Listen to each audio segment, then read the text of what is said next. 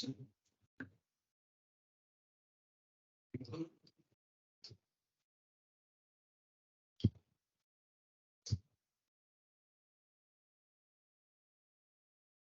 morning to everyone present here. On behalf of STEC, we welcome you all to the highly anticipated technical fest, WORTICS 2023, where brilliant minds around the nation gather to exchange ideas, inspire each other, and shape the future. STEC has been hosting the workshop on technology trends and cybersecurity, WORTICS, to foster discussions on the evolving research and development landscape in the field. Taking further the same for the year 2023, we are happy to gear up the event. We are honored to have all of you join us today as we embark on this incredible journey of knowledge, innovation, and collaboration. This event serves as a platform for experts, researchers, and professionals to discuss breakthroughs, share experiences, and nurture meaningful connections. A ray of light is a ray of hope. Let's all leave the darkness of ignorance and step towards the path of knowledge. Let's begin this journey of enlightenment with a prayer song. I welcome Srinivas to invoke the Almighty, and let's all rise for the invocation.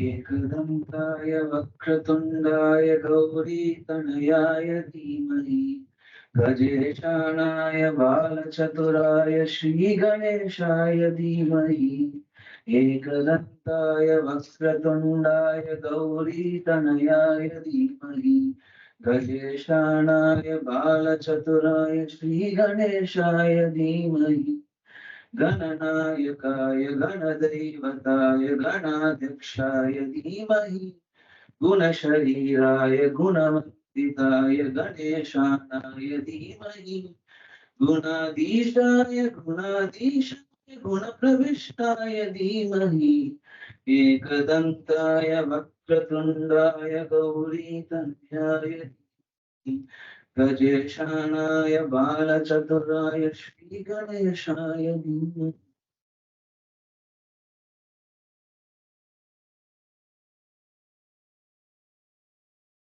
Thank you. I kindly request our Executive Director, Dr. N. Subramanian, and our Senior Scientist, Dr. Prem Lakshman Das, to accompany the dignitaries to the dais.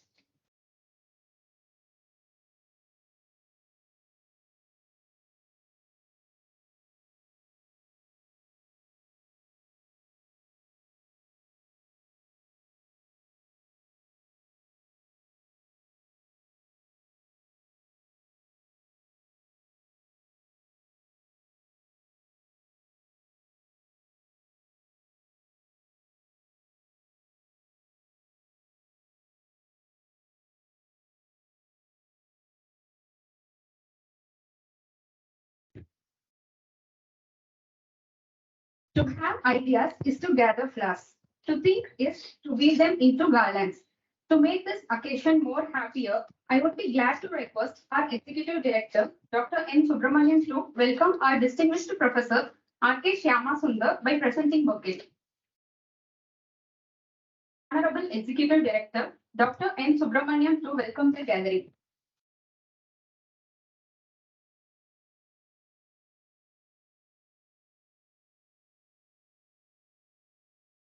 A very good morning to all of you.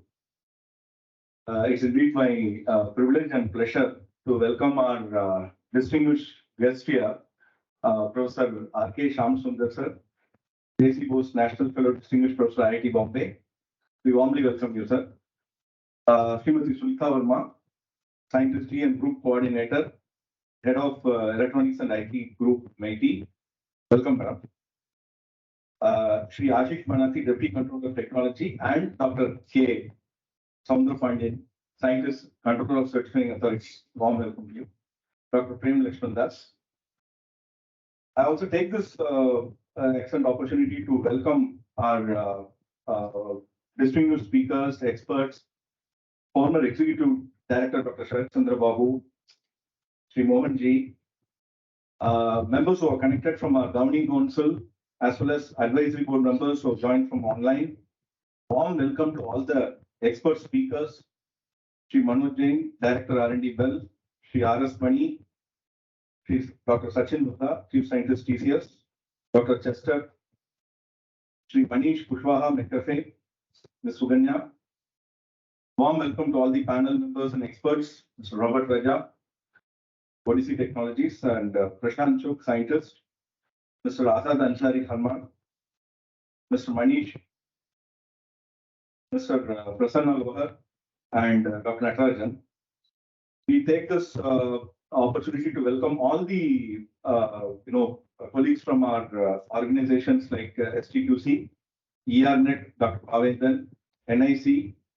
We have members from various other organizations like DRDO and CDOT. Welcome you all. We welcome all the participants who have joined here physically as well as joined online. That includes various members from academia, faculty members from various institutions, industry participants, and government and research labs. A very warm welcome to all of you. So, SETS is celebrating this technical event of WORTICS. This has been instituted when the former executive director was there, Dr. Sharat Chandra Babu. And this is the fourth edition of that event. And we look forward to utilize this opportunity to listen and to the great speakers as well as the eminent experts, and to carve out and reorient our R&D trajectory. Not only for SETS, it would be a motivation for all others to kind of orient our chart out the trajectory of research in cybersecurity. As you all know, SETS is a cybersecurity research organization under the principal scientific advisors of the Government of India.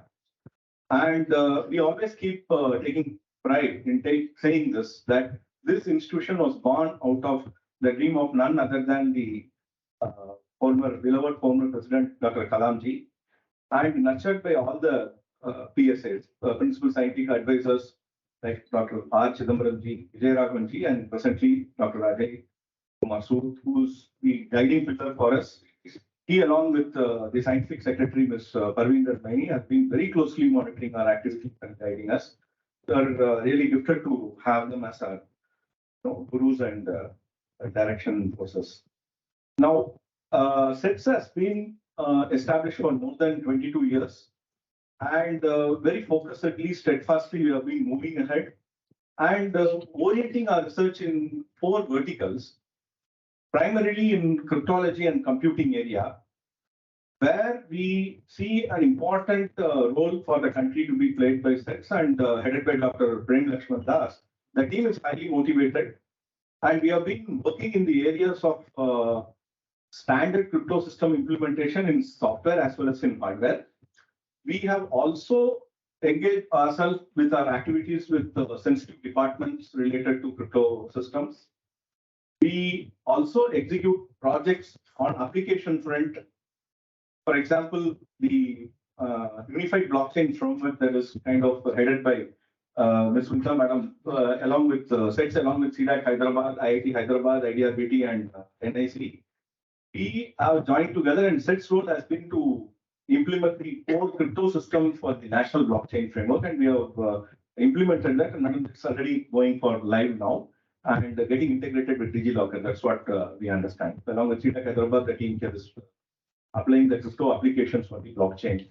Apart from that, in the area of crypto, we have a lot of expertise in the last 3 years, mainly. Again, funded initiative blessed by METI on post-quantum crypto system. Very much motivating work done by the team under Dr. Prem, Santosh, and various other members.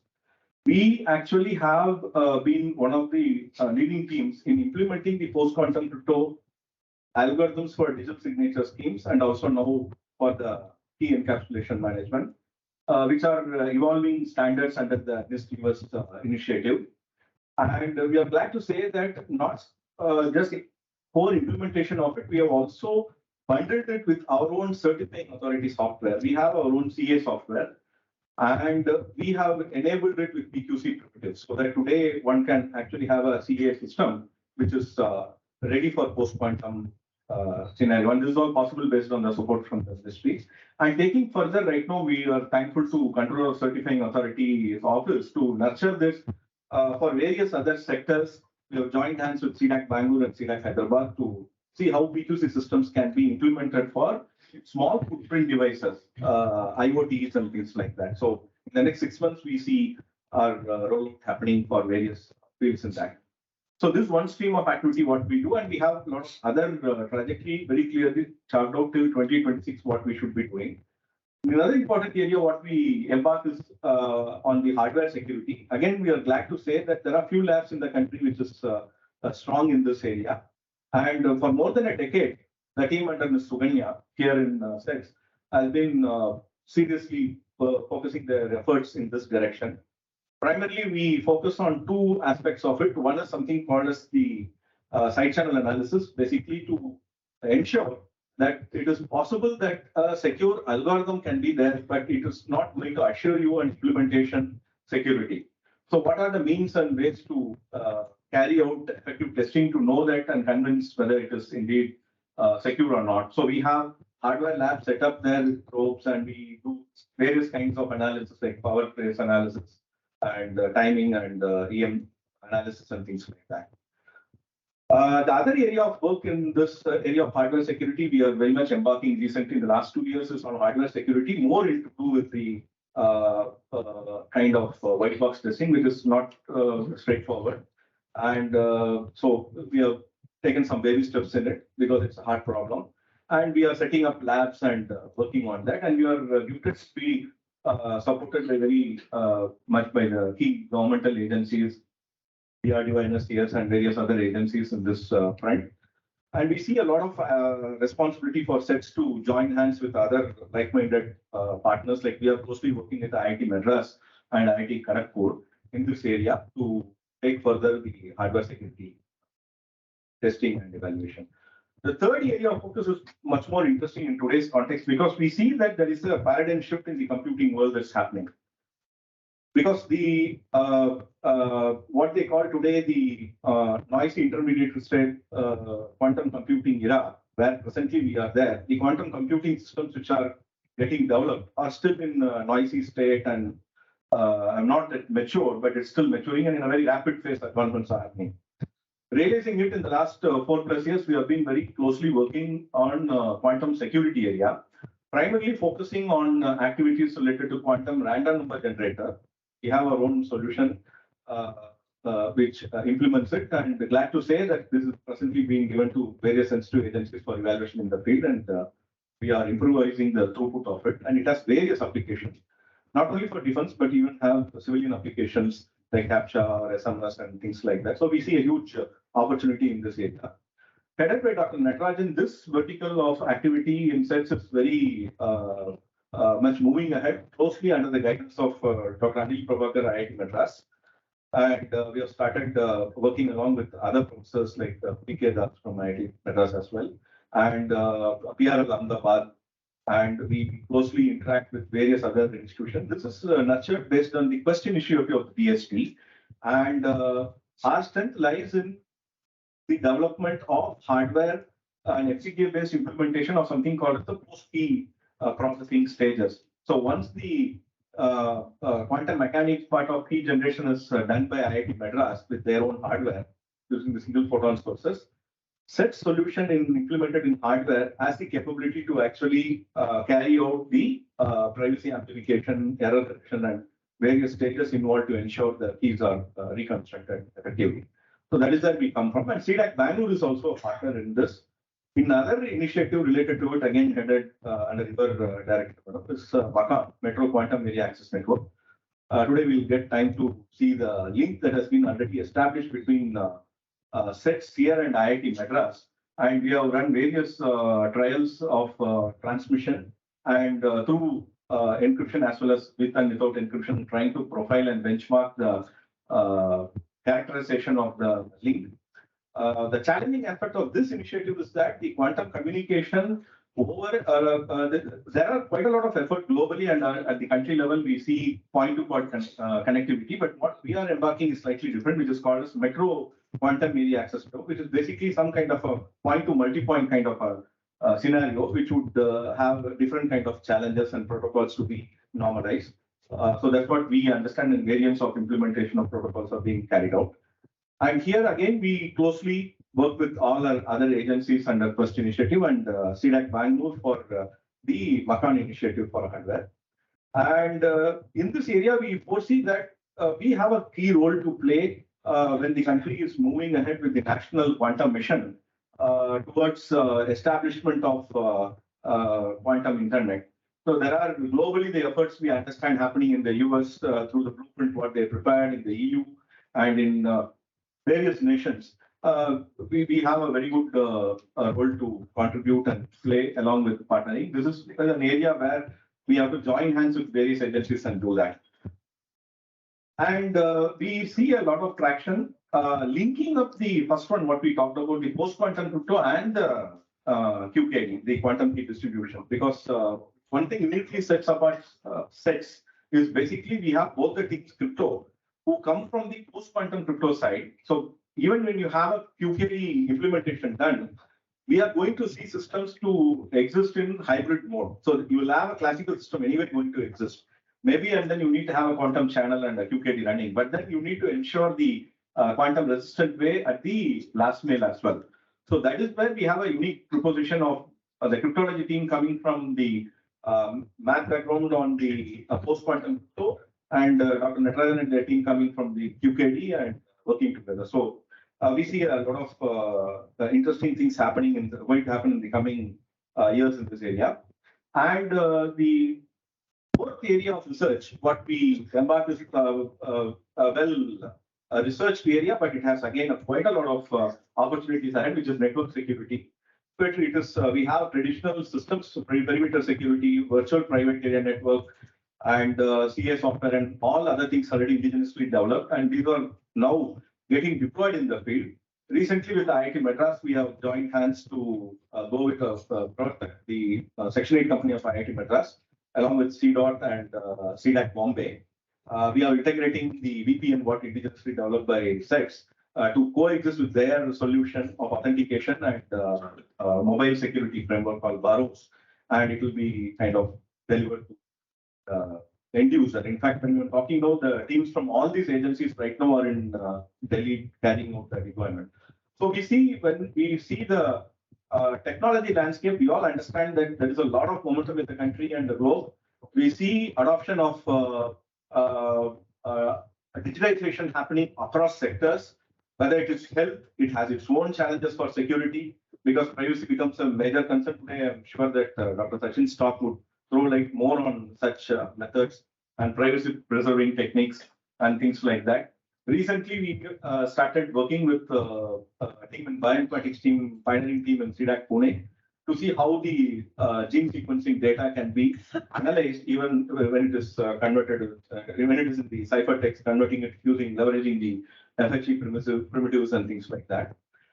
So we see that the entire traction, whether in the focus of automotive and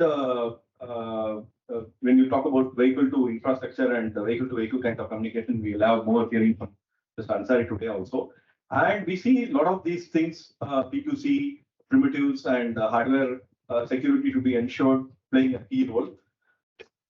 We see that the rollout of 5G has taken up a very good way in the country, but there are still challenges both on the radio side as well as on the core network side. When we talk about the rollout of 6G, 6G is going to come up with a kind of a vision till 2030 that will converge with quantum communication as well, and linking up the satellite communication as well as the terrestrial communication link. So this is where we see a convergence, and it is high time that as directed by the highest command in the country, the Honorable Prime Minister, I think we all are highly excited to see how we position our labs and our activity orienting to the telecom revolution that's going to happen, because the telecom revolution is taking place, which is merging with the software system. Already in 5G, we have seen a lot of switching and core switching happening through 5G core, which is essentially on the cloud and a network virtualized environment.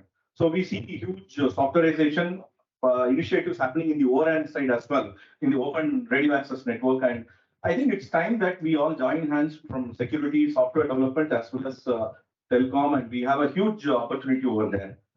Similarly, the other area we foresee is the privacy preserving methods for health and other sensitive department. And when we have the nation bill recently passed on DPDP for privacy protection, we understand the seriousness of it.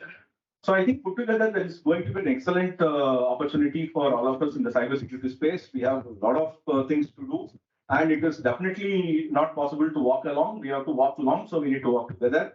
And collaborations and way forward are the way to move ahead. And since we are really looking forward, we are a focused small team, and we are more than happy to welcome partnerships with academic and industry partnership and government, and meet the expectations of government. So I think this is what I wanted to share. And I also wanted to take this opportunity to sincerely thank all the speakers for taking their time out and coming over here. Professor Shamsundar has been a guru, and I've got the privilege of working with him for more than 20 years now. He has guided us in all our cybersecurity initiative funded projects that I used to execute under MIT's cybersecurity team. He was the chairperson for the PRSD, and recall those days. Very thank you for your guidance and sincere efforts, sir. All our meetings were happening only on Saturday. We prefer that. And it was really fun. And I really thank you for your guidance and taking time out to come out and share your thoughts and keynote address today, sir. Similarly, I really thank Ms. Sunita Madam, because there has been a pillar in the MIT because of various initiatives. Once you know the activities happening in MIT on the hardware front, and our country is actually moving to expedite the development in the hardware and semiconductor. I think a lot of things have been done by Ms. Sunita Verma and her team. Thank you so much, Madam, for finding time to come over here. And CCA office has always been really helping us for our collaborations and focused area in PKI. Thank you, Dr. Sobrapanin, for coming down here. And with this, I thank all our well-wishers, the governing council members, our PSA office, as well as our partners and whoever joined online and offline here, and welcome you all. And I'm sure that today it's going to be a very interesting day to brainstorm, and you will take away a lot of things home back. And for us also, it will be an interesting journey to form up associations, and looking forward to it. So thank you very much.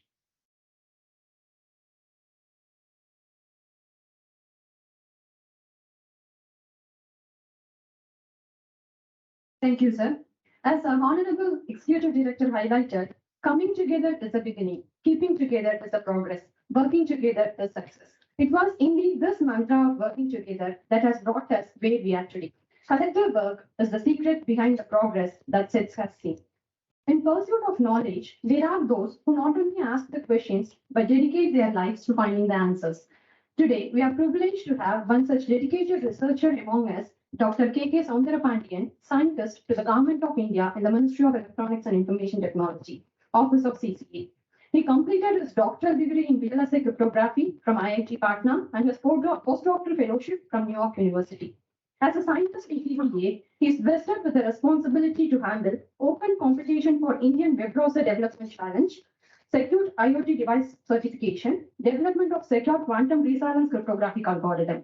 He has also worked as a scientist, additional director in MIT, with the responsibility to handle security norms and policy framework for CCTV in industrial promotions and hardware division. As a project engineer in Center for Electronics and Design and Technology, he has developed IP core on FPGA platform. As a research scientist at IIIT TM Jabalpur and IIT Kanpur, he has executed various research projects. He has also received Outstanding Scientist Award for his contribution, research excellence, and accomplishments in the area of electronics and communication. We are very immensely happy to welcome you, sir. Now, I cordially invite Dr. K.K. Soundarapandian to deliver the address.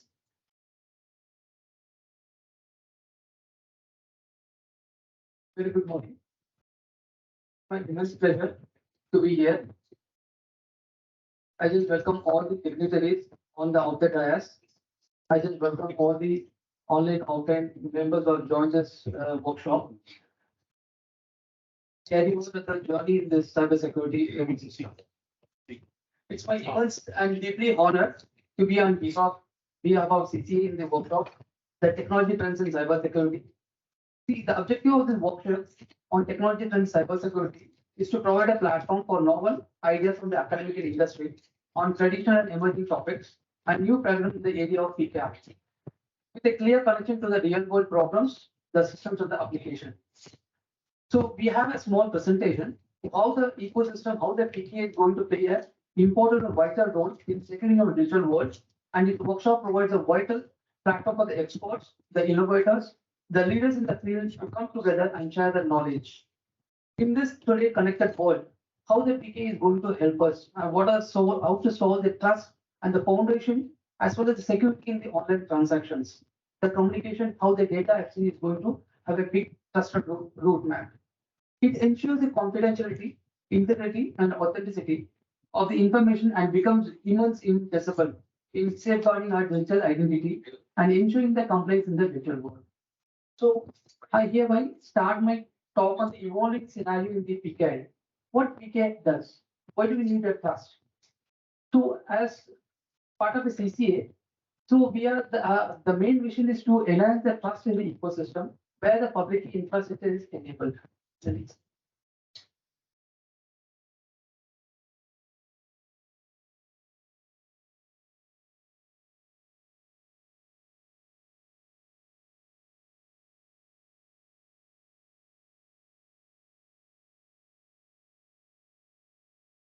This, we are the CCA control certifying authorities, where the main vision is to create a trust in the electronic transactions.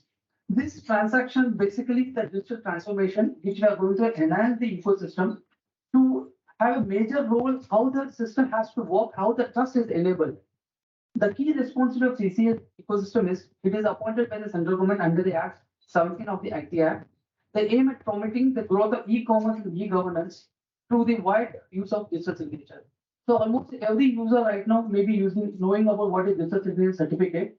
So this ecosystem has been the aim to enhance the ecosystem for the e-governance as well as e-government ecosystems. So we regulate the functions of certificate authorities in the country, and the PKI cryptography and the adoption of the standards are maintained by the CC office.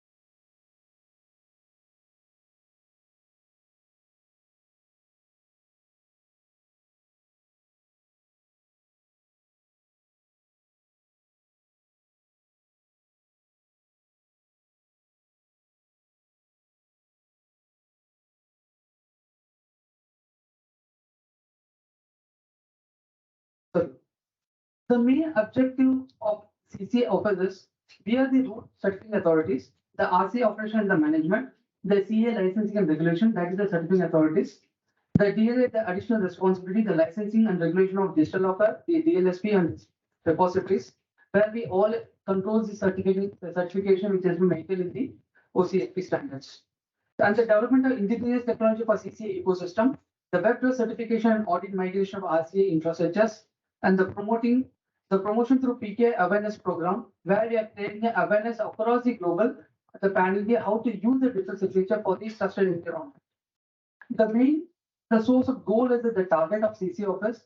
We have the trust anchor of digital transaction, the e-commerce, e-governance, promote digital transactions, increase usage of electronic signatures across the ecosystem, and global adoption standard for interoperability, expand CC networks, ensuring the readiness for the technology challenges. That's what Dr. Lulu was telling about the post-quantum. So where we have been having the classical computers, the classical algorithm, which we are moving towards the post-quantum algorithm. So in the quantum world, how we are going to sustainable, how the self-resilience algorithm has to manage. So these things we have been readiness about the ecosystem. and the pure and pursuing the national vision of self-excellence. So how the PK India works, how the CC office has been structured, how the CAs have been controlled, how the repository has been maintained, how the digital signature control is maintained over the ecosystems. So CCA, we are controlling all the certifying authorities across the Indian ecosystem. There are 22 CAs across the country. So where the user, basically the user, which when each CSR request comes from the user approaches the CA issues the certificates, and that has been centralized by the CRL, that is certificate directly, and this has been revoked as and when there is a compromise in the certificates. So as of now, there was a compromise, the keys, it is compromised with the certificate. So this is two different systems, how the certificate is issued by the certifying authorities. So the whole PK in India, so it works like this. So CCA had a complete control over the CAs, where it has been completely controlled by the CCA guidelines. So we have separate guidelines how the CA has to issue the certificate to the ecosystem. Whenever any user certified or signs a certificate, so it can be trusted through the CCA route, India route. So it has a complete structure how the CCA route is going to work for the subscribers and how it can be enhance the trust environment. The most important and interesting part is how the e-sign works. So today's scenario might be using it in many of the transactions, the e-sign signatures, how the e-sign works. So this is the overall idea how the e-sign signature, almost the signature part of DSN e-sign is the most, and the e-sign works for 20-30 minutes. The rest, that basic can be used on a token, which is the hardcode token. It can be used for multiple applications, multiple signatures, and multiple ways of implications. So if we talk about the document, any document, so if you see the document ID OTP, the user has to accept the ESN affix on a signature. So this is how the ESN signature architecture works. So it talks to the any ESP that creates the ESN API inputs and calls the ESN API from the application vendors or the developers. So when the ESP goes to the other, checks the other identity, because they can use for any other identifications. So to enhance the user, the exact user is authenticating. So here, the main important is the key generation pair. The HSM going to play a major role where the generates application certificate signing document and the request from the ESC request. So it has been signed back to the ESP and it has been used by the application owners. So this is how the certifying authorities uses ESN architecture, and ESN architecture works in a very clear-cut trusted root environment where it can be trusted for the ecosystems. So where the documents, every document is trusted by the ESN signature. Any document opening right now, as of the current ecosystem, most of the documents are signed through ESN signatures, and any document like any demand, anything which has to be opened on spot, any credit cards. So now most of the things comes with the ESN signature. So these ESN signature makes the strengthening the ecosystem to enroll the user identity. Other is a one-way identity, and ESN makes to ensure this is the user coming point of view with the OTP authentication using the Aadhaar.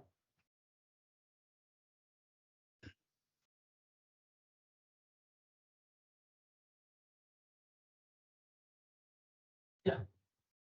So the license is CAs which is controlled by CCA India rule. So these are the different user CAs.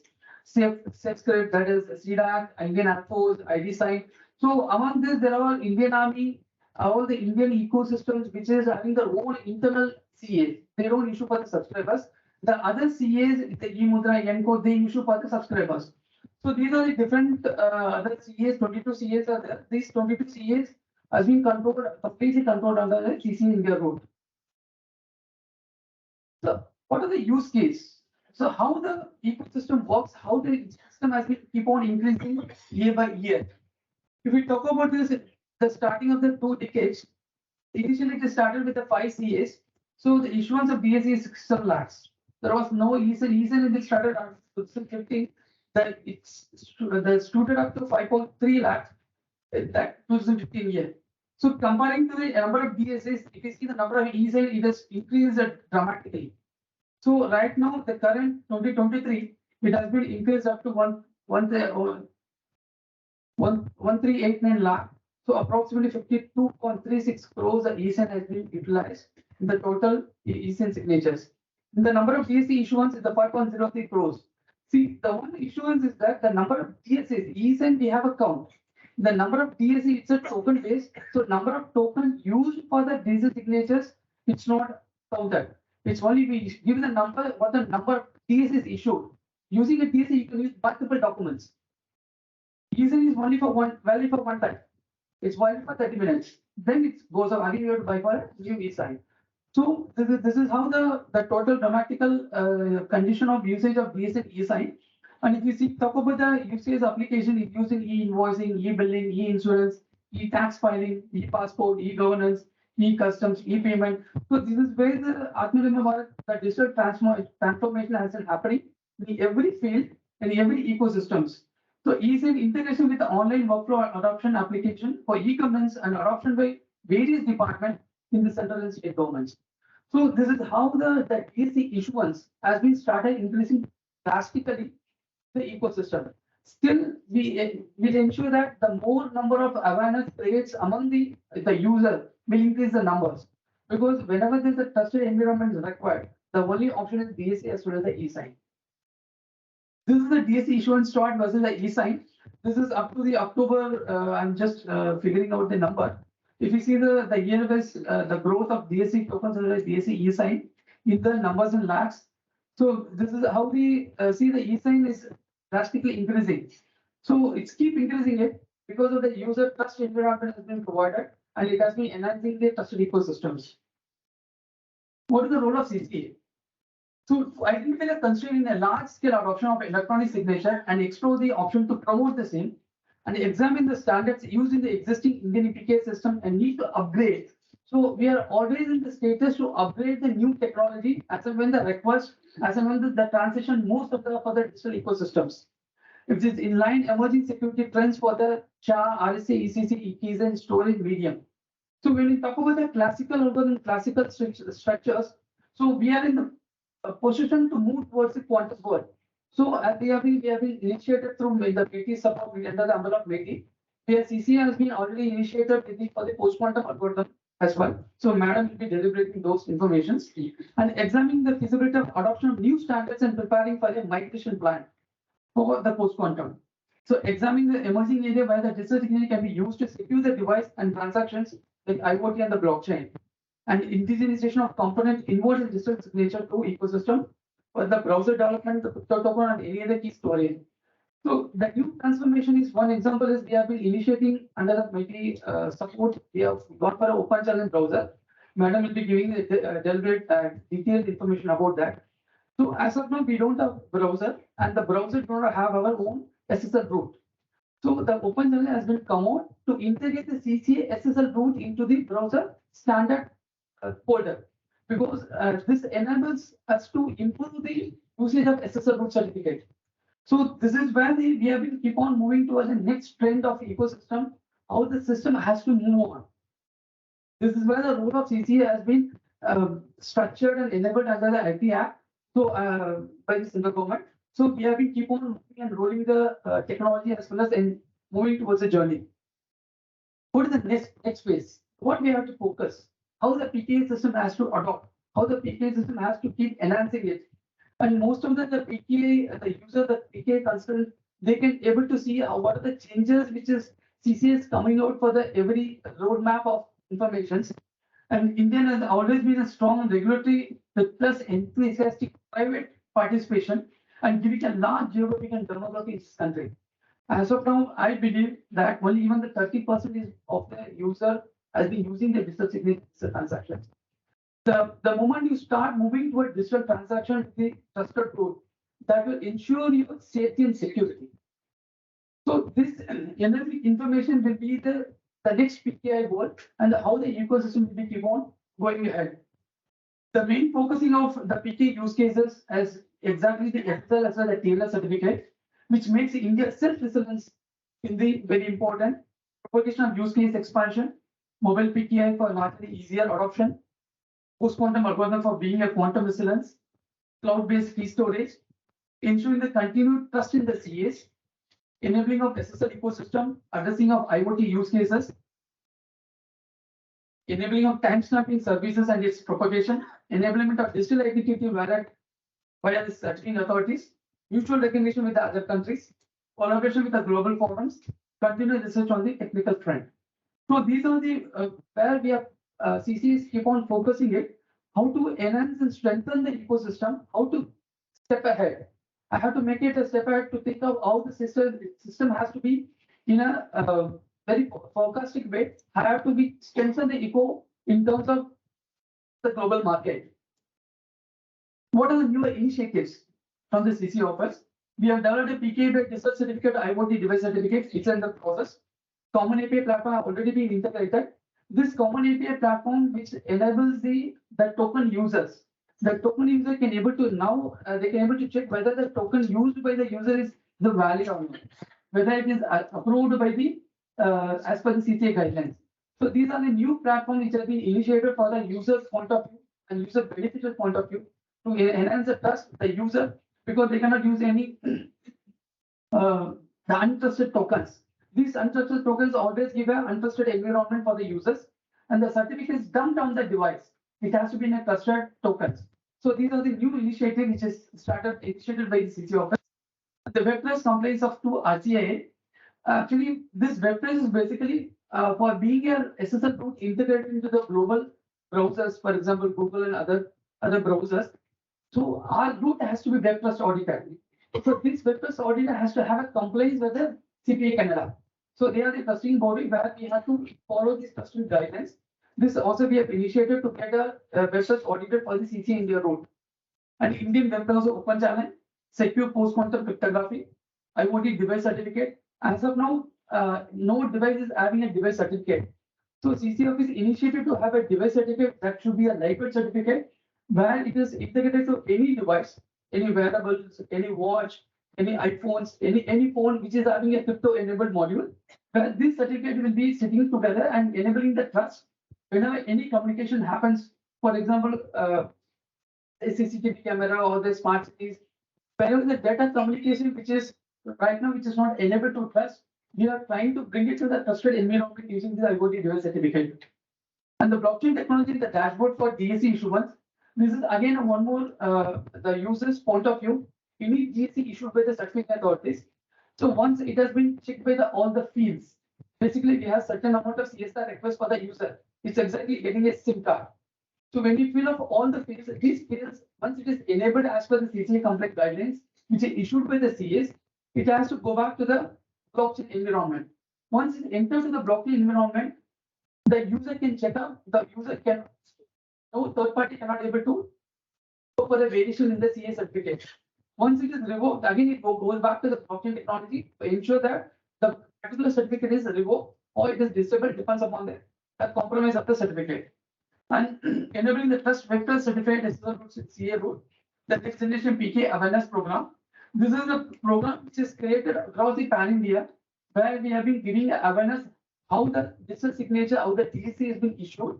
This awareness is created by the CDAC download team, the analytic dashboards and portal for licensing and audit CS, and the mutual recognition framework of cross certification.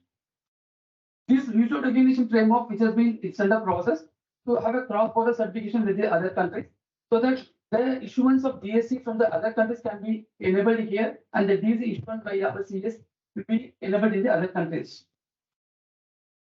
So what we are looking ahead, the major issue is that the post-quantum public infrastructure and the cryptography, the post-quantum cryptography, the indigenous technology development, and the standards and regulation. Every point of view, whenever we go for a new initiative, we have to come out with the standards and regulation, how the user point of view, certificate authority point of view, and the PK industry point of view, how the ecosystem has to be standardized and regularized. So this is very important point, and we have been looking ahead in the each and every point of angle from CCA view, so that the guidelines is framed accordingly and enhancing the trust. So this is the main important thing, how the roadmap we have been focusing. If we talk about this cryptography and public infrastructure, the RCA function, that is Root Certifying Authority of India, the policy research, the benchmark for algorithms and the protocols, and the novel architecture for scaling up the digital signing, and the post-quantum cryptography, the R&D and expectation of concept and the implementation, the performance analysis and evaluation, and the post-quantum ecosystem. See, when I'm talking about this post-quantum ecosystem, I want to replace these the classical algorithm that is RSA or the ECC, which is existing using in the quantum world. How safe my algorithm has to be, how safe the user distributor has to be safe. So these are the main initiatives, the roadmap of CCA and indigenous technology development, the zero trust architecture, and the post-quantum IoT, blockchain, PKI, and the HSM. So whenever this key generation happens, HSM should have an enabling of post-quantum algorithm as well as the libraries. So for the PKI overall infrastructure, every point of view we have been standardizing the algorithm, standardizing the focusing towards along with the industry so that every point of angle is get updated.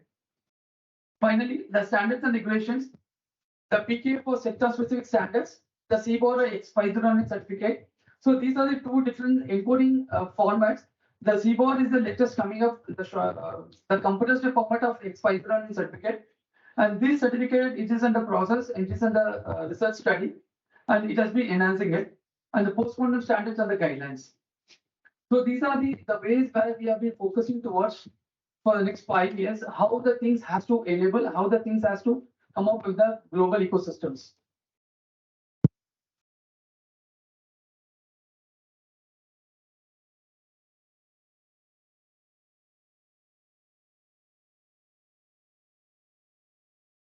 This is final slide. These are the different stakeholders in the PK ecosystem. If we talk about the HSM, these are the Thales, Zentrus, Gemato, Cryptos, Futurity Macro. If we talk about the token providers, the Vajita, Token, and the PKCA softwares, which is provided by Nexus, Centers, Synaptic. These softwares, as rightly said by Dr. Sir also, so they have their own CA software development. It's not every user, the provider, they can have their own CA software. These are the globally accepted the PK CA softwares and the enablement of auditors where they audit the CA whole ecosystem, because every year there is a procedural activity for the CAs to undergo an audit process. Because every year they have to clear any non-compliance that has to be fulfilled with the stipulated time. So these empanelment auditors does their jobs. And the license CA, these are the complete license CAs just under the CC India rule. And the PK consultants, the legal experts, and this is the application developers, where they're using all the DSC users as well as the application specific the owners. So where the e-signs will be integrated in all this platform, NIC, Income Tax, DGFT, Ministry of Finance, State Department, Wipro, TCS, Infosys, because they provide this application developed to integrate between the e-sign applications for the DSC issuance also. So I'll just come back to the final stage of my presentation. So this is where the CCA, the overall ecosystem works. CCA has been moving ahead for the development of the trusted environment to focus complete ecosystems. So I thank for the opportunity given by SITS to brief about how the PKI system works for the enabling the trusted for the Indian ecosystem. Thank you.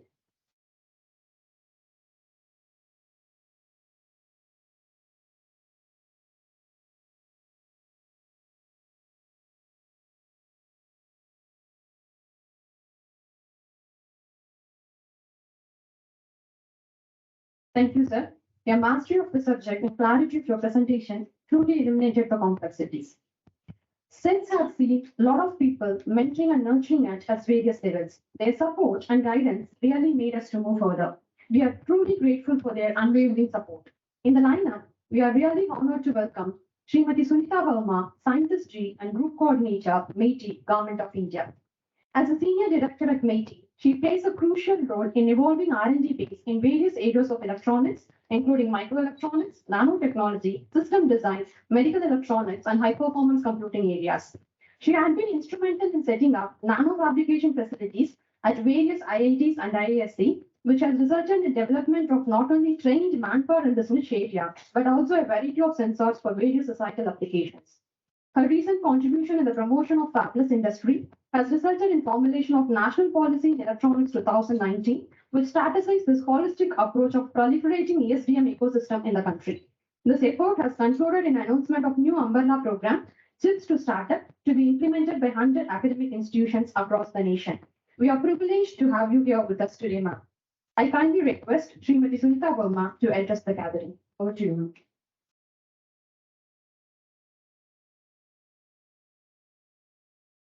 Thank you. Very good morning to all on the dais, after dais, and the online participants. I'm privileged to be here in SETS, Chennai. This is my first visit here. And during the journey from airport to this place, I had learned a lot about the various activities which have been happening in SETS. It's not an isolated effort. I think SETS has been working very closely with all the organizations that matter or are actually working in the area of security, be it hardware security, software security, systems of platforms.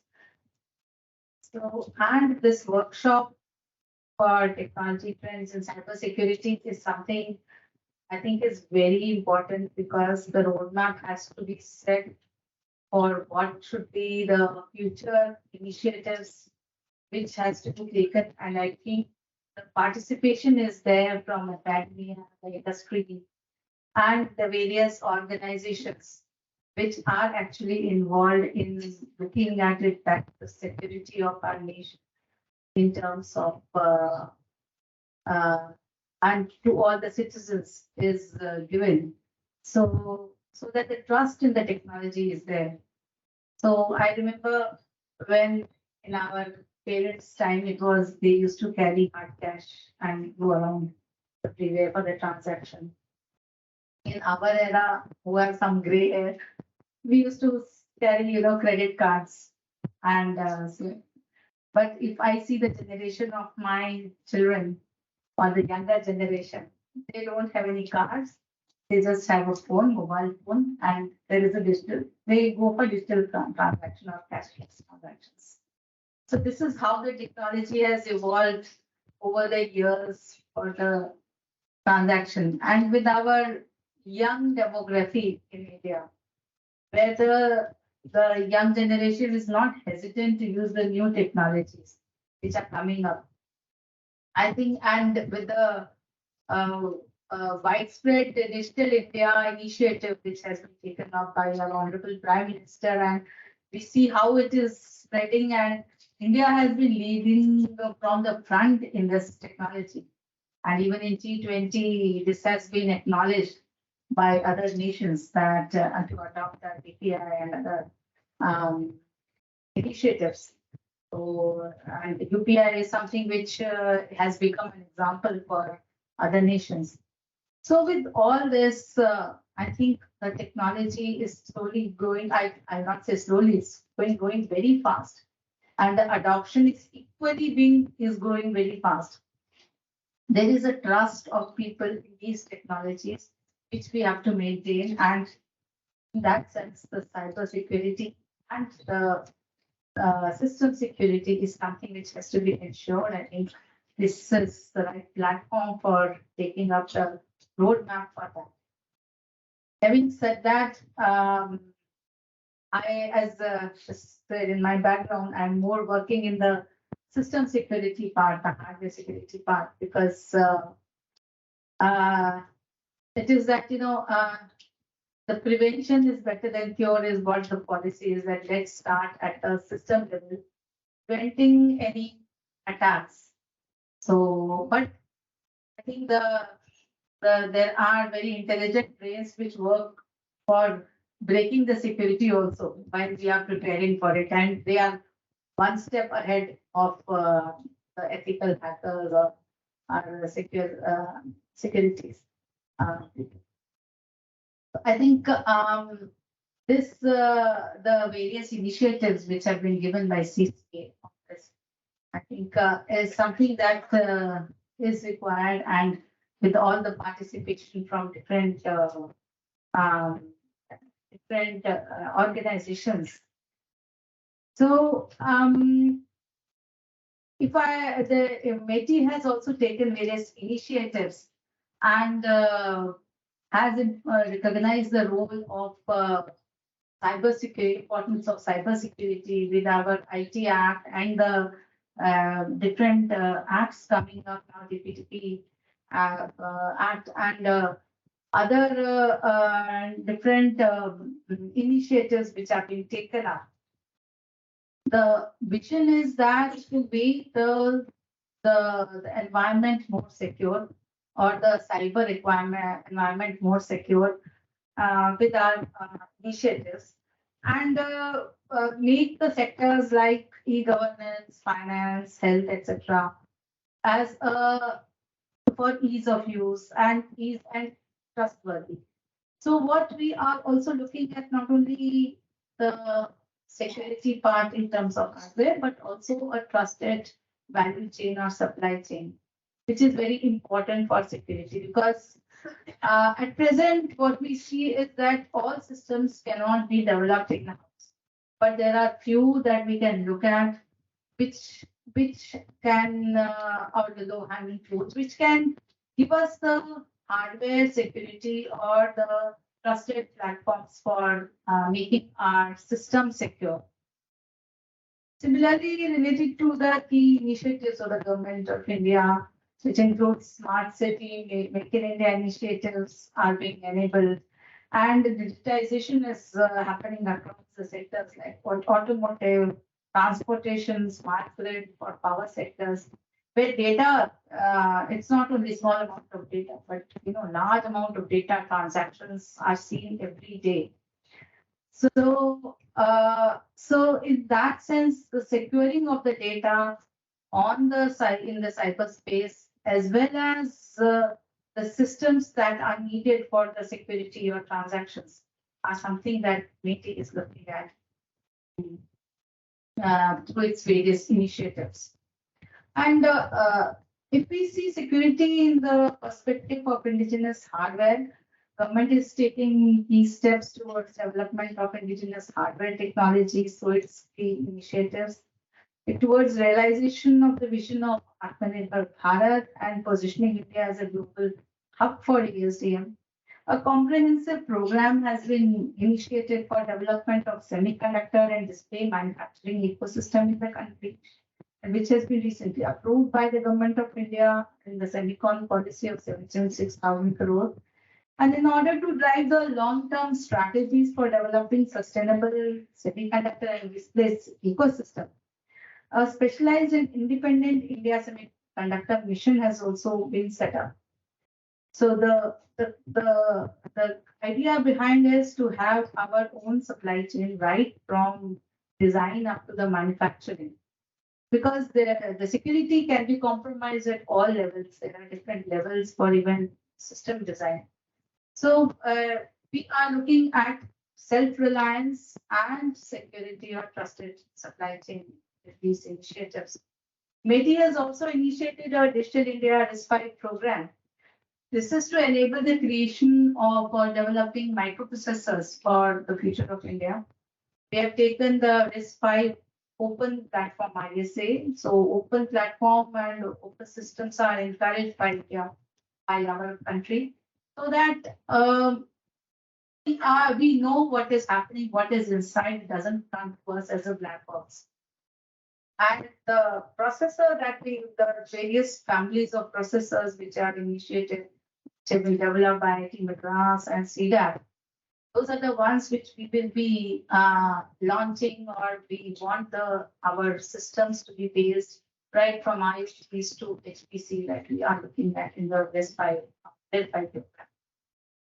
program. In this context, security is of paramount importance when we venture into the indigenous hardware technology development.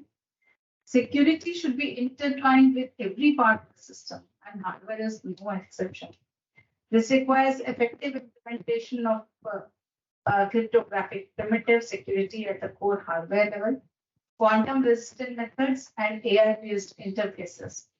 So, as already said, we have initiated a program for development of web browser. So it is not, sometimes people can see that there are so many web browsers available. Why do we have to do it again? But during the recent war that you had seen between Russia and Ukraine, there was lots of sanctions which were immediately put on Russia.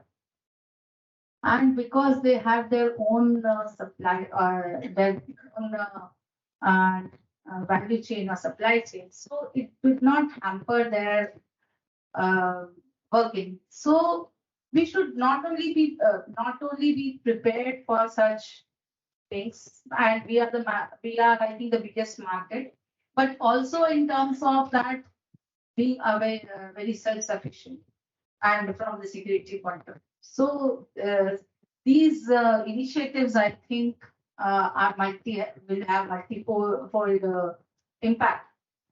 And the assurance of root of trust, the trusted execution environment, and development of cryptographic hardware is very important. And MIDI has major initiatives for in different academic institutions and our R&D labs for developing various solutions for these. And I think I look forward to the workshop and I'm sure that all the participants would come out with a good roadmap based on the trend and not only look at what is happening now, but for the futuristic also engagements and solutions. Because unless we have trusted or value chain and the performance, will not be able to give the trust or ease of access to all the people, the common man. And I see when I sometimes go to the villages, I see that people are still wary of using the digital transaction because but after the UPI, we see that even the vendors or the vegetable vendors, they also have the Paytm or the UPI. So the trend is slowly changing, and I think this forum will be very good. I will be a wonderful platform to debate and come up with the strategies for the future. Thank you.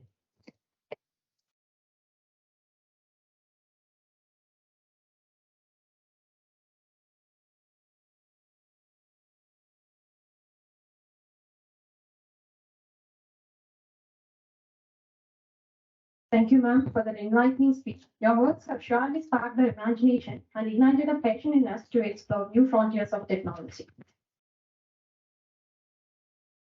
The more you read, the more things you'll know. The more you learn, the more places you'll go. It is with great honor that we welcome our distinguished professor, R.K. Syamasundar, whose work has left an indelible mark on research community. R.K. Syamasundar, a distinguished alumnus of Indian Institute of Science, and was the founding dean of School of Technology and Computer Science at Tata Institute of Fundamental Research. He has been J.C. Bose National Fellow at TIFR and IIT Bombay, and he is an INA professor at the Department of Computer Science, IIT Bombay.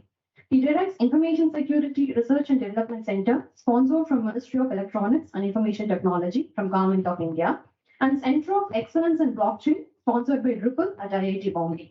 He was awarded the 2014 SN Mitra Award for Excellence in Research by Indian National Academy of Engineering. Since 2015, he holds a distinguished position of Scholar in Residence at IIT Jodhpur, and he is a distinguished fellow at Institute of Development and Research for Banking Technology.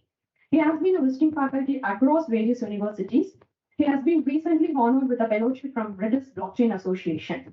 He is also a recipient of Diamond Jubilee Medal from IETE, and he has been serving as a work group member for cybersecurity at MIT.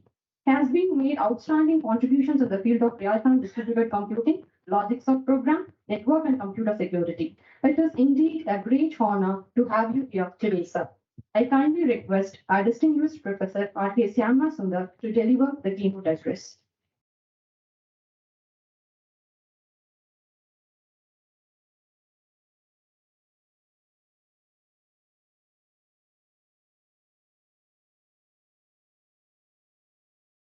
Thank you. First, let me thank Dr. Subramanian, who has taken all the trouble of inviting me and then trying to address. I'm essentially a Jurassic Park person. So as she was telling, we are all used to even seeing the deck of cards rather than this one or the other. But thank you again, and also I think thanking all the persons on the dais and off the dais and also online. Let me just give, because I thought I'm standing between you and the key. So, but I think what I thought was that I will try to highlight what is the way many of the industries are going by, trying to bridge. I think I saw in the speaker to say that zero trust architecture has been one of the things what they want to be doing, and I think that. So here I will just illustrate a little bit of the work what we had been doing in this, so that to say that what it would mean and how one could go, and how technically security as a process or a security as a journey becomes a clarity, rather than trying to say I will plug all the holes today so that it is 100% secure. So here, if you look at the zero trust strategy, a cybersecurity strategy, it is premised on the idea no user or asset is to be implicitly trusted. Now, if you think particularly during the COVID days, we all had a hybrid working model.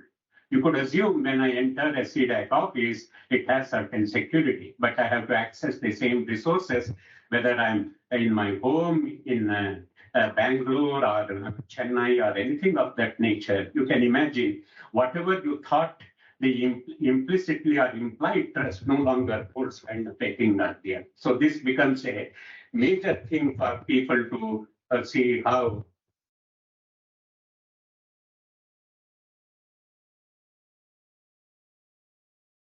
it assumes that a breach has already occurred or will occur, and therefore a user should not be granted access to sensitive information by a single verification done at the enterprise perimeter.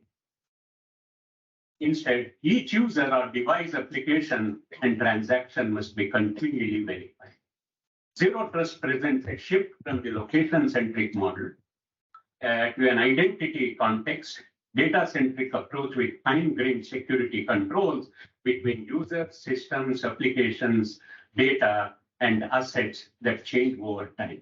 For these reasons, adopting a zero trust architecture is a non-trivial effort. This shift provides the visibility needed to support the development, implementation, enforcement, and evolution of the security policies. And later I will try to highlight, as I mentioned, the very well-known attacks, which is the phishing, which you would see almost every day in the newspaper. Fundamentally, zero trust may require a change in an organization cybersecurity philosophy and the culture. So now here, if you look at it, initially the implementation of required capabilities and services will often lead to additional services.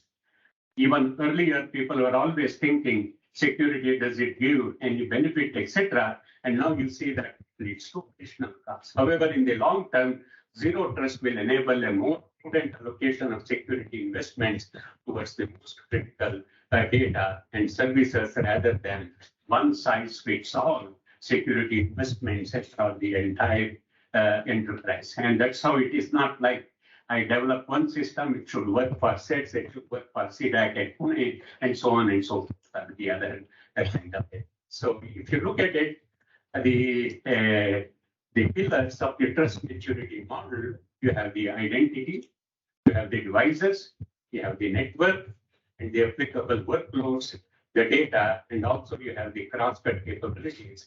What you can do in each one of those, like visibility and analytics, automation, and orchestration, and also the governance. So now here, if you look at the tenets of the zero trust, all data sources and computing services are considered resources. All communication is secured regardless of network location. Access to individual enterprise resources is granted on a per session basis rather than using proxy or something. Access to resources is determined by dynamic policy, and the enterprise monitors and measures the integrity and security posture of all owned and associated assets. All resource authentication and authorization are dynamic and strictly enforced before access is allowed.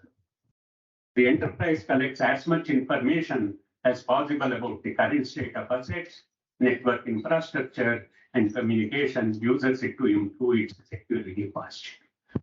So here you have a model. So if you look at it,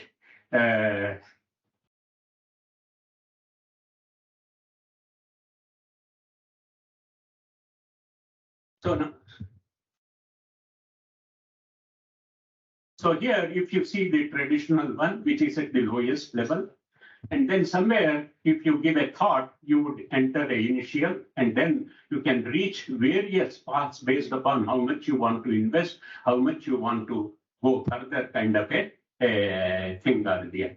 So now here, if you look at it, you can see there is a something what you would consider that as a traditional. And then you can fix something after give some thinking, what would be the initial point?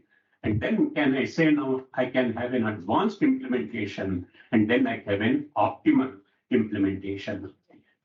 So for example, in the traditional, it is manually configured life cycles, whereas in the initial, the starting automation of attribute assignment, configuration of life cycles. For example, if you look at it in the access control, attribute-based access control has become an important thing because dynamic thing that has to be come into the picture. What is advanced and optimal, instead of going through, I will illustrate it through the phishing thing. Everyone knows phishing is a cyber crime in which a target or a targets are contacted by email, telephone, or text message by someone posing as a legitimate institution to lure individuals into providing sensitive data such as PII, banking, and credit card details, etc. The recipient is tricked into clicking a malicious link, which can lead to the installation of malware, the freezing of the system as part of a ransomware attack, or revealing of sensitive information. Phishing is often used to gain a foothold in corporate governmental networks as part of a larger attack. So,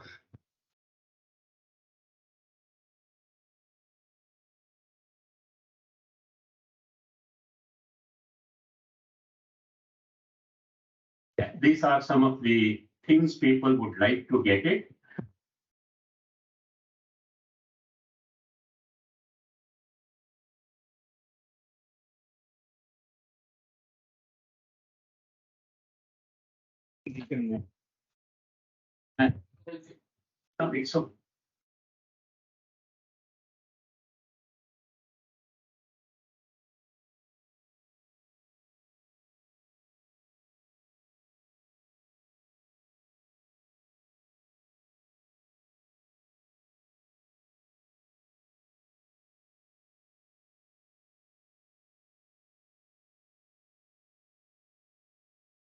So a phishing kit is the web component or the backend to a phishing attack, and it's the final step in most cases where the criminal has replicated a known brand or an organization. Once loaded, the kit is designed to mirror legitimate websites such as those maintained by Microsoft, Apple, or Google. So if you look at it, the way anatomy of a phishing kit, these are all just for little bit of understanding, though you are all security experts, I'm repeating. So the legitimate website is cloned. The login page is changed to point to a credential stealing script. The modification, these are bundled into a zip file, and then the phishing kit is uploaded to the hacked website. Files are unzipped. Emails are sent with links pointing to the new spoof website. So now here,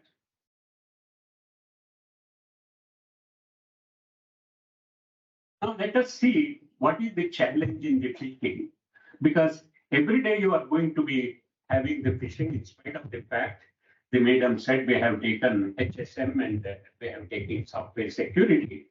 What happens in phishing? Website authentication to the client. The factor one is look and feel. For example, if I'm logging into an ICICI.com, then I look at it, it looks like ICICI. But it is only my eye, how much I will look into kind of thing. And the factor 2 is an SSL certificate. That means that if I have already gone there, but it would require that certificate has to be valid. That's all. There is nothing it says how it should be linked, etc. kind of things. So what are the problems? Human looks at the face ID, not the certificate. Browser looks at the certificate, not the face ID. So no single entity looks at both factors. Face ID and certificate never match. So this is the reason why it almost like becomes impossible to see how I can really contain phishing based upon my performance and the requirements. Now, can I do something under something like what we call a zero trust model? How can we improve it using many of our AI techniques is a question that comes into the picture.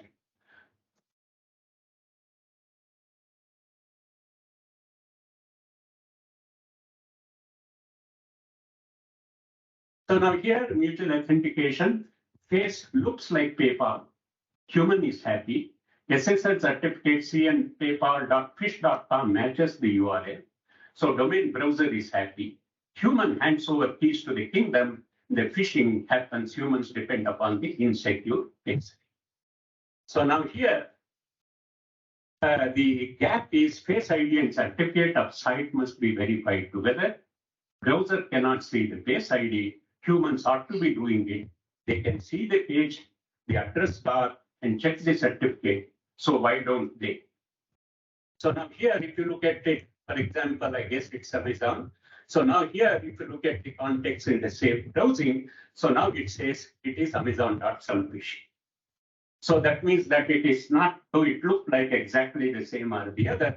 And so now we have some kind of a system jointly developed with my former student, who is the CEO of the Borealis in Pune, and browser plugin for zero-hour phishing protection, stable technique, amplify visual difference between the real and the fake pages, usable by all, not just the security conscious, doesn't require modification of existing behavior and workflows. So now here,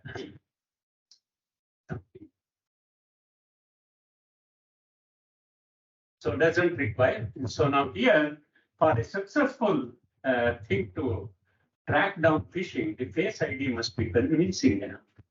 Humans need to be fooled by it if I have to do that. But then Spotfish should also detect it to analyze us look and feel, and that's how the AI comes into the picture. As also the certificate and will never miss flagging a mismatch. Recognizing face ID makes it possible to see that. And here,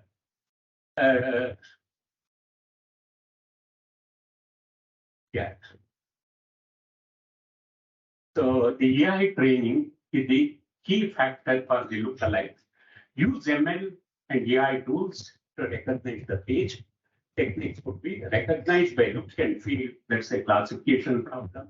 Recognized by logo, object detection, similarity matching, template matching, any new cutting edge ML and AI can be involved. So that means that from the classic thing, if I now use this system, to some extent, it tells me, even though I have whitelisted, whether it is close to what I'm saying or what are the different things that you have to see before you get cornered by the attack. So now here, if you look at it,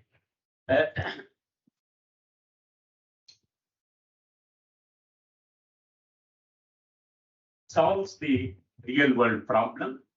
Of course, you have a lot of work to be done because productization is not a simple thing. Securing the source code vulnerabilities, product security, pen testing, partnering to leverage the strengths and so on.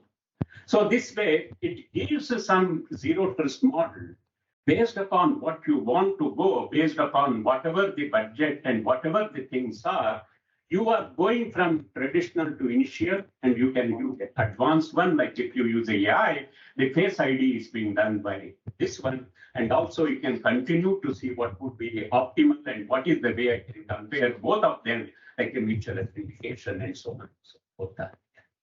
So now here, there are new functions will come into the picture like policy enforcement and compliance monitoring. You have asset supply chain risk management, etc. All these things come into the picture to save device threat protection and all these things. I think the system is also not in this one. So I think it's essentially the thing is that using AI and then this one, you have been able to say how you can move from the classic phishing, this kind of a thing. Very fine. So in the same sense, for example, one of the major things which comes to both software security, which involves IoT and so on and so forth, has been that operating systems. So one of the fact of the matter is the language security is almost impossible. None of the operating systems are secure. So now the question, for example, for the 6G or the IoT, can I have some kind of a micro operating system which will enable me to show that it is correct? One of the things we did on this one, what is called the readers writers flow model, an operating system which was built for a complete Linux, which works and which is not giving a good, big overhead. We have overcome its information flow security. If you go back to the what are the ways they trust TCB, trusted computing platform coming into the picture, the problem is that unless you are going to label the data, you are never able to secure an operating system. So now here, there are many things. For example, one of the two things I have to mention, this is from an Australian thing, it is called the SET4, which is also a operating system, supposedly verified, but it's so that you can use it as a basic kernel and build applications. And similarly now, Kaspersky, with whom IIT Bombay has signed, they are also developing a Kaspersky micro operating system, so that with that, they can build up an operating system. Here again, it is not fully secure, but the question is that I guess it should be very, very viable, particularly for the IoT, which is the basic for all the 5G and basic installations kind of thing. I think if one looks at this kind of a framework or the other, then it becomes easy to see how you can push forward kind of thing. So to conclude, I think my slides has come back. It moves automatically. Huh? I'll go back. See, now what I illustrated was the zero trust model and the zero trust architecture. You can go on increasing it so that it becomes going on refining monotonically, it becomes much, much better kind of thing. So now I was strangely observing in the UK government, they have given secure by design principles. So one of the things what they have said is appoint a business risk owner, perform security due diligence. All these are all required. If you see the phase with which we went through, design risk-driven security. That is where, if you see the face look is the important, and that's how you are going to do. Create usable security, because usable security is the most important thing, though we think it is very simple kind of a thing or the other, because security and usability are 180 degrees out of phase. So usable security allows users to effectively operate the security controls available to them. Unusable security forces users to work around it and adopt insecure practices to get things done, kind of a thing or the other, like what we do, like we get irritated by the virus scanner and say you stop it and then go through that kind of a thing or the other. Design security considering detective and responding measures. By designing for security capabilities, expanding across all functions of the cybersecurity framework, you reduce the likelihood of weak points where compromise could occur and go undetected. Next slide. So design flexible architectures, defend in depth, should not confuse to defense in depth. By utilizing layered controls, it will increase the time and effort required by threat actors to fully compromise the service. Build and embed continuous assurance and secure changes to ensure that changes cannot be made to an operational service without proper consideration of how a change might affect its security and management of that change through a secure design, development, and deployment process. So this is the basic thing. What you see is that it comes naturally to say that how it would be secure by design. Again, it's a journey and a process kind of a thing or the other. So language security is one of the most important aspects or the other that come into the picture. When I see the hardware security, the important thing is now how do you synthesize hardware? Going to the RTL level. What is RTL? It's a language. So now the question is that what kind of attacks are possible at RTL? What kind of information leaks can happen? For example, the Intel thing, what was detected 2 years back was essentially due to a wrong machine learning thinking that if it works for 999 times, it should work for the 1,000 times kind of a thing or the other. So my suggestion is that people who work on hardware security should look through language abstractions, because in language, if there is something, an exception happens, and that is the key factor. Because when an exception happens, it has to go through as if no exception has happened.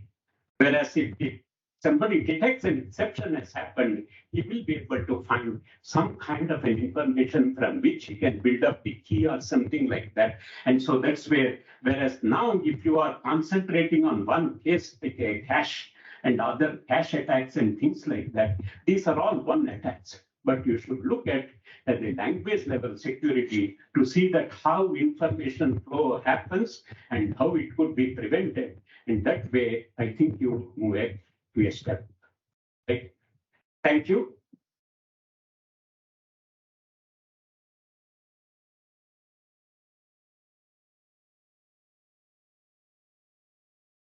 Thank you, sir.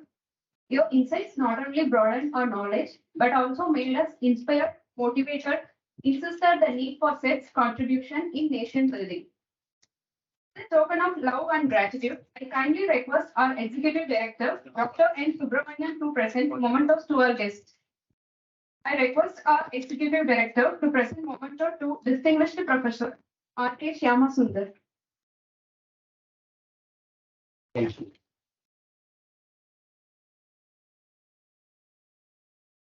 I request our Executive Director to present memento to Srimati Sunita Verma.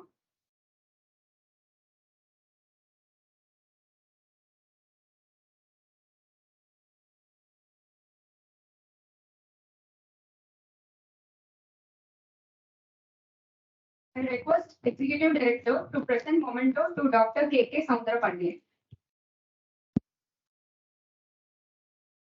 Thank you.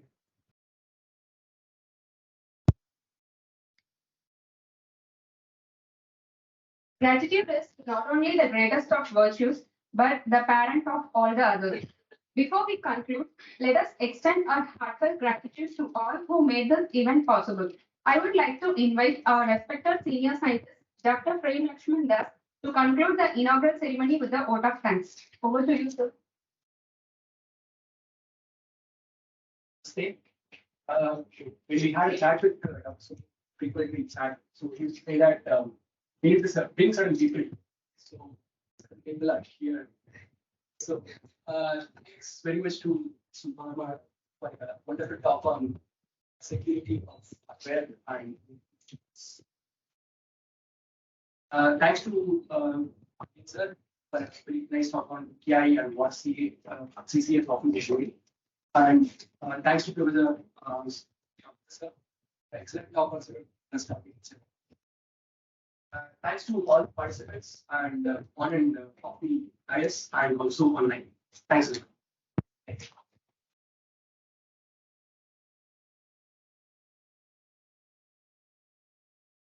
Thank you, sir. To make this day a memorable one, I kindly request all the dignitaries and delegates to join us for a photograph near Sri Ramanujan statue. After the photograph session, I kindly request all the delegates to have their refreshment and join here for the panel discussion by 12:20. Thank you all.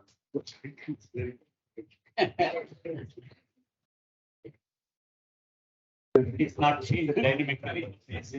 Post-quantum cryptography and use cases. Before we open the discussion, I kindly request our senior scientist, Dr. Prem Lakshman Das, to introduce the domain of today's discussion.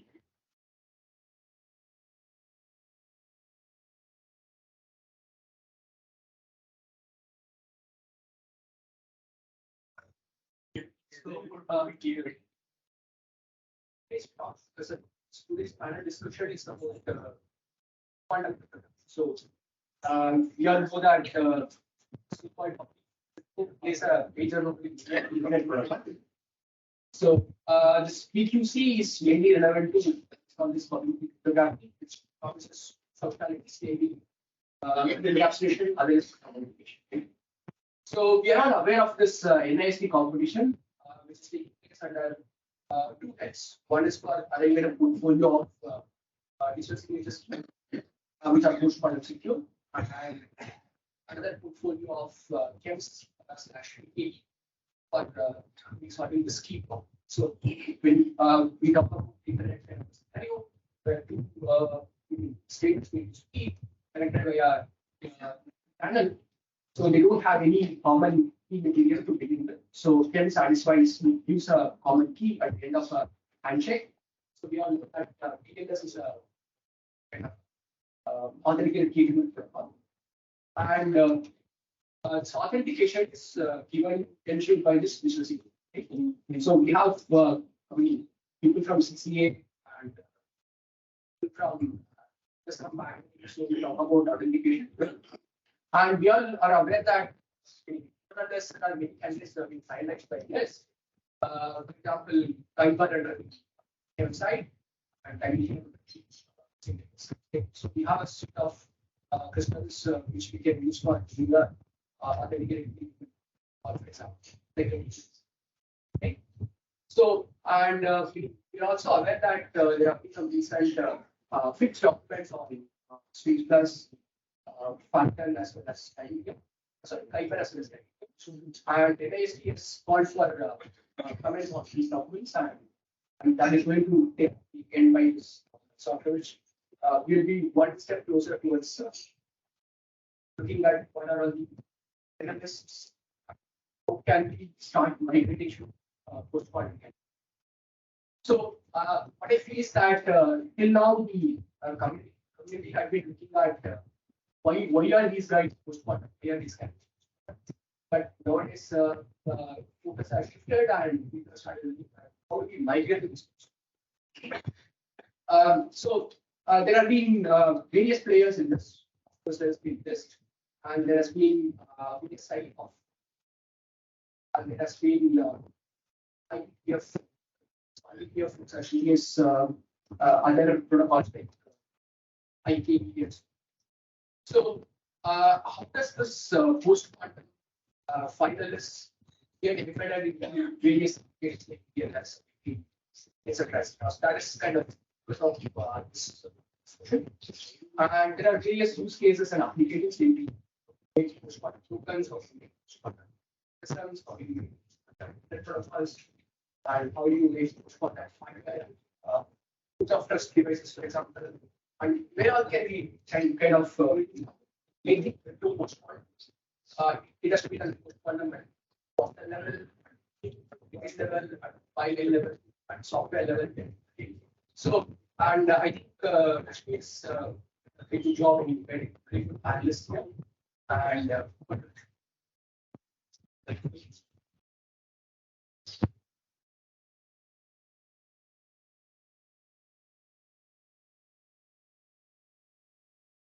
very good afternoon to everyone.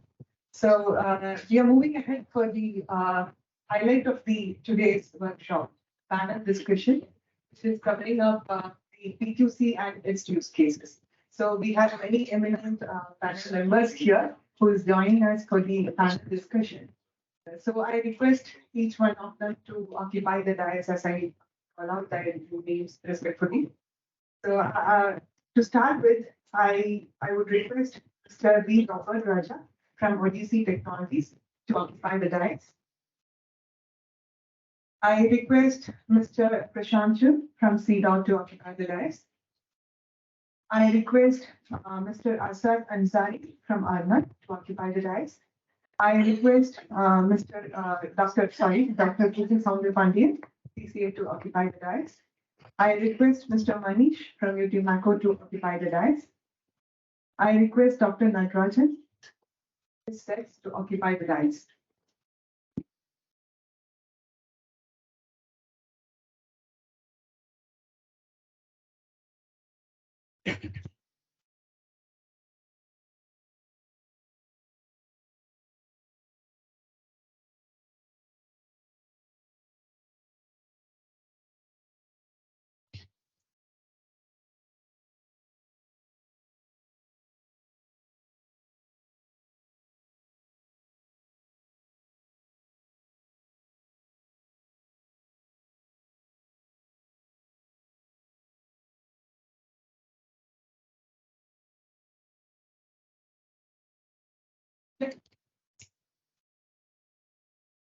So in this transition phase where we see quantum computers, there are much discussions on quantum safe applications. So we have many people who are in different things working in this direction. So they are in expertise in the crypto system, each application. So they will be having a futuristic view of how they see transition and how they are planning to get adapted to it. So we have few questions ready for the panel members. So before we get in, I request each panel members to have an introduction about themselves and their work on their domains and the organization's focus on how you see PQC. And after this one round, I will then have a discussion with the questions that I have. Good afternoon, everyone. My name is Robert Raja. I head a company called WORTICS Technologies based in Chennai. We have been in the business of providing public key cryptography based solutions to the market for the last 23 years. Since 1998, we are a 32-year-old company. And we have been providing solutions, particularly for the solutions that face the end user, not so much the ones that work in the background, like you could see the rest of the panelists. Some are doing research, some are bringing that research to fruition by actualizing that in silicon, and some are regulating. And I come at the end of the food chain. Most customer-facing applications is what we do. So when PQC was first brought to our attention, I should have really thanked Dr. Rashmi and Dr. Subramaniam for bringing it to our immediate attention, because we had looked at it before the COVID time and then kind of languished, didn't do much after that. One reason for that is that a lot of others have to come first before we can do something. We come at the end user stage. So which means the signing applications, the key generation applications, and verifying applications. But for all these things to work, there have to be multiple bodies. It's not enough NIST declares that these are the finalists. Then those things have to be, global platform have to specify the security limit specifications, TE specifications. Mobile builders have to build those TE specifications into the secure OS, and token vendors have to build these specifications, the security limit specifications of global platform into the tokens and providing interfaces for that. And the regulation, the CCA has to approve of this. And the other bodies, other relying parties like Adobe, because PDF signatures are one of the largest, that's what we find in the market. So right now it won't work. So Adobe has to support that. And it has to come in the ISO PDF specification, these algorithms. And then we have the other standards like ANSI, which specify the banking authentication standards, and that's one area where we work predominantly. So even they have to recognize. After all these things happen, only we can provide any meaningful service to the customers. So therefore, we are right now. We did one kind of proof of concept a while ago to see whether is this going to disrupt any of our development plans or models. Then we came to the conclusion, no, it is not going to be. Of course, there are a couple of issues. One is in the former PKI, the regular public key cryptography, we could use the same key, we could use the same algorithm, both for encryption as well as encryption in the sense for key exchange and other encryption, as hybrid encryption, as well as digital signatures. But now for everything you're going to require two algorithms. You'll have to have fiber for key exchange and stuff like that for TLS, and then you will have to have dilithium or one of those other algorithms, whichever is going to be approved for signatures, which means double the load on each end user device. That is number one. Second is these keys are inherently very large. In fact, we used to complain about RSA. That is why we predominantly use ECC. But nevertheless, now RSA is going to look like a small baby compared to these algorithms. They're going to be huge. They're going to be heavy. And so the end user devices, it's going to take up a lot of space. So those plans have to be done. But then they are not insurmountable problems. So we will be able to meet them as we go along. So me and Odissi, that is where we stand today. I would like to hear what others have to say about this. Yeah, good afternoon, everybody. Firstly, I thank all the organizers, especially Madam Rashmi, for inviting me. So I'm Prashant Chugh. I'm representing CDOT, that is Center for Development of Telematics, which is an R&D center under the Ministry of Communications, Department of Telecom.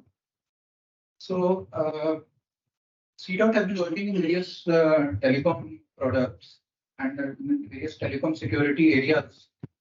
So here I'm representing some part of work that is being done by my group in the area of post-quantum cryptography.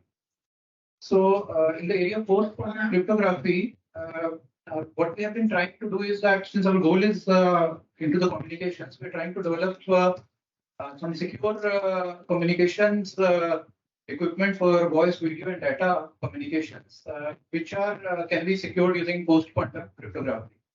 So we have been following up the NIST competition from the beginning stages, and we've been participating in various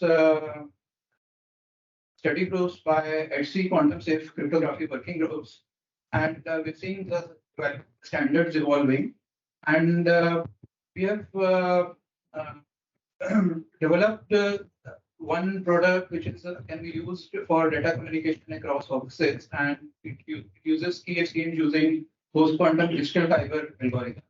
Similarly, we have developed a video IP phone which uses internally a crystal fiber algorithm for doing the key exchange during the signaling path. Also, we're developing other high-end encryptor products which will be using post-quantum key exchange. So we see the standards have been evolving over the years, and standard development for NIST by NIST has been quite open process where various organizations have been involved, and lots of across the world crypto analysis has happened. And we see that as a future path, anybody has to actually follow these standards to be on the safe side. The standards have come over the migration path, and all the early adopters to the post-quantum cryptography, they must follow a hybrid approach, which has been recommended by NIST as well as HC. But hybrid approach means that you combine a post-quantum cryptography key exchange with a classical key exchange, which has been standardized over the years, and combine that key exchange. So this is the path towards migration to post-quantum. And besides post-quantum cryptography is not the only way of achieving this quantum resilience. There's another technology which is quantum key distribution, which is used, which is based upon optical technologies and quantum physics, where the key distribution is secured. So CDOT is also very active in that technology. So we have products in the area of QKT, PQC, and also we have combined the two also. So our field trials are going across offices in Delhi, across QKT and PQC. So many times people question that the standards for PQC are not yet developed, actually, it's not yet final. So how are you going with these products? So there my answer is that early adopters have to follow the standards, because initially our product had an algo which was called New Hope, which was in the initial rounds, and later it got dropped. So then we changed from New Hope to the Crystal Kuiper. So this is something which is known as crypto agility, that you have to quickly move from one algorithm to another if the new algorithm gets selected. So crypto agility is a very important part of if you want to roll some product and do trials and the algorithm gets changed, you have to move to the newer algorithms.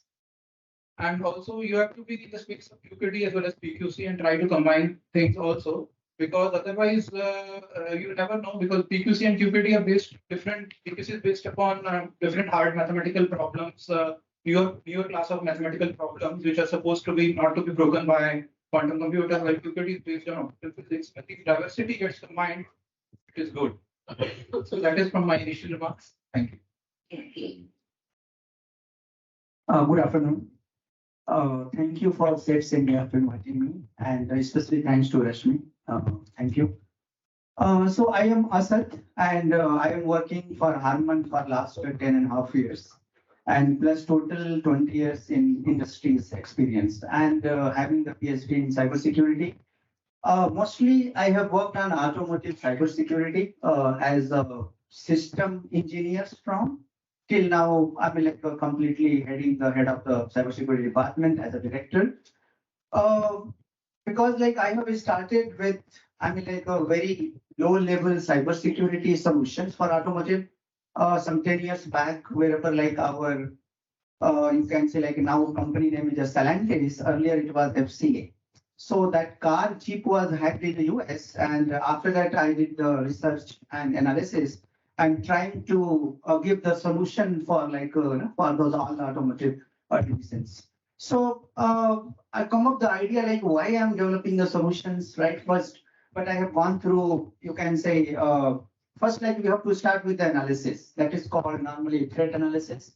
You have to perform very well because all cybersecurity cannot be picked anywhere. You have to find out right place and the right ways, right, and right cybersecurity controls.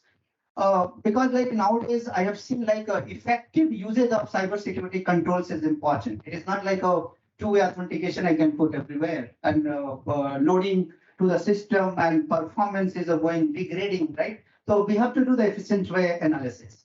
So that I have started, and then my interest goes to mostly on HSM and PE side, and from like I have some vendors like for TE and all, but I have decided to develop my own way like of the TE.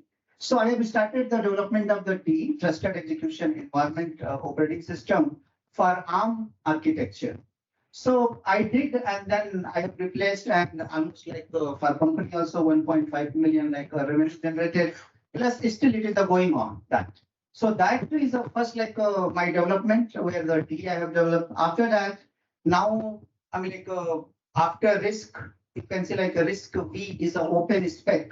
Many vendors are developing due to ARM license and all. Right nowadays you can hear like they are charging so much. So now I'm studying my research area in a risk V. Almost did, and then I will develop the TE for like a risk V.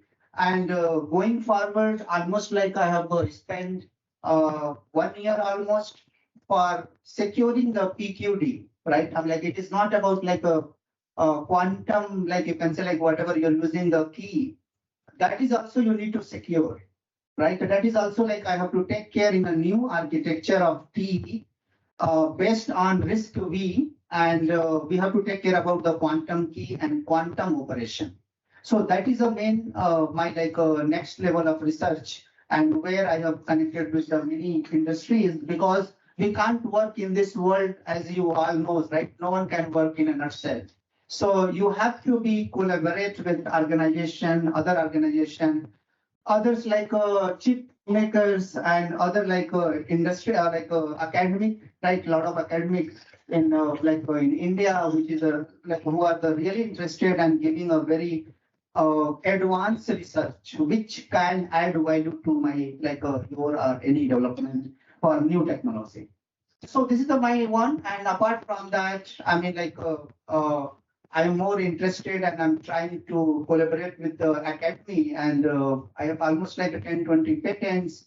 I'm only on cybersecurity, not apart from like the cybersecurity, because I'm interested only on like how we can protect like devices, and as well as mostly on automotive devices. And research, as you know, research goes as, it generates revenue as well, right? It is because security is so much infinite field where there is no end of. Once you'll go study, then you will be confused what I have to study, what I have to do the research. So my request, like to everyone, focus on right direction. That's why like a threat analysis is important. Wherever I am working, for what I am working, it is for IoT device, or it is for automotive, either it is for my enterprise products. So define that, like why I'm working it, and then what is the threats, and that threats you can define proper. You can say as you know, like a zero trust architecture by design. So think as you by design itself, not like at the end when product is like in a commercial state, and then you guys are thinking about like to secure our product. That is not a you can say like that is the only option that you have to go through, but avoid that from initial, like whenever requirement analysis, like for your product, and from there only start and give the best solution for your product. And apart from that, I will not take much time. Already it is like 1 o'clock. So one more product I have developed myself, that is IDS intrusion detection system. So earlier I have did for like all the hardware fault, how I can do analysis in the rule based. But recently I did AI introduces where all the threat intelligence, whatever have a database, I will analyze and then find out what can be the next attack, like whatever happen events in our devices. So thank you very much. Next. Thank you. It has been a very pleasant, especially to be here. I just thank all the sales team coordinated such a fantastic workshop in this current scenario, which is most essential. The quantum which have been looking ahead future, how we have to get secure. So the brief information already they have been given about CCA office. I have been given one hour lecture also. How the regulator works. Why the regulator, the role and responsibility of regulators. Why we have to be ahead of it. So as you have heard that when the Y2K problem comes, people are very much afraid that system is going to be dead. So in the same scenario, this classical algorithm, the RSA and the ECC curve. So it's pretty, what Mr. Robert said is right, it's too heavy. So the people has to focus how the system has to enhance the performance. It's not that it's too heavy, I cannot use it. So we have been thinking both the angle for classical computer as well as for IoT device. Even IoT device, we want to go for a secure IoT device certificate where we have to enhance or integrate the quantum algorithms. So it's not only we are thinking about the computational time, the throughput, the latency. So in all parts of things, we have been controlling, and regulators, from regulators point of view, government of India point of view, we have been emphasizing and we have been taking in initiatives. What is the readiness? The new challenges they are going to face. How the security and safety and security of the Indian trust ecosystem has to be enhanced. So how the digital transaction has to increase much more in the ecosystem. So if we talk about these compliance standards, everything, we have been looking into all these competitions which have been running up, and CCA has made initiatives to bring up our own variant. So we have already, it has been initiated the project, so which is running. Sits is also one of the stakeholders, and State of Bangalore, IIT Madras, and the Society Kollam. They are the other members of the project. So they have been trying to find out how the complexity can be reduced. See, the thing is that I cannot be able to reduce an RSL level of size, but we can able to manage the competition, increase the efficiency. This is what we have been emphasizing, as well as to come out with the non-lookup table algorithm, same the list algorithms. So we have been working out hard, and the current scenario which have been the topic which have been addressed for today's discussion, which is most essential from user point of view. Tomorrow the RSA gets compromised. What is the next step? So I cannot run behind that. I cannot dump my system. I cannot keep idle. So the thing is that I have to enhance every device. The system should be self-resilience, Atmanirbhar Bharat. So this is what the idea of the leaderships which we have been able to focusing more towards the controlling the ecosystem, and it has to be trusted environment. How do I entrust the information? So when from the user point of view or the PK industry point of view, they have been working about the deploy because we work towards the deployment. How do I deploy it? How do user has to get the deployment on the real-time platforms? I've been working in this IT structure for 18 years, academic as well as now in the METI point of view, how the research point of view has to come to a deployment stage, how the user gets benefit. So these angles have been continuously insisting and it has been enhancing it. And in many of the initiatives have been started. Even from the browser point of view, we are planning to go for a secure quantum safe browsers. It's not only the classical browsers. So where we want to integrate this algorithm, if you talk about the effects today, if I do a research on SSL certificate signing through quantum algorithm, it won't work in the normal browsers because the algorithm is not available in the trusted root of the other browser. Again, so thinking these angles, so CC has initiated under the guidance of a committee. So lot of the new come up the challenges which are going to focus or which are going to happen in future. So we are trying to address all the facts. So let's see what the other panel member discuss, panel member things in this angle. Thank you. My name is Manish Gupta.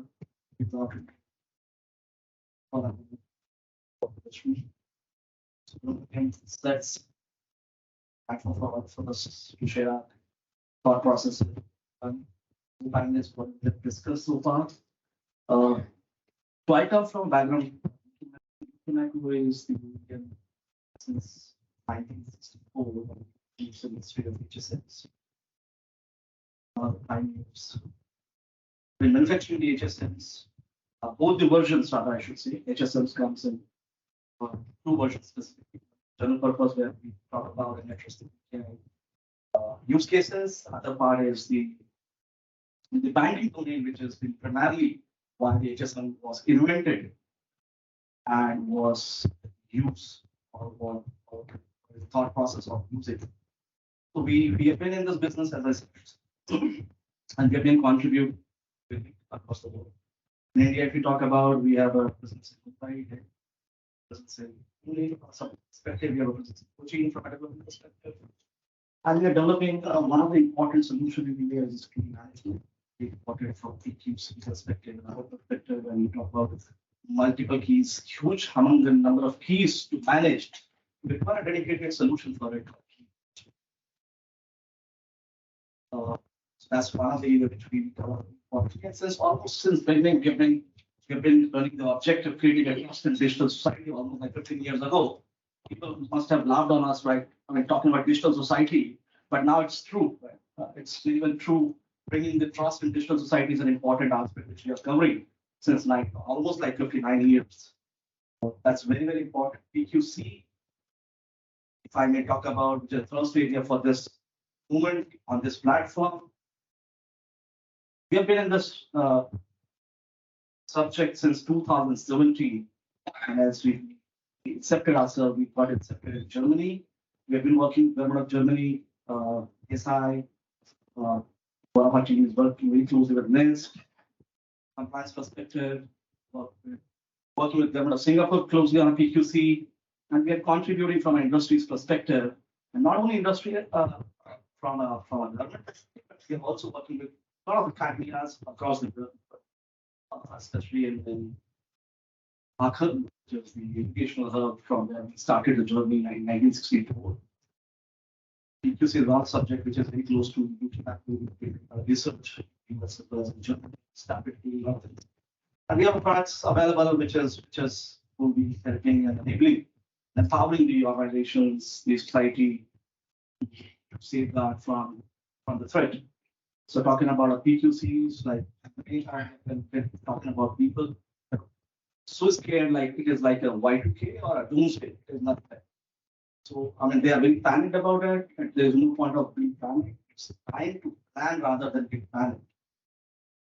I'm not saying that let's implement right now, but let's start planning right now, because once the commercial usage of quantum comes in, and every positive technology has a negative aspects also. we all have to think how we can cover, how we can save ourselves. This is a positive aspect of technology. On the other hand, we are contributing, we are working on a lot of regulatories in India, with academias, industry experts, and other ecosystems who are working in right directions. So as PQC is concerned, we are doing a lot of research, as I said, and we are going to start to work in workshops with many of the organizations, but we have already a product in place. We can save ourselves from a threat. It's lined up to us. At this point in time, yes, we are ahead of time. We're not going to see all the keys get in dust, which I could see. If we will not plan on time, it's the right time to plan. Because planning will also take a bit of a time to be so that maybe should comes in. Once we know the PQC will be commercially available, the RSAs and the ATS, what we're talking about, will take good 50, 60, 70 years to break. And I'm not worried because I probably may not be alive. But about PQC, right? I mean, within 2 minutes, all things will be broken. We'll see everything in front of us. I mean, the data will be with the criminals, with the competitors, with the organizations, the unauthorized people. So it's very important subject, very, very important from a technology perspective, very close to us because we've been working on the research part since 2017. On this note, I would like to pass on this. Thank you so very much. Myself, Natarajan, I'm working as a scientist at Chennai. So my background is more on applied cryptography and quantum cryptography. So I work on more experimental systems, QKD as well as quantum. So I spent 3 years here. So I was in University of Bristol Quantum Engineering Technology Labs, where I did the real world implementation of QKD systems. Previously, I spent 1 year at Oxford for creating QKD systems as well as QKD. My interest is to be how PQC can leverage QKD systems. So there are many criticisms in QKD systems. This is not the comparison platform where QKD is PQC. I would say it's both are really important for many case by case. So there are many criticisms for QKD systems. One criticism is it is an incomplete solution. It's a partial solution. It is not a complete solution. The reason is the QKD runs between A and B nodes because it is it's hardware dependent. The keys resist in the hardware. It's going to come to your mobile phones or laptops. The same quantum safe security. So that's not being guaranteed by the QKD system. That's called the last mile key delivery. Wherein we are exploring how to leverage PQC, make QKD plus PQC as a hybrid end-to-end secure quantum safe solutions. There are many projects being R&D, but there are real-time solutions. Even commercial QKD systems being questioned. How can we deliver a key securely to the end-user device? Another one, you all familiar with the Amazon or IBM initiatives of quantum computing. There are already quantum computing are commercialized. There is a classical users can approach a cloud to get a service, quantum service, right? Because quantum computers are infrastructure heavy, everyone cannot afford that. So that's a good model, right? Cloud-based quantum computing. But how are we going to secure that computing even, right? I cannot go with a quantum solution, again a QKD solution, to implement these kind of things because he is a classical client. So there is a very good application in remote quantum computing where PQC can enable a complete safe and secure solution. So these are the two R&D areas, but these are very, very interesting areas where PQC can leverage a quantum system to enable it. These are the positive side. Maybe there are some challenges. Next round, I think.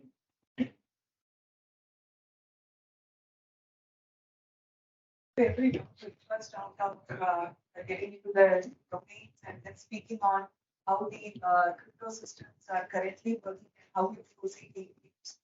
So in the first round of discussion, I understood that all the domains what was speaking on like PPI or embedded or HSM, near level, there are like multiple stages of systems and they require multiple stages of adaptations. There is a PQC requirement. So in the domain of what I like blockchain, I understood that to make it quantum safe, there are multiple levels of changes required. So in that perspective, I understood some nuance that you have come across some POCs where you have validated and there was some threat analysis that is done with the current crypto system. And you foresee there is a requirement for an evolution to see the coming up era. So I just want to know how you nurture PQC in your specific domain, this current era, and how you foresee this standardization or the evolution can come up in an acceptance stage near future. So I would request you, each of you to comment on this. So can you start? Yes. Yeah, but I think my voice here is. Yeah. There are audience online, so. All right, yeah. As I said in the introductory talk, we cover the end of the food chain. So really the standardization efforts and things like that, being ahead of the technology development, I'm not very sure that how efficacious they are going to be those methods. Sure, technology has to come, then you standardize, then you regulate. Vice versa. You don't regulate first, then create a standard, and then try to invent a technology around that. That is not a very great way of doing that. In fact, if you look at the classical cryptography, classical PKI, the domains in which we work, then it's been almost 40, 50 years now since the algorithm was invented. Then it took almost 10 years for them to come the first standard. When CCITT came up with the X509, and then slowly Netscape came up with the SSL model. So it all took time, and then eventually, by the time it was standardized or regulated, QL Citral or the first Ohio legislation, not Ohio, Utah legislation, which was the first ever digital signature legislation, all that came in the late 90s, almost 25 years after the technology itself was invented. That is the way things work generally better. So you know what the technology is, what its boundaries are, what are going to be the problems, what should be regulated, what should be standardized, what need not be standardized. That has to be seen. That's number one. And sometimes even here, the regulations and standards, a lot of times they constrain the technology. Like if you look at adoption, Dr. Mani showed some very impressive figures. But if you actually look into the figures, you will see almost 80% of the usage is not optional usage, it's regulation driven. Where you have to e-sign, you do an e-sign. Where you have to use a digital certificate, you use a digital certificate. You don't go, it's not a desirable item. You don't think that, okay, this certificate is going to be of some use to me and I'm going to buy that and then use it. That does not happen. And that does not happen in most countries.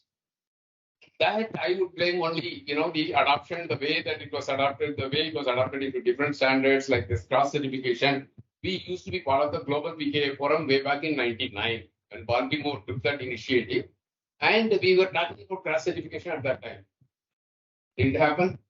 Number one. Number two, in 1988, when the X509 format was being finalized around that time, there was a lot of talk about attribute certification because the number of attributes mentioned in the X509 certificate today are only suitable for a telephone directory.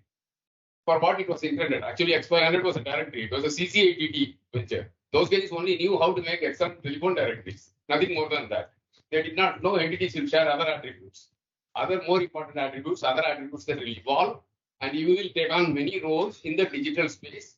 And all of those roles have to be identified securely. None of that entered their minds. But they took one exit. They simply said that there has to be an attribute certification, there has to be an attribute certificate authority, and they left it for some future implementation. It is still there. Even today, when the X509 is updated, the latest RFC also contains that suggestion. You should have an attribute authority. But there has been no attribute authority anywhere in the world. It is not practically possible. The way they have stipulated, as it is a big chore. We are still struggling with how to effectively publish CRS and disseminate them and effectively allow relaying parties to pick up the revocation information. Then we do OCSP. So there's a lot of confusion around that. Just imagine if there are multitudes of attribution authorities. Somebody is certifying my educational qualification. Some other authority is certifying my health status. A third person is certifying my income. Now, if somebody has to deal with me and he needs all these facets, How is he going to verify in each of those places? Each of them can be revoked anytime. Each of them can change. Some of these things are very volatile. My income might change month to month. So how are we going to certify that? How are we going to be sure in the digital space that these things have changed? I have to take into account. Right now, what we get are some mundane details, like the Aadhaar number.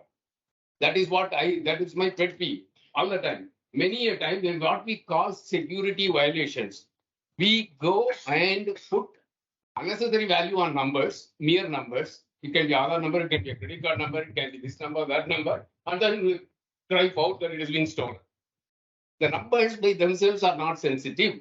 It is what the numbers, what somebody can do with those numbers. Now, if you prevent them from doing any of those things with those numbers, without the user's consent, without the principal's consent, that is good enough. Then I can publish all my credit card numbers, my bank account numbers on the first page of my website. Anybody can take it. But then before doing a transaction, they will have to have effectively my signature, my authentication. If we can ensure that, then it will work a lot better. We are not anywhere near that point in the classic PKI. So my worry is that if we get at this point of time, we start moving into newer algorithms and we start planning for that, this will forever be forgotten. So that is the space where we focus and we keep our eyes on the PGC, of course. Say that any time that, yes, it becomes a reality, that we will hop in. But beyond that, getting worried about something, what is going to happen 5 years from now or 8 years from now, and ignoring problems of today, what people face, I think that would not be very wise. Our shareholders will not have. Unfortunately, we have shareholders also.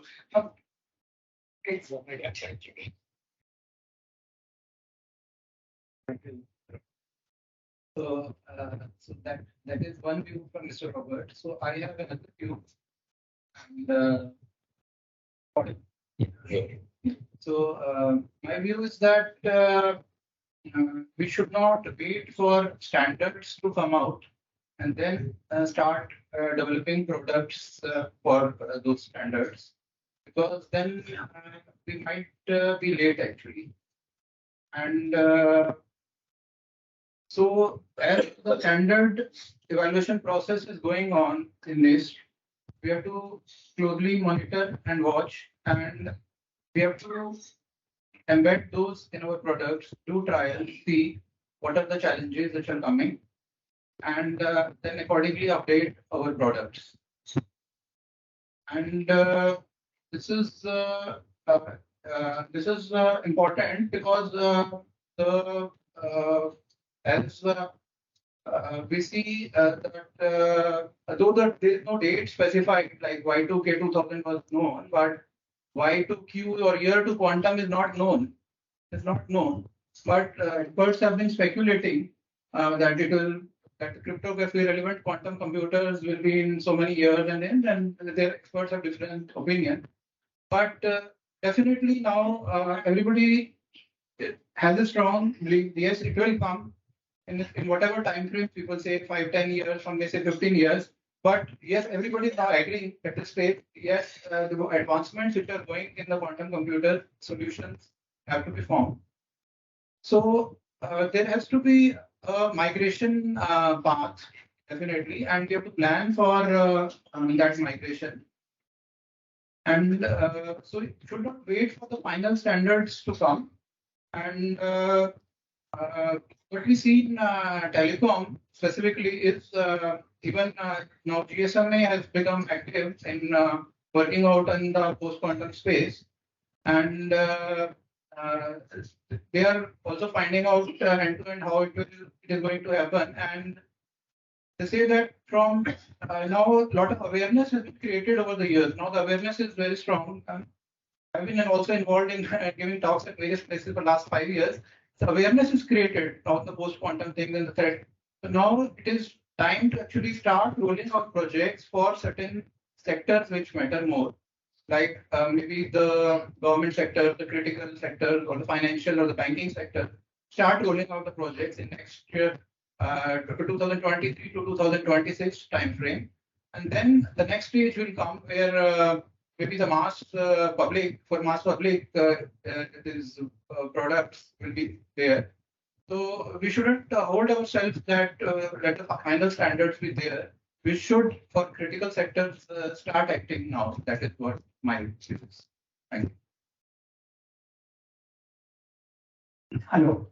Yeah, in our organization, our automotive sectors, right?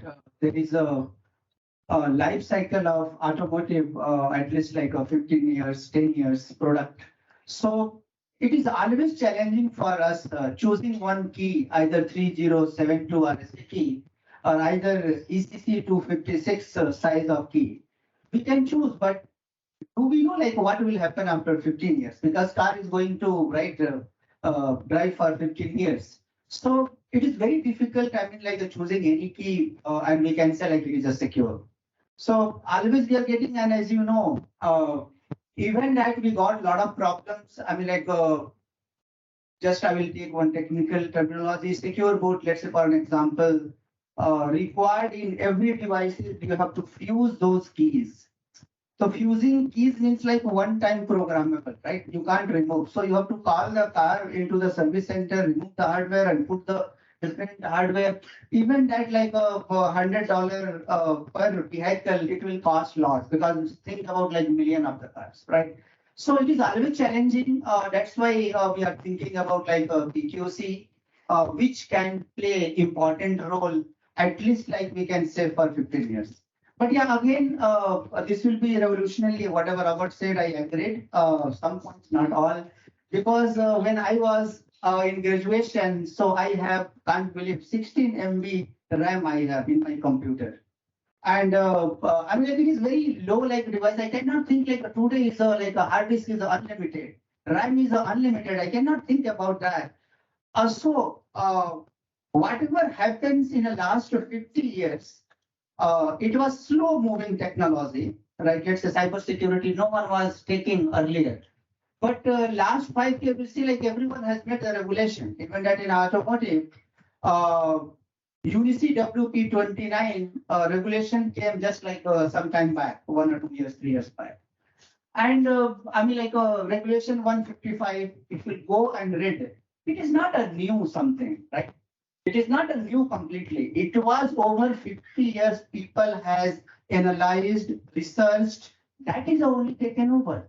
So here, whatever we'll not do today about PQC, forget about anyone will make the regulation also. The regulation will not come from air, right? It is all about everyone contributing to the society, research, and whatever you did, it will make on the best of that only, right? So I will talk about like the regulation in automotive background. So regulation 155 or regulation 156. So those will be not going to change. Either you are a PQC and all that is also going to be applied here as well, right? And only thing is like a next to whatever algorithm ways, right, in a quantum computing, that will give you guidelines and a way to implement, right, standards. But again, I will say like it is not going to be one day. So it will require time, and that's why like it is really important for all of us to do in the right direction research on quantum computing, which will really save. Okay, the one my friend was in, not a friend, but my wife itself works on healthcare domain. So that company is a Philips company. So I was discussing just like some topic. So there I discussed like cancer, right? Like where you have like a cells analysis, right? So if it is a quantum computing today you will bring, so you can save a lot of humanity here. Cancer can be cured using AI and quantum computing. So that's why like it is very important technology. So I mean like let's do proper research and move on as the world move as a technology. Yeah, thank you. We can just have a word. Sir, I'm only hoping CDOT and CELS and other bodies together will lead us along the way here so that we don't jump in at this point. We jump in at a later point. That's what I meant. Yeah. I didn't mean that nobody should work on it. Yeah, definitely. And I also agree with your point that when you say that there are lots of existing problems which need to be solved. So CDOT and other bodies are also much focused on existing problems as well. For example, CDOT is working on a large-scale nationwide project on telecom security operations center, large-scale big data analytics involved. there are certain existing problems to be solved, which are obviously more important. At the same time, I think some of us have to actually go into these kind of new areas as well. Otherwise, we may face sudden challenge, sudden. In fact, sometimes people say that if these quantum things can come, there can be a certain sort of what they use a term. There can be a quantum apocalypse at some time. Though I do not agree, but yes, planning and transition for that is definitely.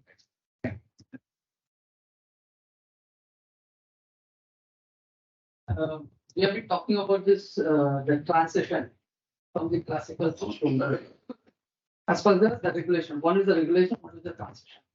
We are talking about the transition. Some of the border training countries, they have already started their own quantum algorithm. One end, other end, they are trying to develop the qubits and trying to break the current accuracy. It means they are able to give us the information it's programmable as well as they are moving towards.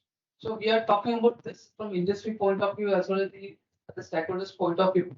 See, the regulation, the standardization, it is still there. The transition is not going to affect, it's going to increase the again a second benchmark for the whole ecosystem. To say my transition is going to improve with the rules and regulations. So when I'm going back to the quantum, instead of the PK infrastructure, which are right now existing as the CA software, the CA software right now did not have some standards. Now we are bringing some standards which has to be followed. So that tomorrow when I move towards the transition, again the CA standard has to move ahead. It's not that they keep stand ahead today, tomorrow, whenever everybody moves, I'll move it. So that's what our regulation CCA Government of India has been moving towards self-resilience in all standards formats as well. It's not only one, I'll move it, I'll go ahead later at the other end. Then it will be you'll be at the back end. The people will be, suppose for example, UTMAGO, HSM. HSM will be working right now RSA. Tomorrow, if you don't have an option of quantum, right now at this point of time, the firmware, he cannot sustain in the market because he has to be readiness. Because we are in the moving ahead for the readiness for the quantum world. So this is like whenever the quantum system move ahead, ultimately the regulation, the policy, everything will be parallelly working together for the compliance standards. So even from the CCA point of view, or CA point of view, or the industry point of view, sector point of view, the token user, the HSM, because the whole ecosystem has to move ahead. Now, as Manish from Multimarket said correctly, they have been started working, creating awareness, making awareness across the global. Because things are moving. If you see the other global events, what is happening, they already started moving ahead and bringing all the trusted root into the quantum algorithms as well. It means to ensure the browser, because the web browser forum, it's very more complicated. Whenever any changes, they have to do a lot of changes. The global, they have to accept. It's not that even when India want to go for web story, it has to go for a public discussion, it has to go for multiple level of attention, multiple level of audit compliance. It's not that easy transition. So when I want to sign an SSL algorithm to quantum algorithm, I have to ensure that at every point of view, the trust is enabled, as well as it is in a compliance stack. Because all the thing has to go together. It's not a pipeline operator. Parallel operation, everything keeping on moving it, and things will move ahead in this direction. Because when we started thinking about quantum algorithm, how the transition has to RSA to new quantum algorithm for the digital signature certification also. When I'm talking about the normal system as well as IoT device, I had to think of a complexity as well as the usability as well as lightweight certificates. So these are the things we have been focusing. So from industry has to travel together all along the way. So this has to need a more implication towards the trust. So when a trust is not there, then ultimately nobody is going to rely on the insurance. So we have been moving ahead. Let hopes this travel will be journey along with the altogether. The standardization will follow, which is a little bit tougher to carry over, but it should be the compliance standard. Yeah, it has to follow because every ecosystem globally people have started moving it. So we have to take a better stand from industry point of view as well. What exactly the R&D has to move ahead from the industry side. Yeah, just one line I want to add on the top of you. All right. So, as you said rightly, transition is not an easy, right? For anywhere, if you see like if you are jumping your position one to other roles, it has some challenges. It is not come as a easy. So here also, classical algorithm to reaching to quantum, it is a lot of challenges we have to face. So transition, how we can do the smoothly, that is our intelligence level. So I'm like, should not go directly jumping one level to other level. Let's learn like how to go seamless transition. So let's say our industry is currently thinking about like, okay, we'll not use the PQC algorithm. We'll use the random number generator from, let's say, quantum computing. That's okay enough. If a random number is a very, no one can guess on the base of generate the key and use in a classical algorithm. That is a one way. I'm like, we can go starting as, and slowly we'll see like adaptation one by one, how we can achieve. But I'm like, just like awareness, this is not give you too much technical solution as a like a PQC. But I mean, like a transition, I said like it is a journey. Whatever you said is correct. We have to go one by one, so that like transition can be like a seamless. Yeah. Thank you. I think one more point. Actually, we have been talking completely about quantum, post-quantum. That is the other side of the coin. That is QKD, quantum key distribution. That's what Dr. Natarajan was working in. Actually, when I'm talking about this current classical system, QKD is much better platform where I have to share my key, for example. Symmetric is again unbreakable in quantum world also. So when I'm making my secure channel through QKD, again I can ensure that in this current classical computing, I can able to ensure the trust. So these are the two ways which side of the area I have to focus. I have to ensure the trust either through a QKD platform or either through a quantum platform. So which transition, which is better for the ecosystem, the industry or the user point of view, application point of view, or the developers point of view, they have to channelize the area. So this will help us because now the people are more working on the productivity as well. If we talk about some of the companies, some Unilab, they have been working completely on the QKD because they are making a complete optical fibering on how to transmit these keys in a longer ways. So these are the things where we can able to focus and move ahead. So I think Mr. Robert has pointed very correctly that we have a lot of challenges in this current world situation. Change management is a ever process, I mean, ever evolving process. He's working. Talking about 1980s, if I would have spoken to someone and said that I'm walking on the road talking US, someone would have laughed on me. Now it is possible, right? It is all evolving process going on. We have to progress.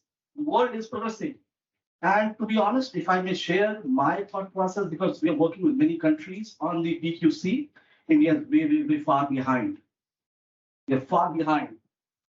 I mean, other countries I cannot name, I should not name, are far ahead to us. Being a product company, being still, I mean, we are running a consulting now to many organizations, those are renowned on a PQC because the transition, they have not only planned ahead, I mean, way before, now they are doing the, I mean, POCs, they are doing the proof of concepts with the multiple applications and the HSNs. We cut across all domains because HSNs primarily generate the keys, which are important from R&D perspective. It cannot be predicted. We store the keys as the appliance, at the beauty of the appliance. We just store the keys within the HSN. So technology is one side, but yes, it is very important that we have to start planning because once the threat is ahead to us, and we know that threat will come. If we will not plan now, probably it will become a fiasco. And other countries are also much ahead than us this point in time. I'm sure if we cannot be leaders, at least we can be a followers. I mean, we can achieve something being a follower at least, if not being the leader. Although we are the leaders in many other things like UPI. The world is talking about UPI, UIDI, Aadhaar system, I mean, UIDI ecosystem, which is Aadhaar. It's a very unique system. GEM itself is a very unique system in the world. A lot of unique systems we have developed, designed, delivered in this country. But many other systems are working in other countries which are ahead to us. I mean, there is no point, I mean, accepting the fact that let's follow them if it is good in favor of the human society. and it will contribute to the society heavily.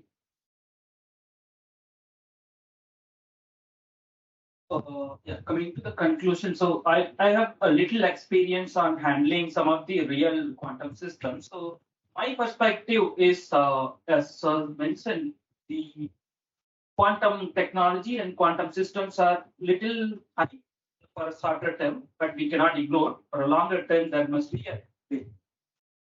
So coming, there was an article called Quantum Spotlight. In that, Steve Burley, so he was a computational scientist. He mentioned that sweet spot of quantum computing. So that yeah, you can crack AES, you can do this, you can do that. It will be useful for your financial transaction. You can learn money compared to your competitions. But what is the reality? There is always a justified skepticism. There was Scott Anderson. He wrote a very nice article about the measurement. So everything in physics or measurement is a hypothesis based. When there was a little correlation with Richard Feynman, you say he mentioned that nobody can understand quantum technology, quantum mechanics. That's a his statement.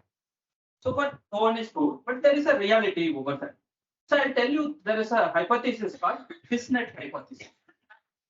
So everyone, I think maybe those who are not familiar with this Fishnet hypothesis, it is everywhere used in science. It's called there was a group of scientists, statisticians. This called statistics is senseless. So they went to sea for catching fish to their net. Then they try to find out the fish, and then they measured with the calibers, and they calibrated the fish size is 1 inch. Okay, this is with a one filter. Then another group of scientists went with a finer holes. Then they catch another fishes. They are like a little lesser than millimeter in size. So they made the scientist A group made a hypothesis, so and so. The scientist group B made a hypothesis. Now you tell me there's another group of scientists. That's where our standardization is. So I'm coming to the point that the technology is in unstable stage. Then it is a moving target. We try to finalize the standardization.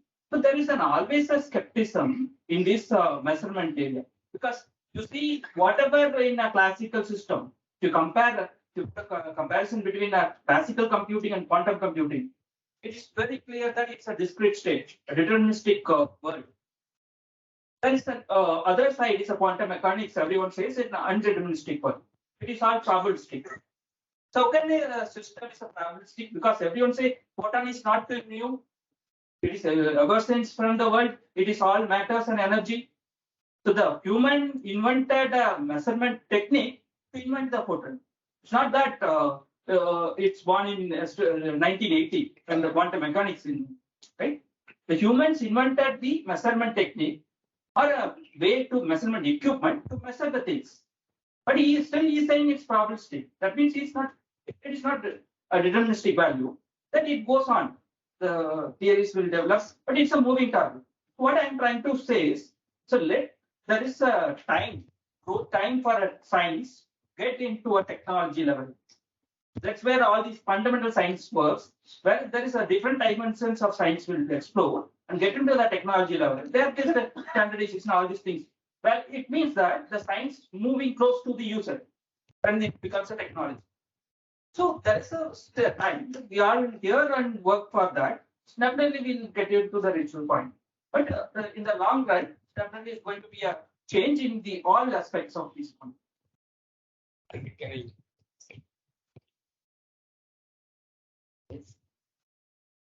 Yeah, so I just, Pandyan, you mentioned about the QKD. So I just, so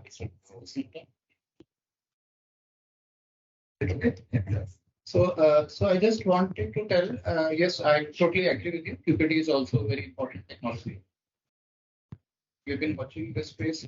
There have been lots of debates, QKD versus PQC. Many countries have been focusing only on QKD. Some countries have been focusing only on PQC. International conferences, there have been debates on QKD versus PQC. Finally, we realize both these technologies are very important. And as I told in my opening remarks, they are both based on diverse, QKD based on physics, PQC based on math. Both are important. You need to combine them as well. So both are important and we need to combine them. So now there is no debate like QKD versus PQC. So, right, so that is one aspect. Still, there is a fact that still it is happening that some countries are focusing more on PQC. For example, if you see, US government has come out with the national security memorandum.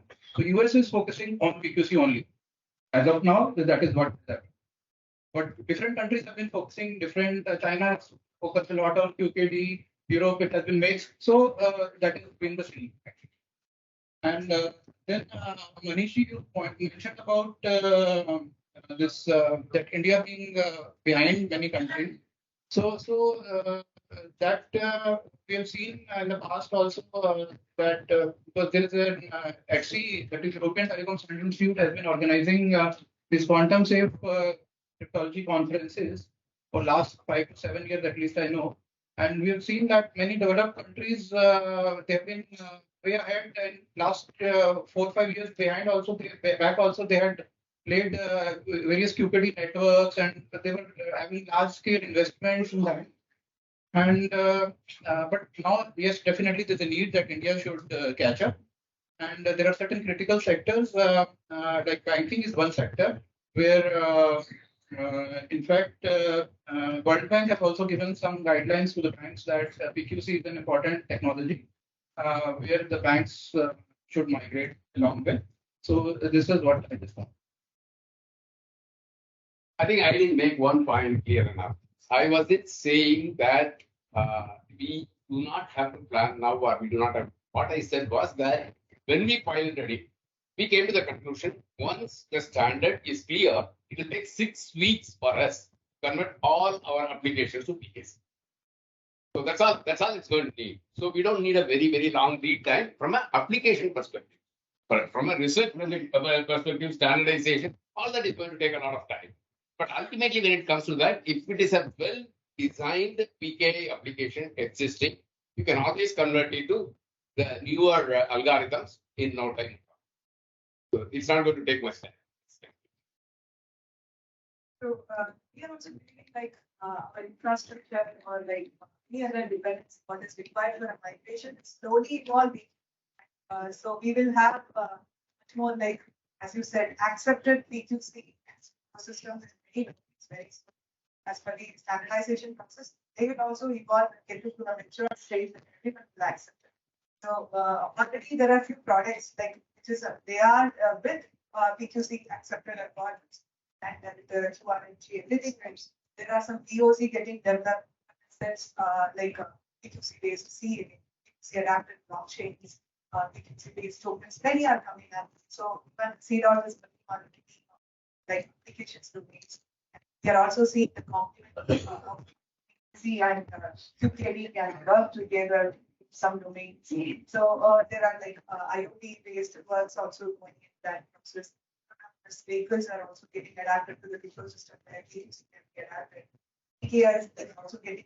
We are also foreseeing the PQC based browsers also. So we are seeing a growing trend of people getting adapted to the PQC algorithms and crypto systems.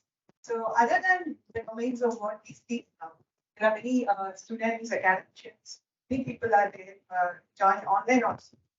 So I would request you to comment on some domains they can focus, and they can also come up with POC level so that we are ready for a safe environment.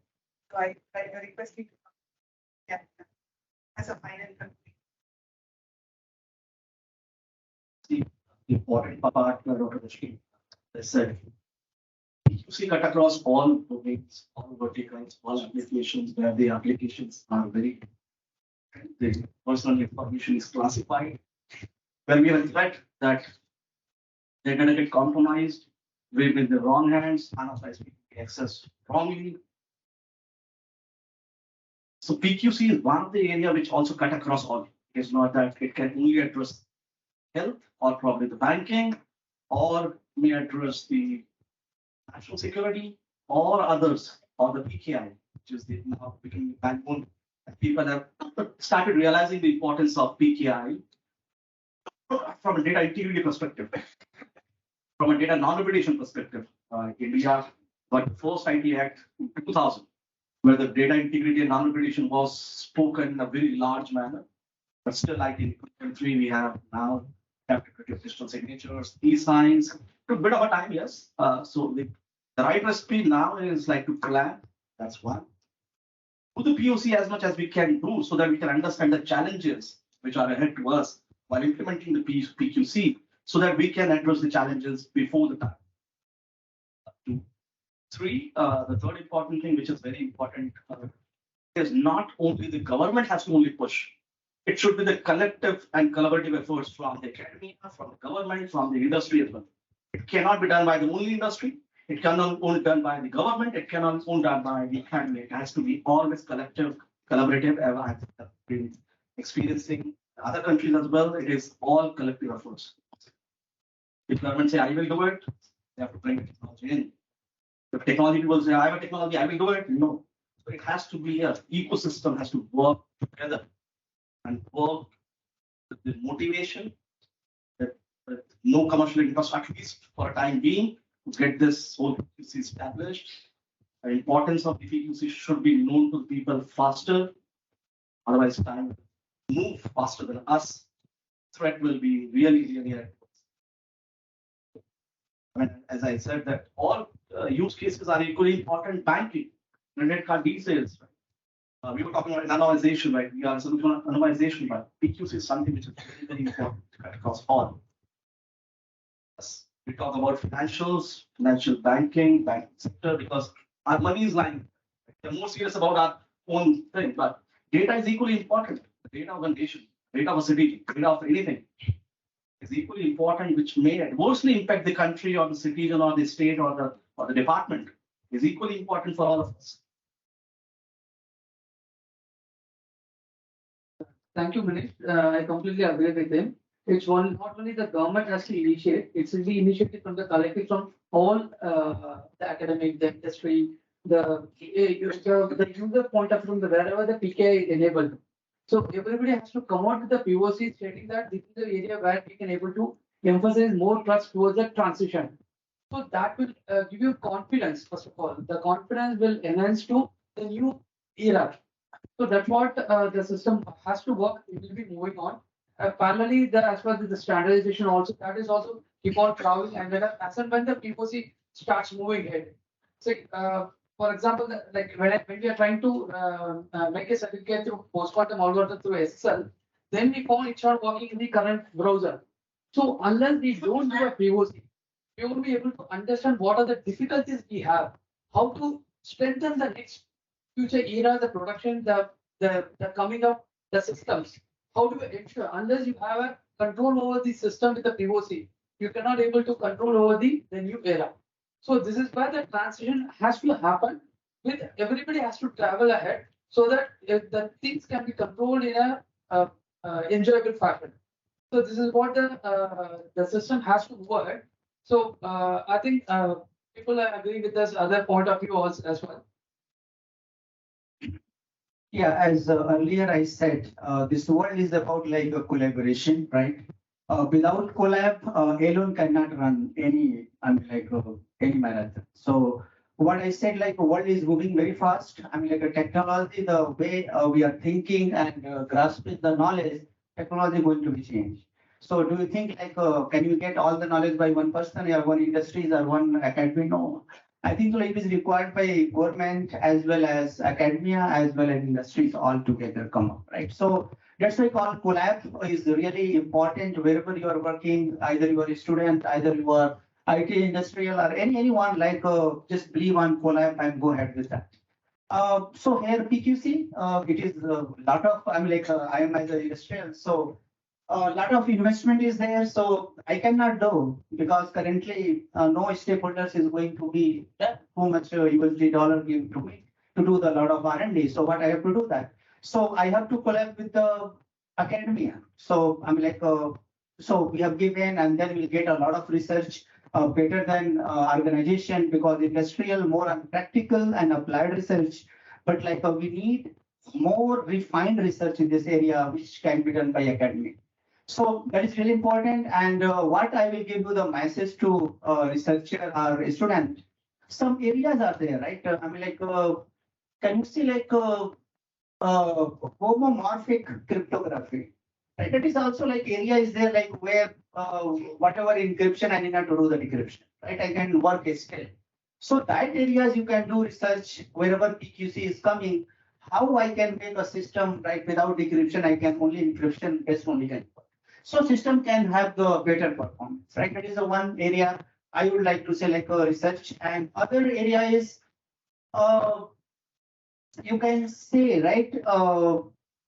Lot of cryptography algorithms available in a market, right? Either asymmetric or symmetric.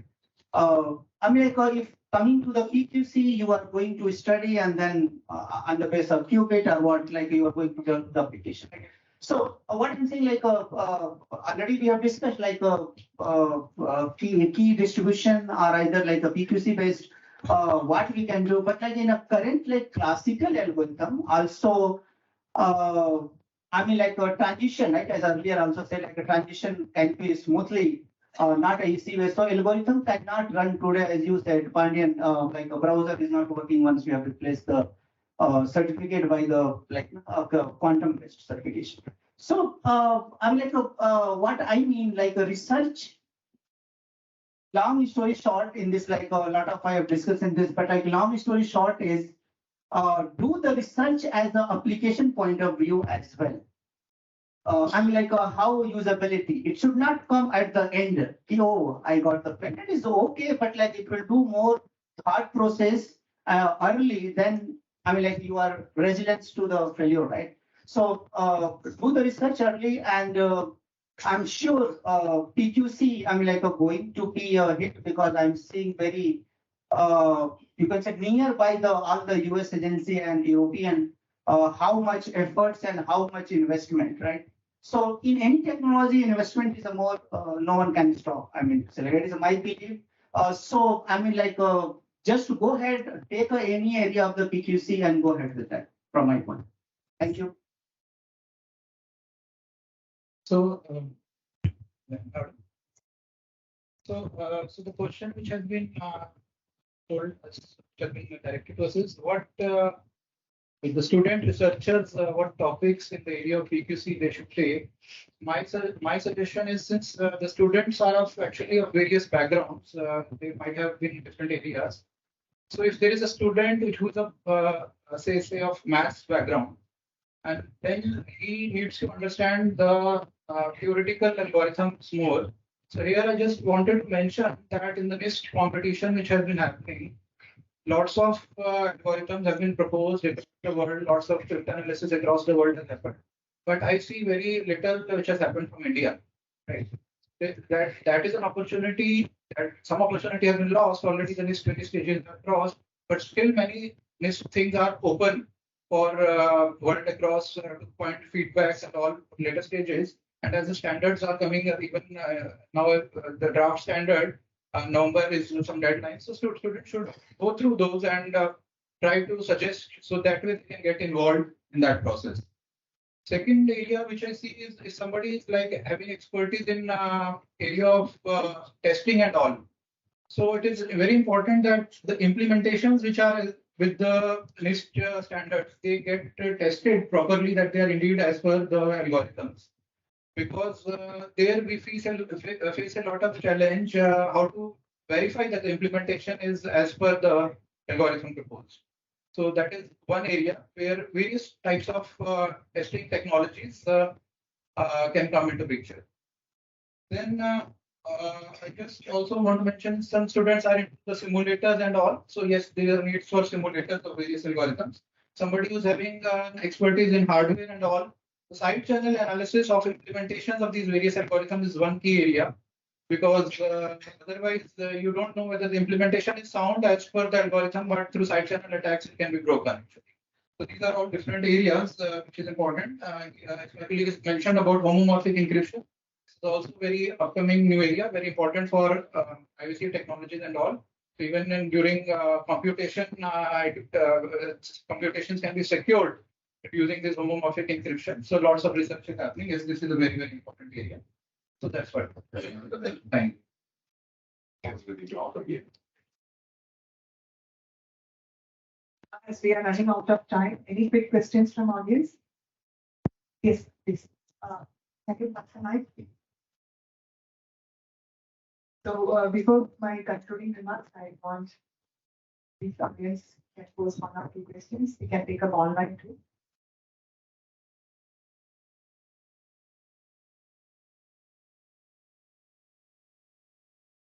Version, a cybersecurity consultant. Compared to classical algorithms, most PQC algorithms are taking kind of larger key sizes. Is there any specific key sizes for the PQC algorithm to standardize?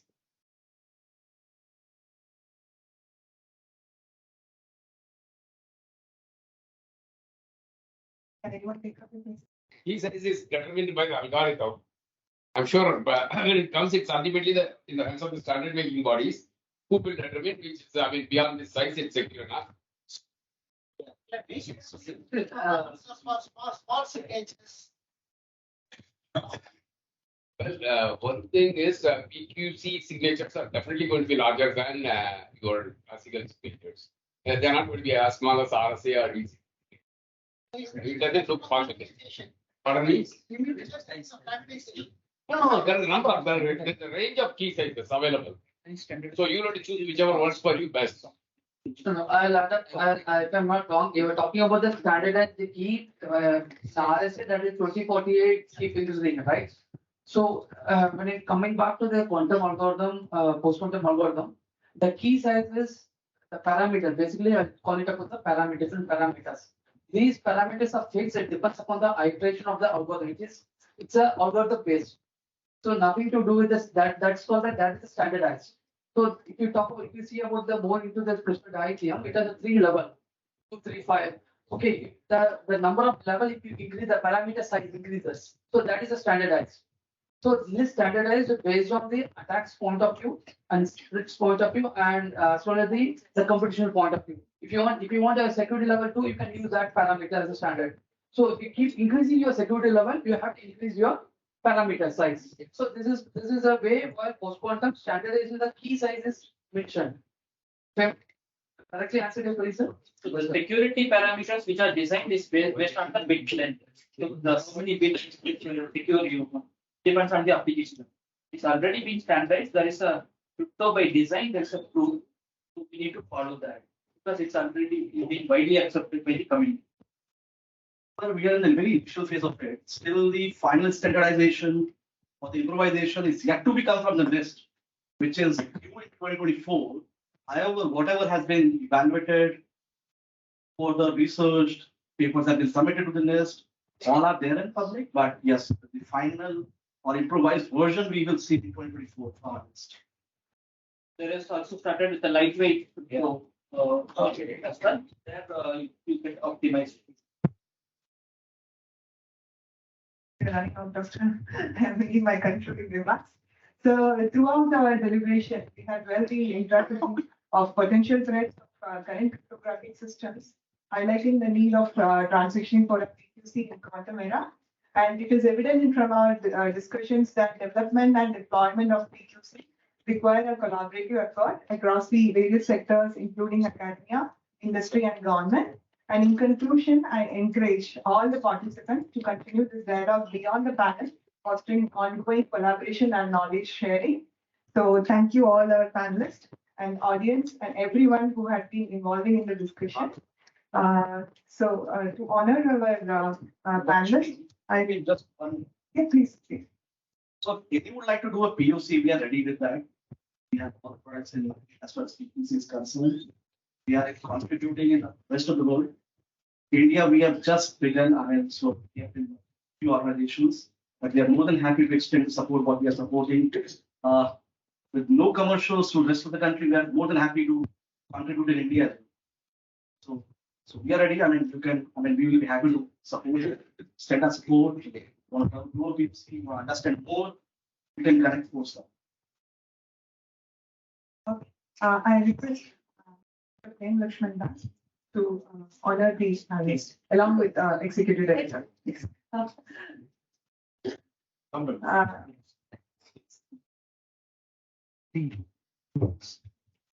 Appreciate your discussion points, sir. Mr. Robert Raja, IDC Technologies. Mr. Prashant, Sidon, Come on. Thank you. Thank you. Mr. Asad Ansari, Harman,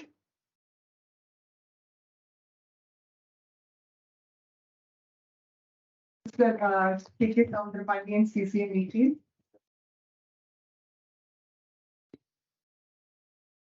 Thank you. Mr. Manish, Utimaco,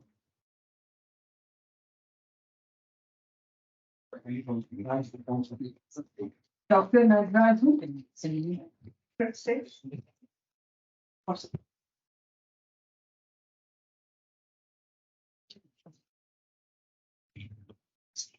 Dr. G.R. Reshmi, scientists.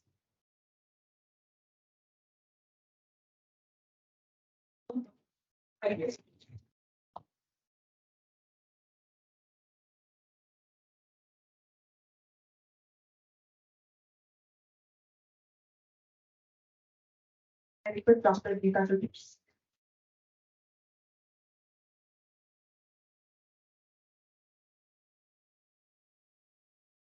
Thank you all. I kindly request all the members to join us for the lunch, which we provided, and we'll meet again for the technical session. Okay. Lunch will be provided at the canteen. Our volunteers will guide you to the canteen. And before proceed for the lunch, we request to hear from you all. We request all the participants and delegates to share their valuable insights and experiences in the feedback form provided and drop it in the drop box which is provided or placed near the registration counter. Thank you.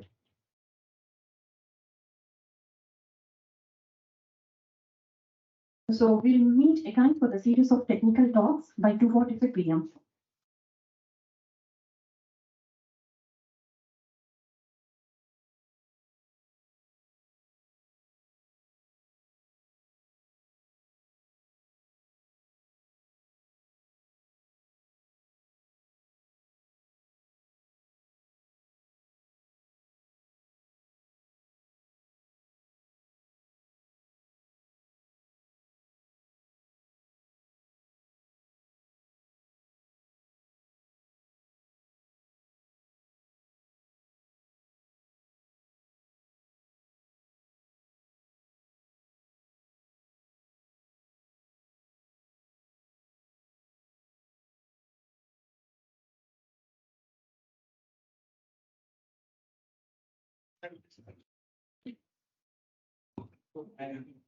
Good afternoon, ladies and gentlemen, and welcome back. They say knowledge is power, but today, as we gather for this technical knowledge session, let's remember that sharing knowledge is empowerment. The session is designed to be an extension of our collective exploration. We are here to deepen our understanding of connected dots and perhaps even challenge our preconceptions. Your presence here today shows us a commitment to growth and hunger for knowledge that truly inspires. Now we are entering into the technical session of the day, which gives deep insights into emerging trends and challenges in cybersecurity. I cordially invite Srimati Sukanya, Senior Scientist, SETS, to deliver the introductory speech.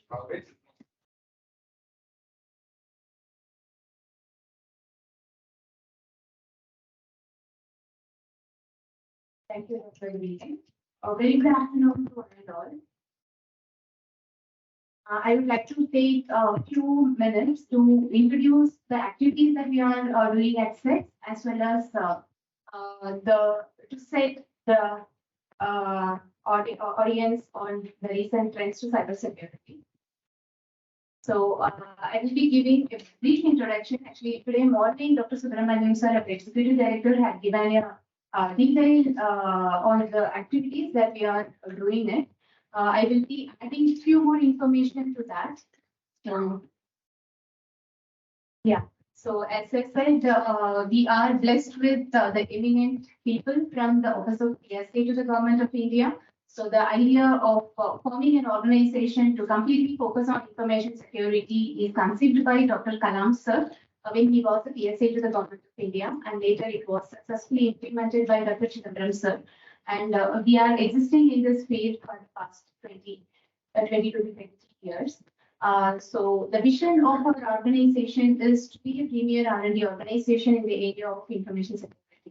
So we always follow the three facets. One is the directed basic research. So we have never ended up only with the fundamental research. We are taking further into the directed basic research where the basic fundamental research are applied and translating basic research into the prototypes.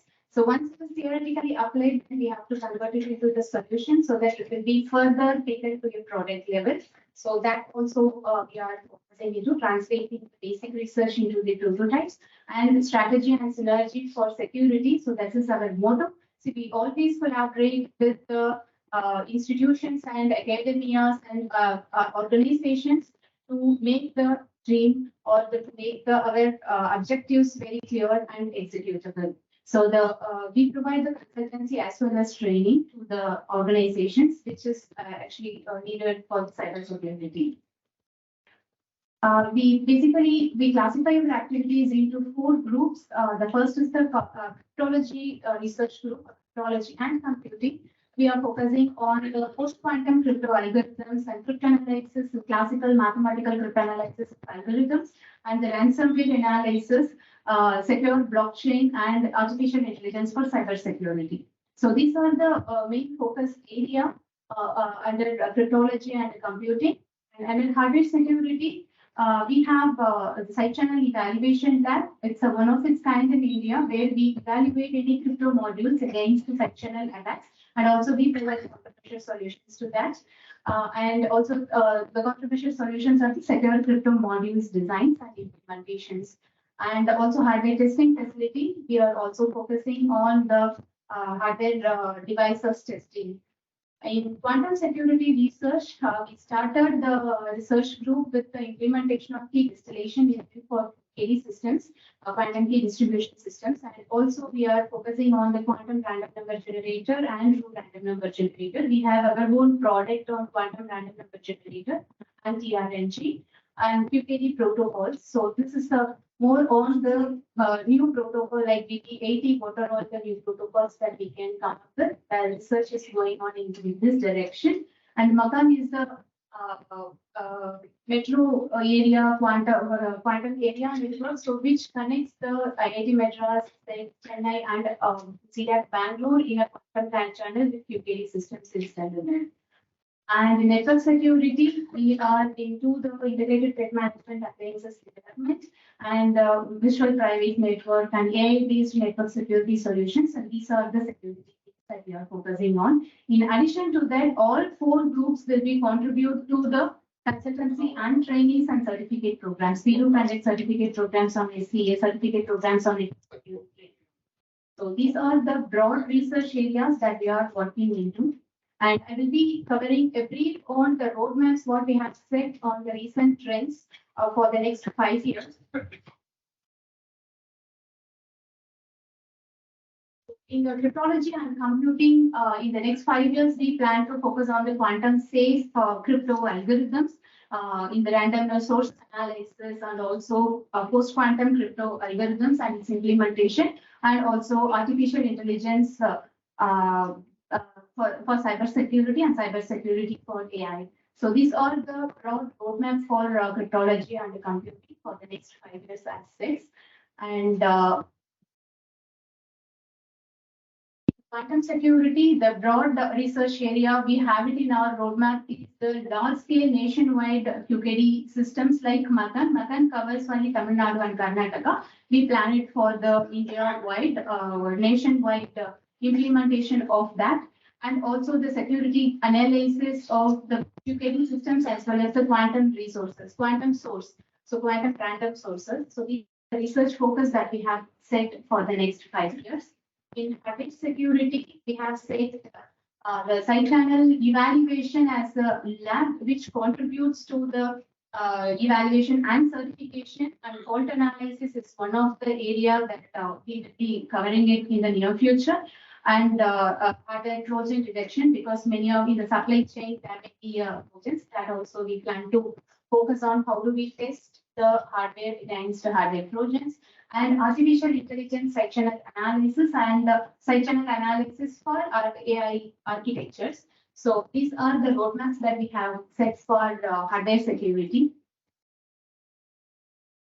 So in network security, our major focus on the unified blockchain, which we are currently working with the CDAC Hyderabad, and we will be continuously working in the national blockchain framework and AI and game theory powered ITMA. That also because now ITMA version 2 we have released it, but in the future version or next generation ITMA will be having decision making on the fly using AI and game theoretic algorithms and IoT security in smart cities. This is one of the emerging area that we will be focusing on, and lightweight algorithms for the gateways.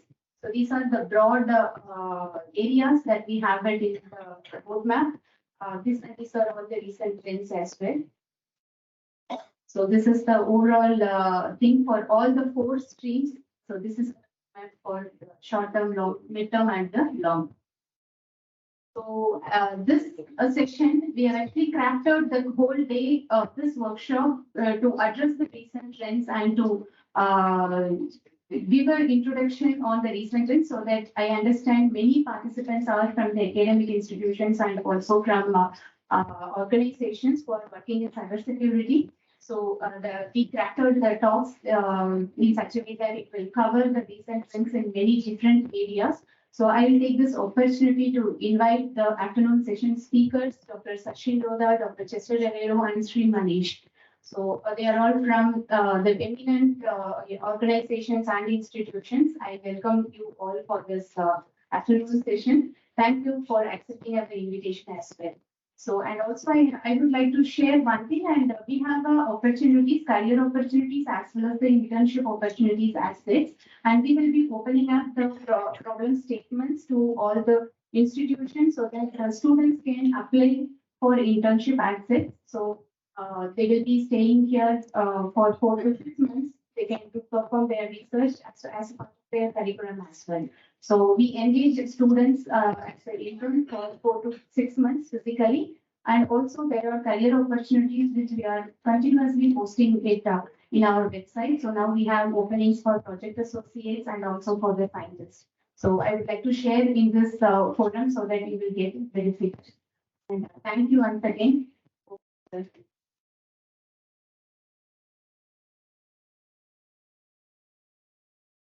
Thank you, ma'am. We are delighted to introduce the first speaker for the technical talk, Dr. Sachin Lodha, Chief Scientist at TCS Research. As a Principal Scientist at TCS, he leads cybersecurity research and innovation efforts within the organization and has a special interest in privacy-related topics. He was also the Principal Investigator for TCS Stanford University Research Collaboration on Data Privacy. We will now take the opportunity to invite Dr. Sachin Lodha to share his views with the audience. Welcome, sir.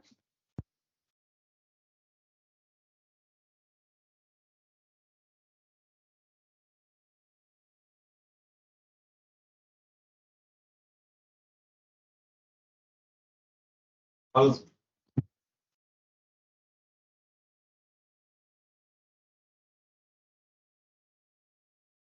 oh, it's fine. So it's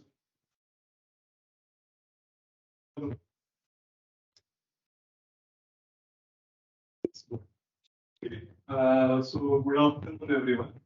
And, first, thanks to Dr. Sumpu and the entire SES for this opportunity. But while I thank them for that, I'm also very unhappy with them because they have given me toughest slot. After such a wonderful food, I have a very tough job of keeping all of you awake.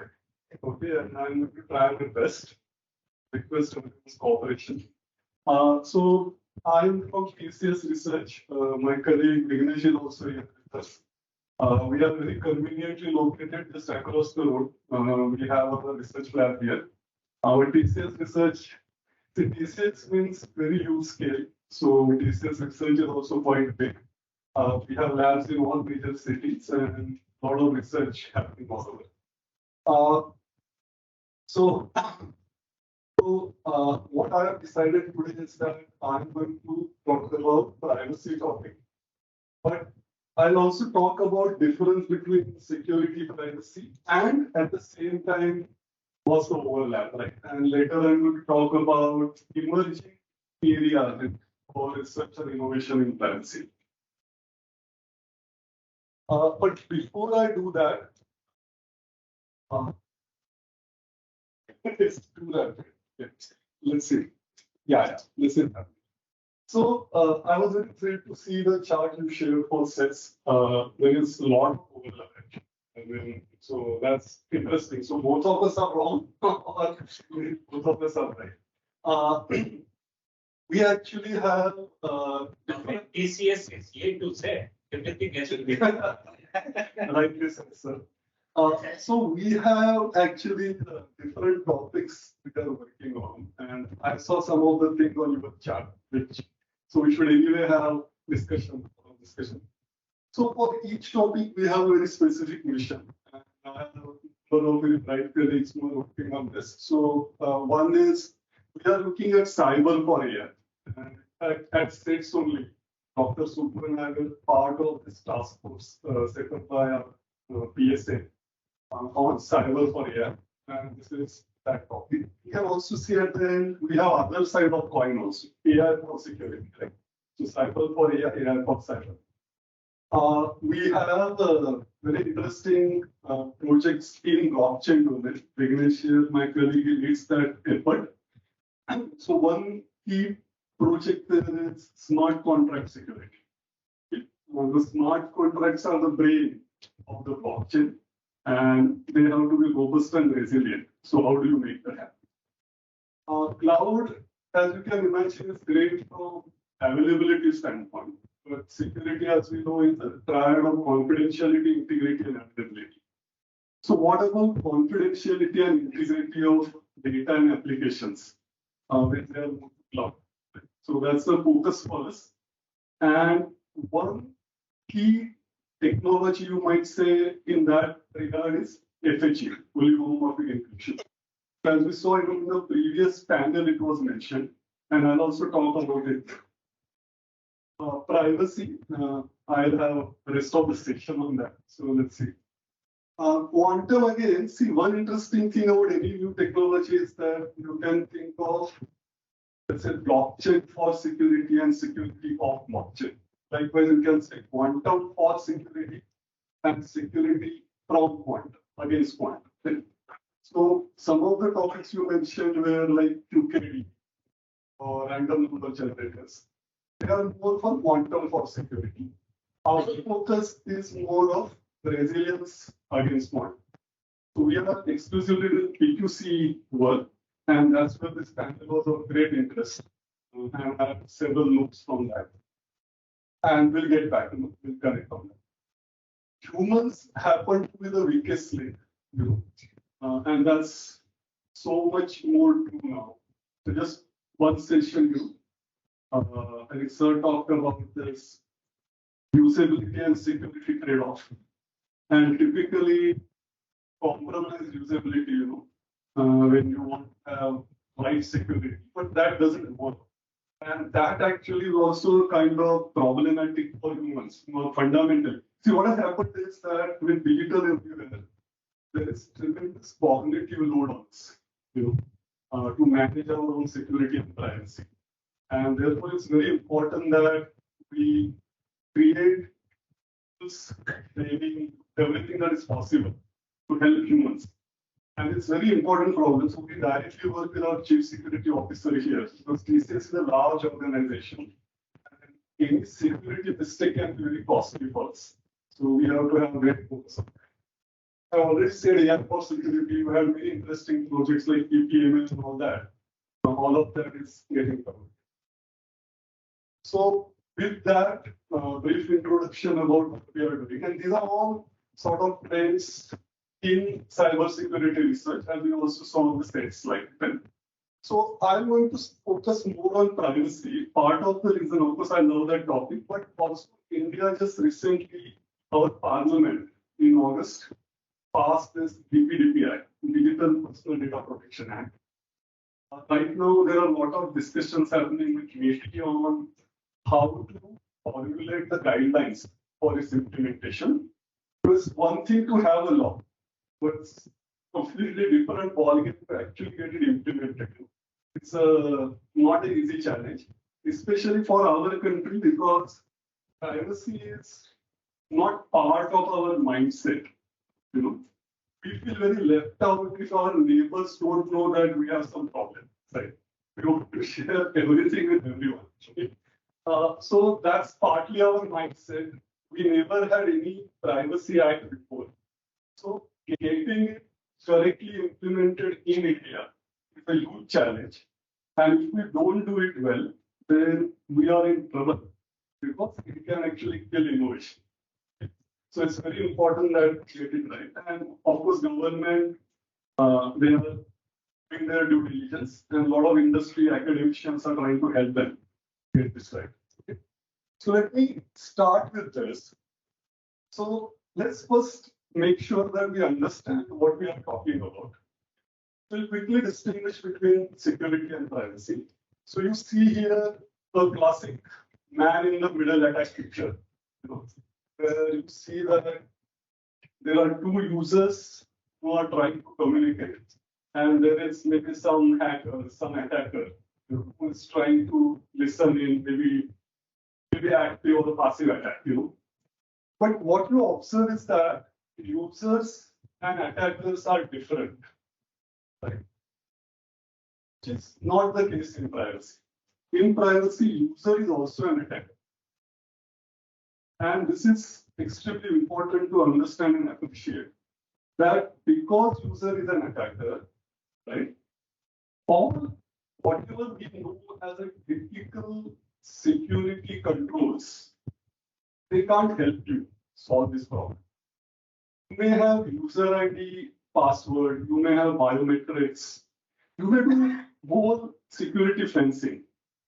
But at the end, what you consider is a good guy is going to have access to your data, access to your system, right? Because they are authorized users. Privacy problem begins from that point. Basically, once they have access, what they do with that access, what they do with the data that they have access to, decides whether it's right from privacy point of view or wrong from privacy point of view. Right? So the simple example is, let's say that your bank manager has access to, let's say, a lot of your data and your transactions and all that. Now, he or she may use it to give you correct service, better products. Or he may actually use it to sort of to identity fraud. You know, if they use that information to keep you on internet somewhere and do some frauds, and they will get traced back to you. All kinds of bad things can happen. So please appreciate this, that privacy means user is also an attacker, and therefore you appreciate that you may have world-class security. It is not going to solve your privacy problem. It is actually a necessary thing, but not sufficient thing. We all are mathematics background people, right? We understand necessary and sufficient. It is not sufficient. It's fundamentally important, therefore, to do something different to solve this problem. Okay. So if you are no question, like this is okay, so let's move on. So what happens now with this? Because user is attacker, you essentially have to decide what data one should share with such a user. If you share all data as is, then there is a huge risk of privacy harm, right? Because you have no control now. User, you are, say, Ram what to say, right? You are the user process. And whatever user can do, you are like at his mercy. So, but you can take an extreme stand. You can say that I won't share any data, right? But that's also not going to, because the data is to be shared for certain tasks.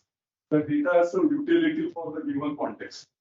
If you don't share anything, that utility won't be served, right? So there is this classic trade-off now between utility and privacy, right? And therefore, it's a difficult question to answer now. What data is to be shared, right? And remember that there is no one-shot single answer to this. It is very contextual. Depending on the context, this decision has to be made. And you may still have not made the perfect decision.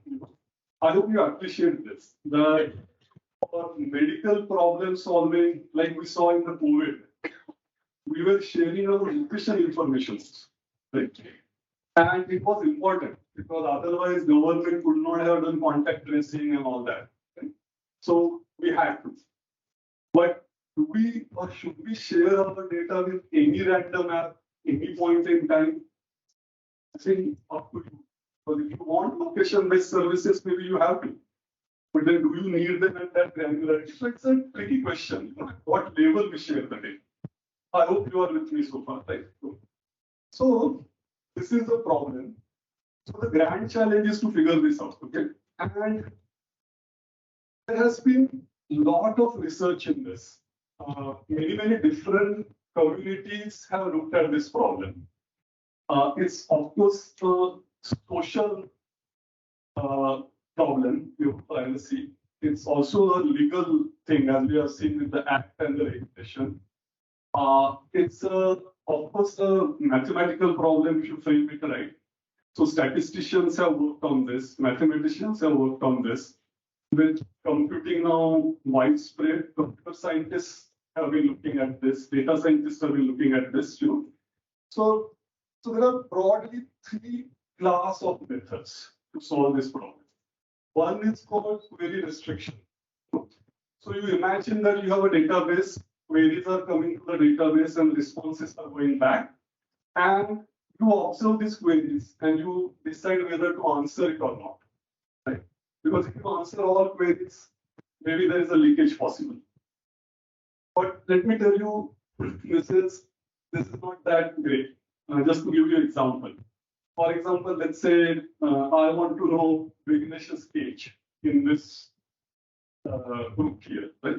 So I would ask two queries. One query I'll ask what is the average age of people here without Vignesh, and then average age of people with Vignesh. And then I can do some simple formula and find it out. So you are never sure, what is a query that you should not answer, or what is a query that you can confidently answer without any leakage. This problem doesn't work like that. The other classic method is answer dishonestly. So when you send response back, you add some noise to it. And you expect that this noise will kind of mask the correct answer. And this is what we do in some forms on the internet, right? That when they ask you age, they don't ask you exact age. They say that are you in 21, 25, 25, 30. They give you range and you answer in that range, and which is good enough for that. Right? So this is one way of doing it. And I hope many of you have heard about differential privacy, became very popular in last decade. Broadly, it's this class of method. It adds calibrated noise, and there are some very neat mathematical way of arguing that it is safe under certain conditions. But again, remember, there is no silver bullet solution. It will only work for specific things. Okay, so don't think that differential privacy has solved this problem. Even the inventors will agree that this hasn't. The other way of doing this is, rather than adding noise to the response, you add noise to the data itself, and then you respond to those queries. Okay. So previous thing was data was sacrosanct. Responses you were making noisy. The next method is to modify the data somehow, and make it little noisy. But now the responses are whatever they are. Don't further add noise to them. And this is what very famous k-anonymity method is, where they massage the data. Again, it works in some contexts. It does not work in many other contexts. None of them have solved this problem very satisfactorily or completely. Sometimes a combination may also work, but again, it's still not as much of a science as maybe a crypto is. This is still a bit of art. Okay, so let's appreciate that. So, as I have said, that this problem is still open. There is actually several decades of research on this. A lot of very interesting ideas are out there, like powerful ideas, but still problem is tricky. It is not satisfactorily solved in complete sense. And the other part of this challenge is we talked about utility versus privacy, right? So privacy is more of an individual problem. Utility is what organizations are interested in. Right? They are not interested in your privacy. They want to do whatever they can do with the data. Right? No organization in the world, honestly, is actually interested in your privacy. They are more interested in making sure that they have everything on you so that they can exploit, for their business advantage. Okay? So it's a very unfair sort of duel here, right?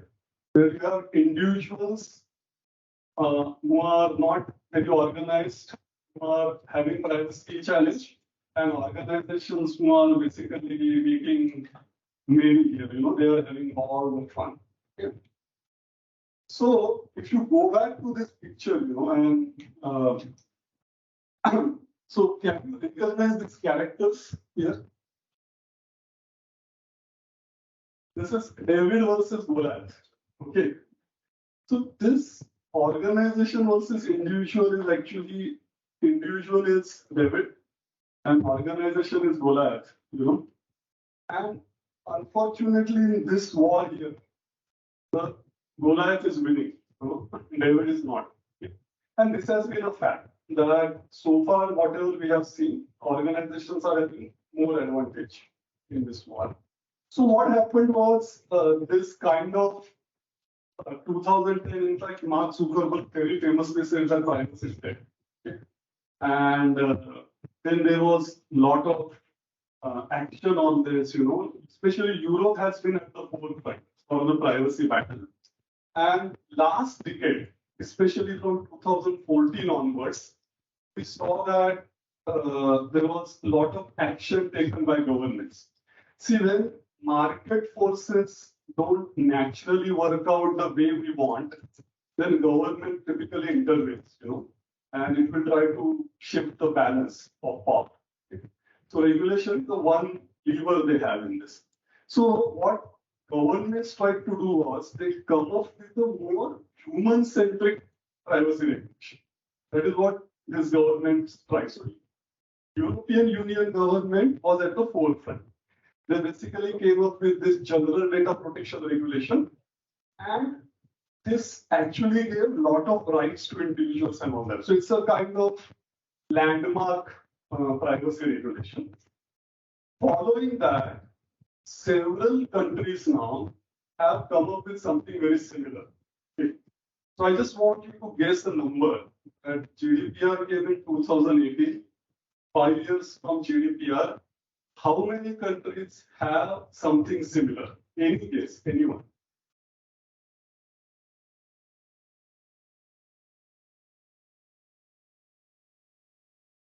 And so, Okay, your order of magnitude lower. If I quote some sources, I think it's 195. It's very large, almost every country. Okay. Part of the reason was EU said that there is something called GDPR adequacy. So if you don't have something matching us adequate to GDPR, you probably can't do business with it. Some such thing. That probably triggered it. But India also has it now, right? We have our own DPDP Act. That is the latest thing. Our act actually started with more on the GDPR lines, but then they realized that it's too much to expect from our kind of very large scale size country, with no prior privacy implementation. So they have diluted it a bit. Okay. I'm confident that government will keep raising the bar, as we go forward. Yeah, and that's, I think, a very right thing. So this is a thing. Now what has happened is, you can see some numbers here. The penalty is very high.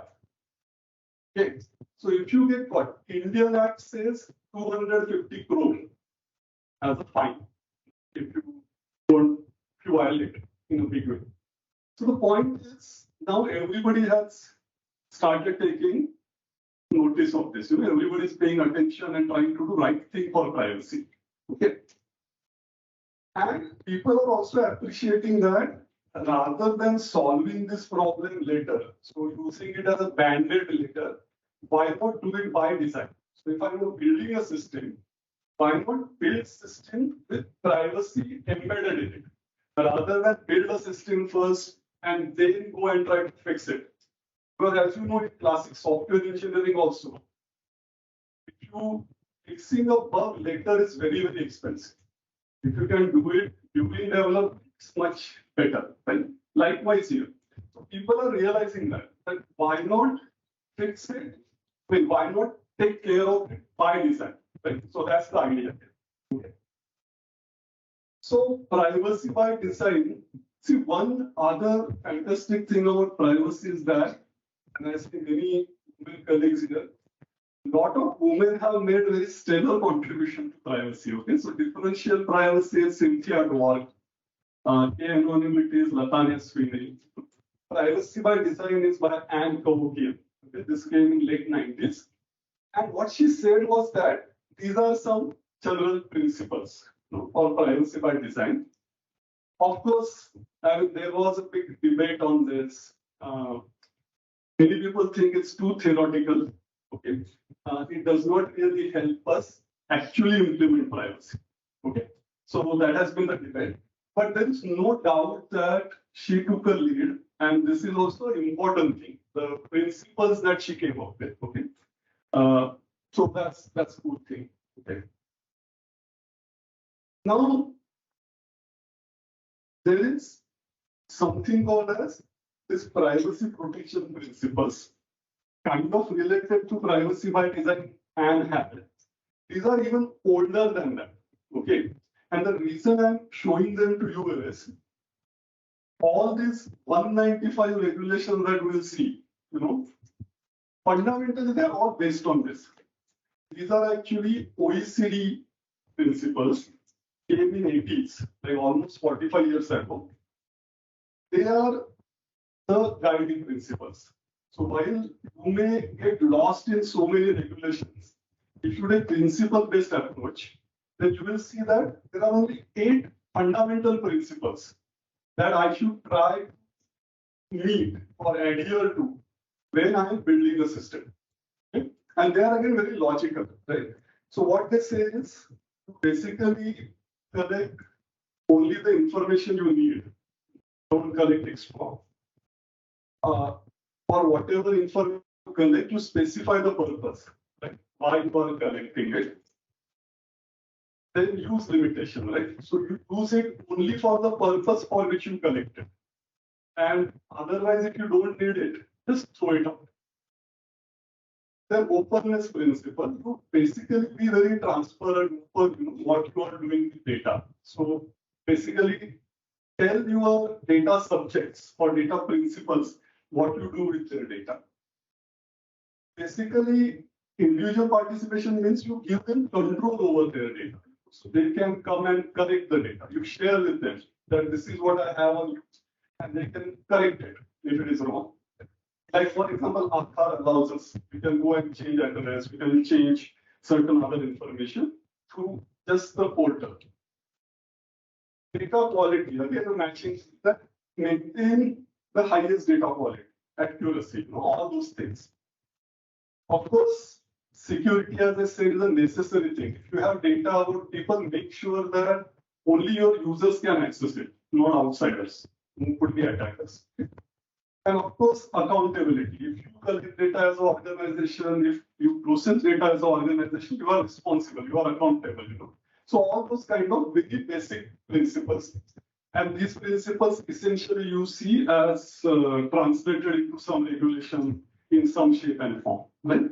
The reason I'm sharing this is because this is, in my opinion, a more correct picture or correct way of trying to understand privacy or build solutions for privacy. That you try to see you need maximum of these principles when you are building your system. Okay. That's why I thought I'll share with you. So, as I said, that now we have so many acts, there is general sort of unease in people about their data use and all that. And organizations also have pressure now to implement privacy solution, make sure privacy goal is met. You want to basically engineer privacy. You want to make sure that your systems and processes, they actually are sort of meeting privacy expectations of individuals or the respective regulatory authority, whatever. So this is a discipline called as privacy engineering. And it is very important. And maybe at this point, as we are involved in consultation to media and all, we are seeing that government needs more ideas on this. Because our government is trying to see what is the best way we can create these guidelines for a number of all these organizations, companies we have in our country, so that they can implement DPDP Act in a proper way. So this is a very important field. Okay, to look at. There is obviously a standard also now, okay, regarding this. So there is a lot of activity, and I see a small group of people really working on this very actively. Now, I want to talk about this very important thing, which actually links us back to some of the previous security discussion we had, right? Is how to engineer this, right? And this is a very interesting paper. I've already shared my presentation with all of you. Sorry, with the SETS team. This is again, you can see Sarah and Lloyd, two ladies, women researchers. They actually in 2009, they basically came up with this distinction of how to engineer privacy. And they basically talked about two things. So let me just show you that. There are two ways to do this. One is privacy by policy, and the other is privacy by architecture. Privacy by policy says that I'll build system in a very traditional way, but I will overlay on top whatever rules I need to implement, comply with the policy. That is privacy by policy. Okay? So I may still build my usual, let's say, help-based system or some processing system, and then if someone says that by policy this kind of data cannot be processed, I will block it as a layer on top. Okay, I'm not fundamentally doing anything to the system design per se. Privacy by architecture is actually taking a very different, and I think, in my opinion, again, it is the right way to think about privacy. Privacy by notice is policy is necessary anyway, and we should do it, but it is not sufficient. Privacy by architecture says that when I'm conceiving the whole system architecture, when I'm building whole solution, I will try to meet those principles. Then I'll try to limit collection, use of data, I'll try to make sure only for the purpose intended processing can happen and all. Okay. So privacy by architecture, if you do it right, you don't have to worry about any compliance per se. You simply are compliant by definition. You have just made sure that it is done properly and you are only doing the right kind of processing. Okay. So again, I will not go in this detail, but you can see that if you look at the levels here, this is kind of highest level, privacy by architecture. Because you fundamentally have not collected any data which is not required. You are not processing it at all and all that. Right? It will become more clear when I give you examples of it. Okay? So let's give this. It brings me to some work we are doing in our lab. And I'll use some of those examples to talk about how this privacy by architecture can be done. Okay. So let me just show you first what we have done for, I talked about those different control methods, right? Query restriction, input perturbation, output perturbation. So we have done a lot of work. This work started long back, around same time when SETS was formed. So it has a 2-decade long history. And we also have commercial TCS products, built on that. Essentially, these are trying to do differential privacy, k-anonymity, data masking, just to make sure that if data needs to be protected, one of these techniques can protect it. There is that basic thing. It's privacy by policy in some sense. Policy says that certain data should not be processed, certain data should be protected, all that. This takes care of it. As I said, it's a bit of art, which technique to use and all that. And this is something we have modified here. Okay, so this is that. Next is consent management. Again, privacy by policy. That you have to specify a purpose, collect a consent, and do whatever is required. But we observed and we implemented this. This is again a commercial TCS solution, widely implemented. Now it is getting a lot of attention with this DPDP Act in India. Again, one interesting problem we observed was the problem of consent fatigue. So I don't know how many of you noticed this, that LinkedIn, for example, you actually go and try to give all different consents. I think there are something like 70 different questions that you need to answer. This is just one service. Okay, you can imagine whole heap of internet-based web-based services you are availing. It will be a nightmare. So one consent fatigue problem was there, for which we tried to build a recommender system. So it understands your history, profile, your persona in some sense, and it tries to recommend consent. So you automatically click on that and things like that. India, I think there was a discussion about some novel things India has done in the panel. I think one very interesting thing, and I highly recommend everyone should read it.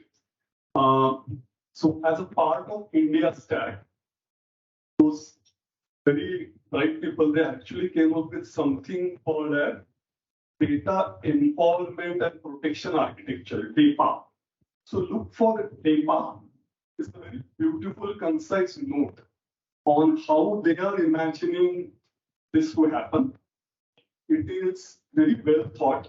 They basically have realized that with our kind of population, people will not be able to give consent.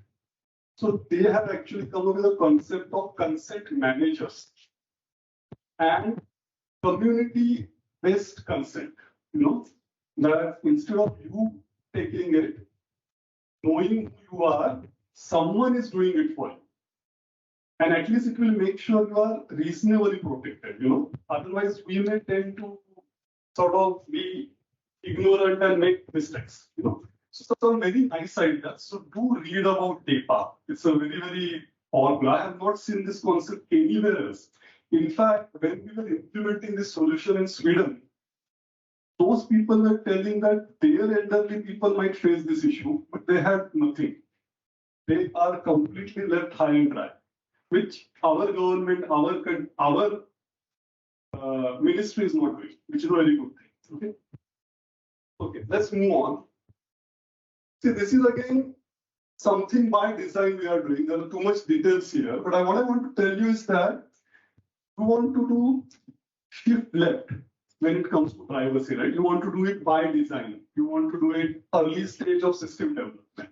Just one example is, this does not use crypto, by the way. But for example, we have colleagues who have used static program analysis, analyze the code, and identify data leakage points in the code, and give that as a feedback to the developer so they can go and fix it. So you think this is a way better? You can do it at the development stage itself. It's a very powerful technology, again, very novel. Or other colleagues were interested in seeing that how well people understand privacy policies. Most of us don't read anything, right? I mean, imagine the mobile app you are installing. You go through that document at all? No, you just say okay and go ahead, right? So what they did was they took privacy policies. I've shown you a picture for Amazon and Netflix here, and they converted them into short videos. And then they did a lab test. So one group was given text policy, other group was given the video policy, and then they were asked to respond to some questionnaire. How well they understood the policy. You can imagine that people who saw short video, they did fantastically well.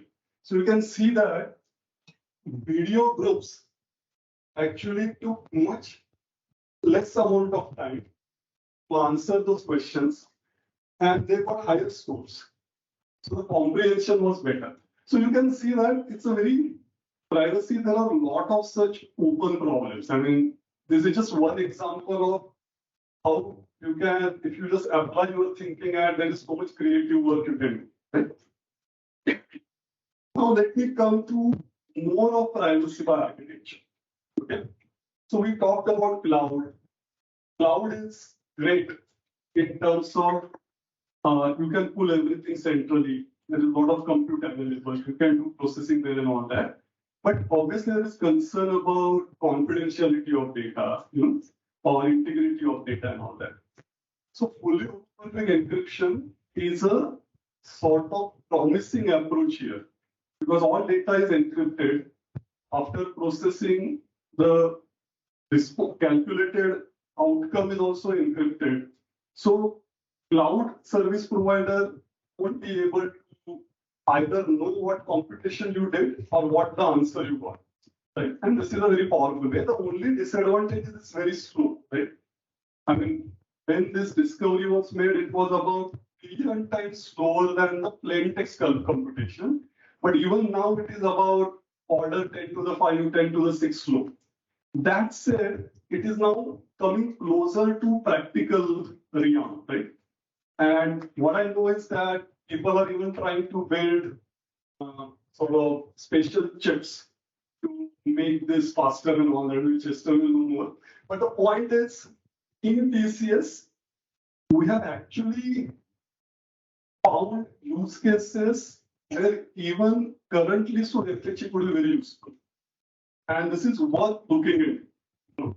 With some engineering hacks right now, you don't have to do entire computation in that fashion, maybe just the critical part, right?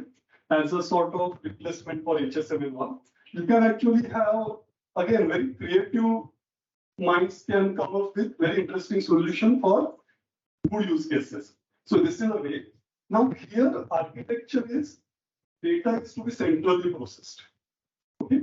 And you don't want to divulge it to anyone. That's the architecture. Now there is another architecture, right? Which is cool. This is the federated learning approach. I don't want to put data in one central place. I will leave data wherever those nodes are. And still, collectively, I want to learn something. Okay? That's where federated learning is becoming a very powerful paradigm. And initially, I used to think that this is very useful only when these different nodes represent different companies. They can't share data with each other, but they collaboratively want to learn something. What we are realizing now is, after talking to our customers, this is very important even for an individual company itself. Because what's happening is that because of lot of restriction on data flows, TCS Europe cannot send data to TCS India. With our app, maybe TCS India cannot send certain data to, say, TCS Australia, whatever, So global organizations, even for them to internally do some computation, right, on all their employee data, they may not be able to share it to some central entity. Even there, this kind of concept is becoming very popular. Okay? So intra-company or inter-company, both set up this as a powerful idea. So here you can see it's a distributed architecture. But the advantage is I'm not collecting data or pulling it in one location. So this is very, very important, right? So this is another example of privacy by architecture, and you can see the usefulness for IoT come AI come cloud combination or edge computing combination, very powerful. So that was my kind of last example. I think this is just summary. Basically, remember that privacy is a different animal compared to security. It's more complex because user could be also attacker. And you have to find balance between utility and privacy. That's the goal. Still a quite unsolved problem. And it's still quite an unsolved problem. And there is big scope. Privacy engineering actually making sure that you can actually realize it in practice in a large scale enterprise. And that's a big wide open area. Okay? So I'll be happy to take any questions, any suggestions you have. Thank you.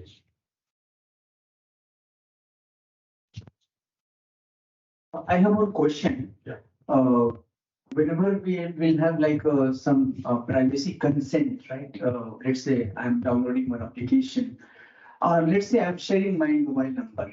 So consent is there like I'm taking a consent, I'm sharing, but how I can make sure that phone number is not shared to any others?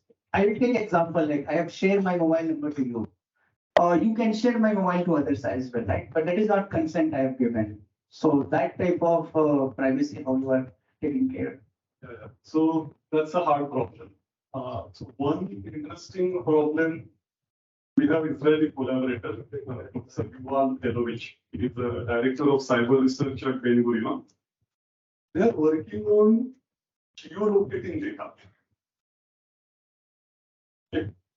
Even organizations, I talked about this whole consent management. I need to know what data I have. Data discovery is a big problem. Where all that data is, So it's a anyway complex organization themselves, and this is no malice here. They just simply have no idea. That's how widely those things get built. Okay. So what you say is true. That so the idea here, this Israeli team is trying is they are using the GPS app. Set vary from different locations in the world, and based on the timings, try to guess potentially where the data might be, if data is at all there. There is one way of looking at what data you have and where you have. The other thing I was saying, the common trick is give something unique in the survey or in case when people ask this. For example, I want to know whether survey is leaking data or not. I'll create an email ID that I have not shared with anyone. And only this entity I am giving this email ID.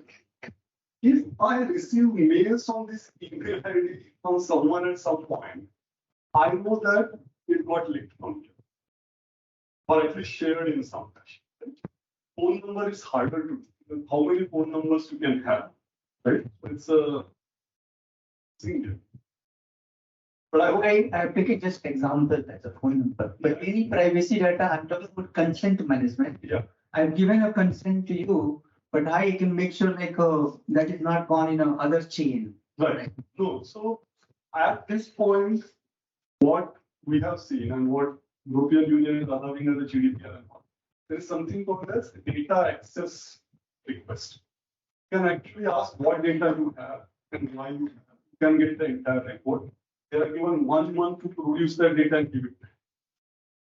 Okay. But even then, it's not completely telling you honestly if they have done it. Then you have to rely on the audits and whatever happened by regulatory authority. Hopefully, they will reveal it. At this point, there is no satisfactory answer to this. We are not there yet. But in this case, it is the data law that comes into the picture. Yes. For example, the metadata, Yeah. I cannot keep it encrypted. I have to give the metadata as it is.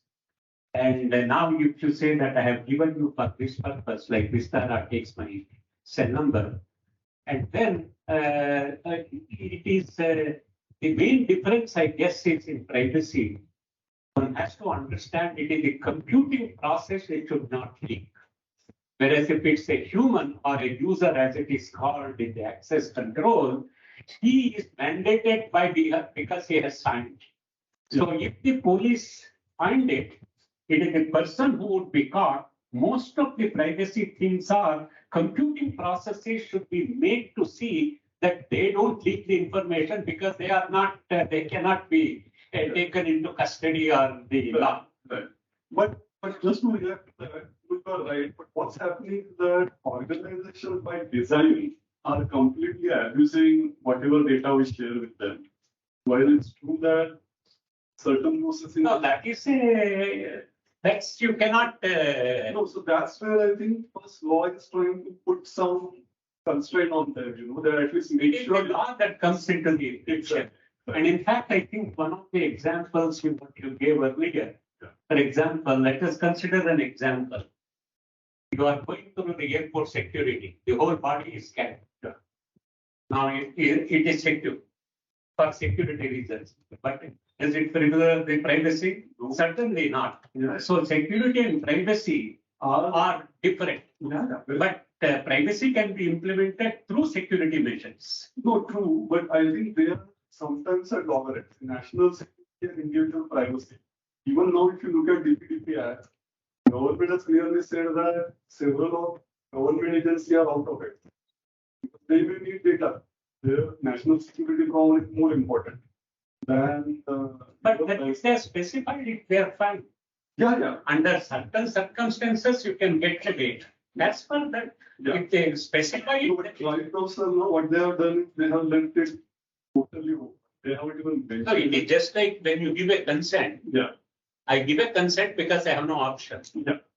If I want to kick in, if I don't say yes, so I could say you had yourself. No, That's the property of the software. No, we are certain irresponsible people. So no, certain services for lawful processing. So banks definitely need certain information to be able to serve.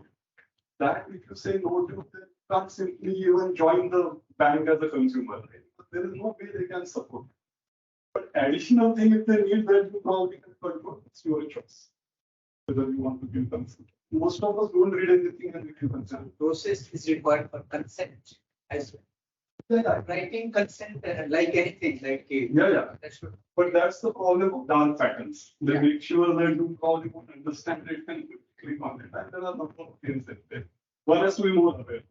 Because sometimes we are downloading calculator, but our location. There is no meaning of location. That of course you on website that they ask allow sharing. About generally these privacy measures are qualitative in nature or quantitative.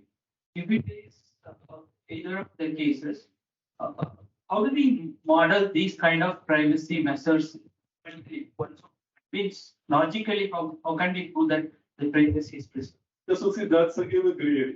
So in some sense they are quantitative. For example, K anonymity has this magical K. What is the right K is not known.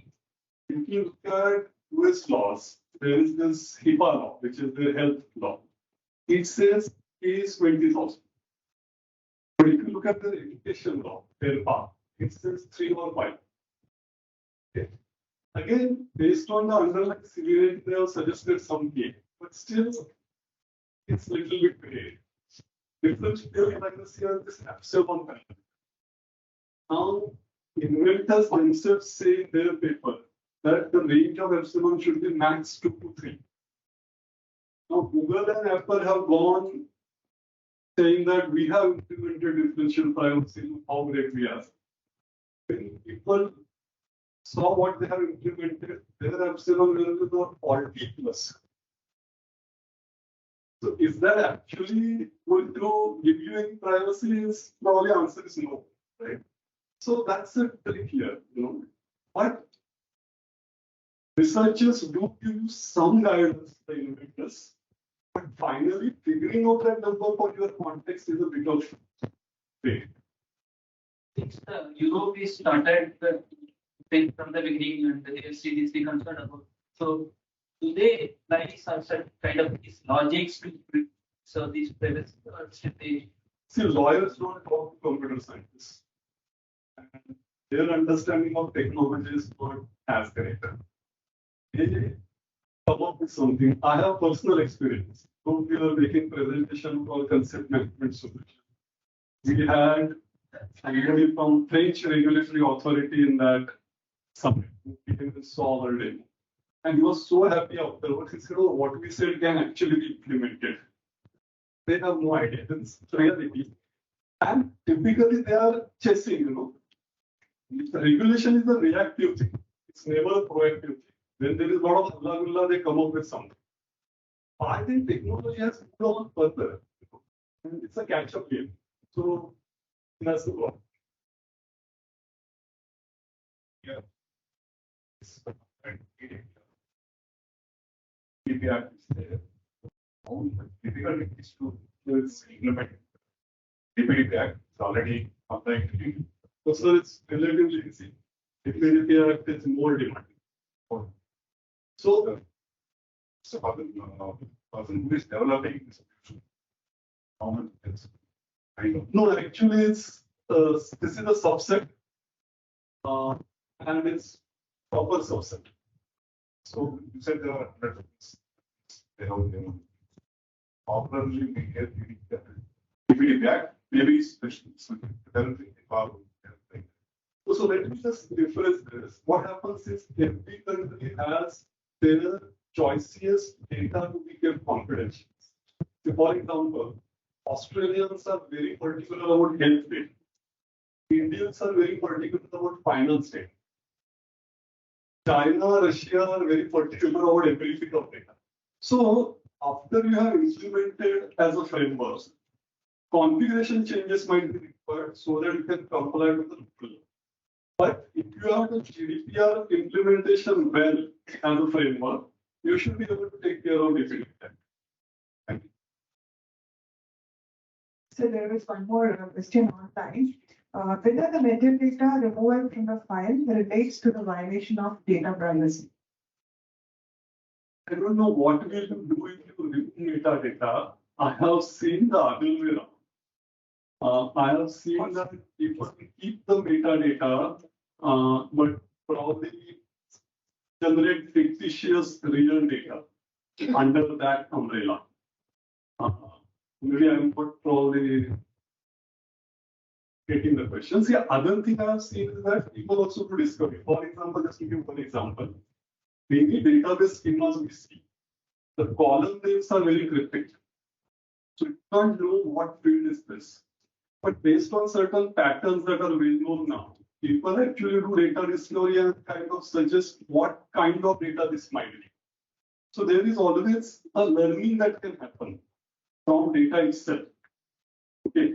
So if you just remove metadata, I don't know if you have always made sure that that information is not leakable. People can still learn from larger data that might be there. Yes. Okay. Thank you.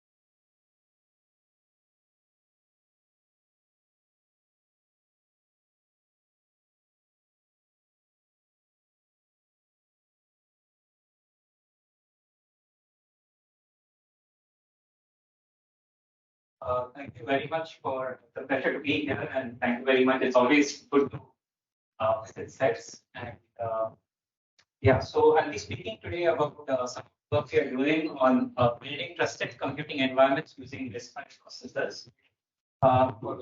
So we'll start with, so we're going back to security. We've heard a lot of privacy, but yeah. So we see a lot of data everywhere. Like you see data in mobile devices, in stock markets or financial plants, in cyber physical systems, IoT devices, and so on. And a bulk of this data is essentially critical. So we want to be able to protect this sensitive data. And this is a problem that has been around for a long time. And what we've been studying so far is that this data could be either on the network or in the computer, right? And within the computer, the data could be either the data can be either stored in something like the hard disk, or it can be in compute. That is, the data can be operated upon or within the processor, and so on. Right. So when you're looking at data, there are these various locations where the data can be present, and out of this, there's a lot of work that has been done in trying to protect data while it's on the network, and also while it is stored. For instance, you have disk encryption and so on, as well as protocols or security protocols when the data is on the network. Little is done when the data is in use, or data while computation. So this is what we're essentially going to look at in this particular talk. We're going to look at the aspect of data and how to secure data while it is in the compute during computation. So if you dig a little deeper and look at the compute stack, yeah. Yeah. So we have any computer that you look at, from a small IoT device to a high-end server. So there's the hardware. You have microprocessors, you have memory, you have multiple peripherals, and you have a software stack. You have various layers of software. A typical edge device or an embedded device would have an operating system and then an application. And when we talk about security, you'd also have some secure sensitive data, maybe passwords or secret keys or cryptographic keys, which is essentially typically stored in the application, right? Or at least this is an example that we are actually going to build on. Now, the idea is that we want this secret data to be usable by authorized users, while unauthorized users should not have access to this, right? So this is not very easily done, because what we do find is that there could be, for instance, bugs or threats in the application code. So these could happen due to vulnerabilities. And if there's a vulnerability, that vulnerability can be exploited, and the secret data could essentially leak out through the network to your unauthorized party, right? So where do these vulnerabilities come from?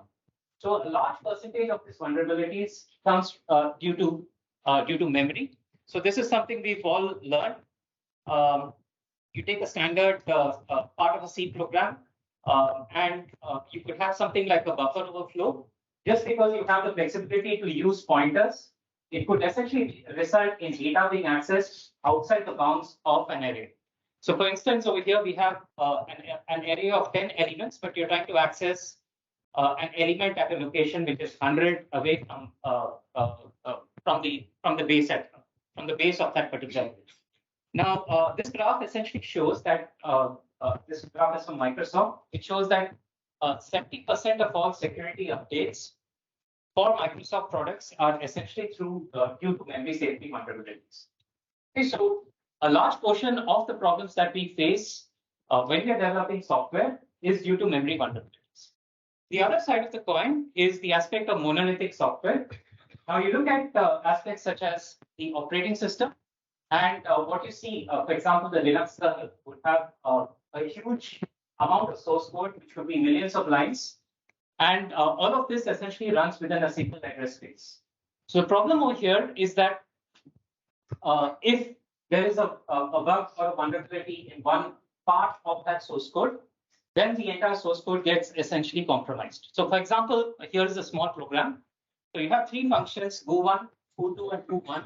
and Q1 has a secret, while Q1 essentially has your buffer or your memory vulnerability. So this particular vulnerability, when you essentially look into the memory, so you have the data corresponding to each of these functions, the code as well corresponding to each of the functions, but your vulnerability is present in the function called Q1, which is over here, but it can be exploited, and due to the monolithic structure of this particular program, your entire program gets essentially compromised, and your secret is essentially lost, right? And there are loads of examples for such an impact of monolithic software. One of the famous ones was this Mirai malware in 2012, where a flaw in a weak password in the telnet protocol essentially resulted in the compromise of entire devices, right? So it was just one flaw and your entire device gets compromised. Okay. So going down a little bit more, when we look at operating systems, or for that matter, any system for software or third-party products, you could have backdoors which are intentionally present, or vulnerabilities, especially when you're looking at OS with a large code base. It's quite possible that there are a large number of vulnerabilities that are found. Each of these vulnerabilities could result in an exploit. Now, the fact that when you're looking at system software like the operating system, even one of these vulnerabilities means that your entire system is essentially compromised, right? The problem that we face over here is that something like the OS runs in a privileged mode, right? And therefore is capable of accessing or has access to every memory byte of every process, right? Or in every application that is executing. So moving down into the hardware. So we are looking now at hardware devices, and what we've learned so far is that while a device is computing, it tends to essentially leak information through side channels like the power consumption or the electromagnetic radiation of the device. And if an attacker is able to capture this side channel leakage, maybe through something like an oscilloscope, then it would be quite trivial to essentially leak out secret information of data that is essentially being operated upon by the application. Right. So here is an example. This is a very primitive side channel attack on a cryptographic cipher like the RSA, where just by looking at the power consumed by the device while it is performing an RSA decryption, one can infer various key bits like zeros and one just by the shape of or the dynamic power that essentially is consumed. Right. So what we've essentially seen is a problem that arises in the hardware. Another problem that can arise in the hardware is the aspect of bus probing. This is more of a problem in embedded devices where an attacker could have access to a particular device. He can then probe at various locations in the device and just read out the contents of whatever is being transmitted between, say, the microprocessor and memory. Right, and if you store secret information like a key or a password in the memory, while it is being transferred from memory to CPU, it can essentially be read out. Right, so this is often called as the bus probing types of attacks, and it typically requires quite sophisticated instruments to perform. So what we've seen is when you're trying to look at the threats, especially on devices like embedded devices, the threats can arise from software due to vulnerabilities, operating systems due to things like backdoors, or due to the large monolithic design of this system software. It could essentially also be present due to side channels as well as due to bus probing. Right. So what we're essentially going to look at is some of the efforts we've been doing for the past maybe 7 to 8 years on redesigning or rethinking the way processors and systems are built to essentially obtain a much more secure computing system, right? And what we're going to follow is a bottom-up approach where we assume that we have control of the hardware, and we can incorporate features within the hardware itself to enhance the security of the device. So one thing that essentially works in our favor is the RISC-V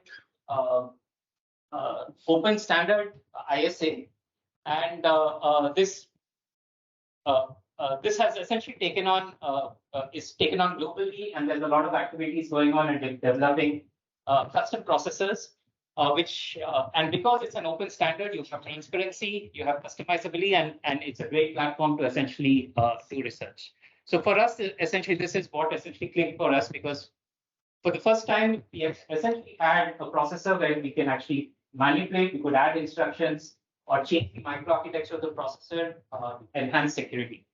Right, so there have been a lot of RISC-V processors that have been developed. India too, as all of you know, there is the Vega processor from CDAC and Shakti from the IIT Madras. So all of our work is on the Shakti processor, though it can be adapted for any of the other processors as well. So, so what we're going to do in this talk is look at a few aspects, two aspects in particular. We're going to look at the addressing the vulnerabilities in applications, specifically due to the memory vulnerabilities and due to monolithic software, as well as to look at the aspect of side channels. Right, so you have a microprocessor, and how do you essentially protect it against side channel attacks, or how do you design a microprocessor which is immune to side channel attacks? Right, so the first thing, right, so tackling application level threats. What we've been working on is this aspect of compartments.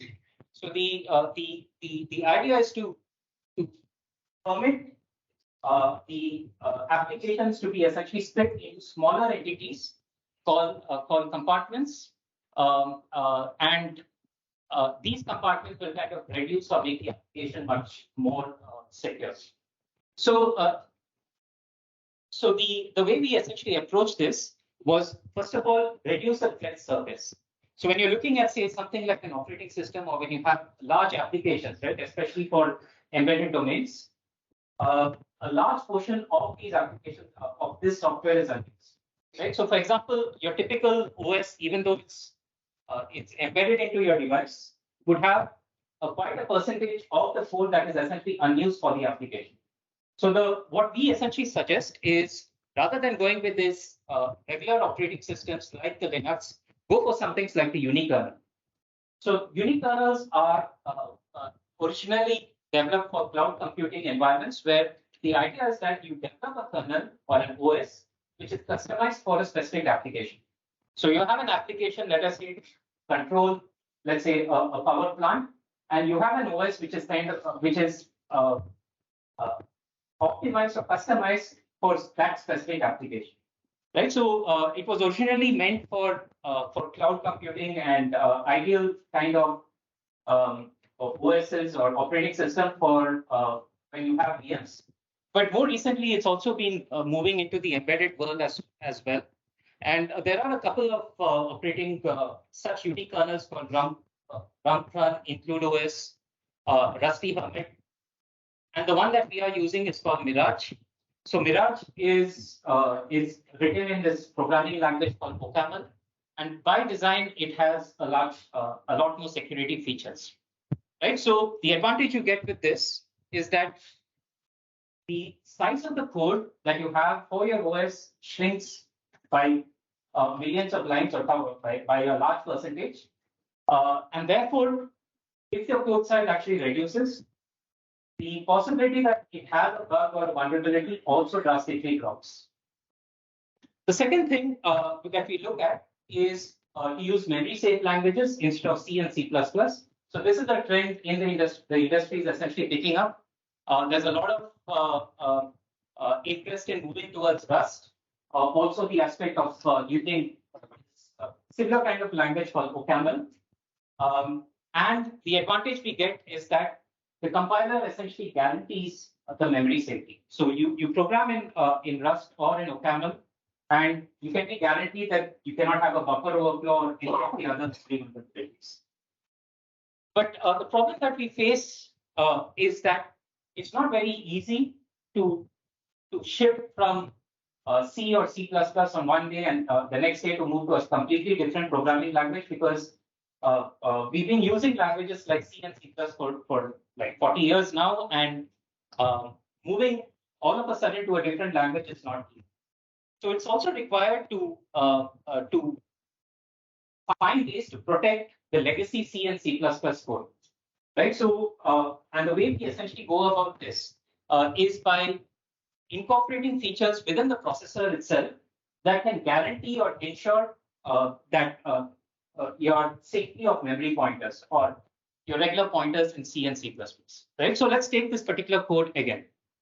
So what we've seen over here is that we have an array, an integer array, a pointer to that particular array, and that access much beyond the bound of that array, right? So what we essentially achieve is that we essentially compile this code to add on some metadata to the pointers, which kind of defines what the capabilities of the pointer is.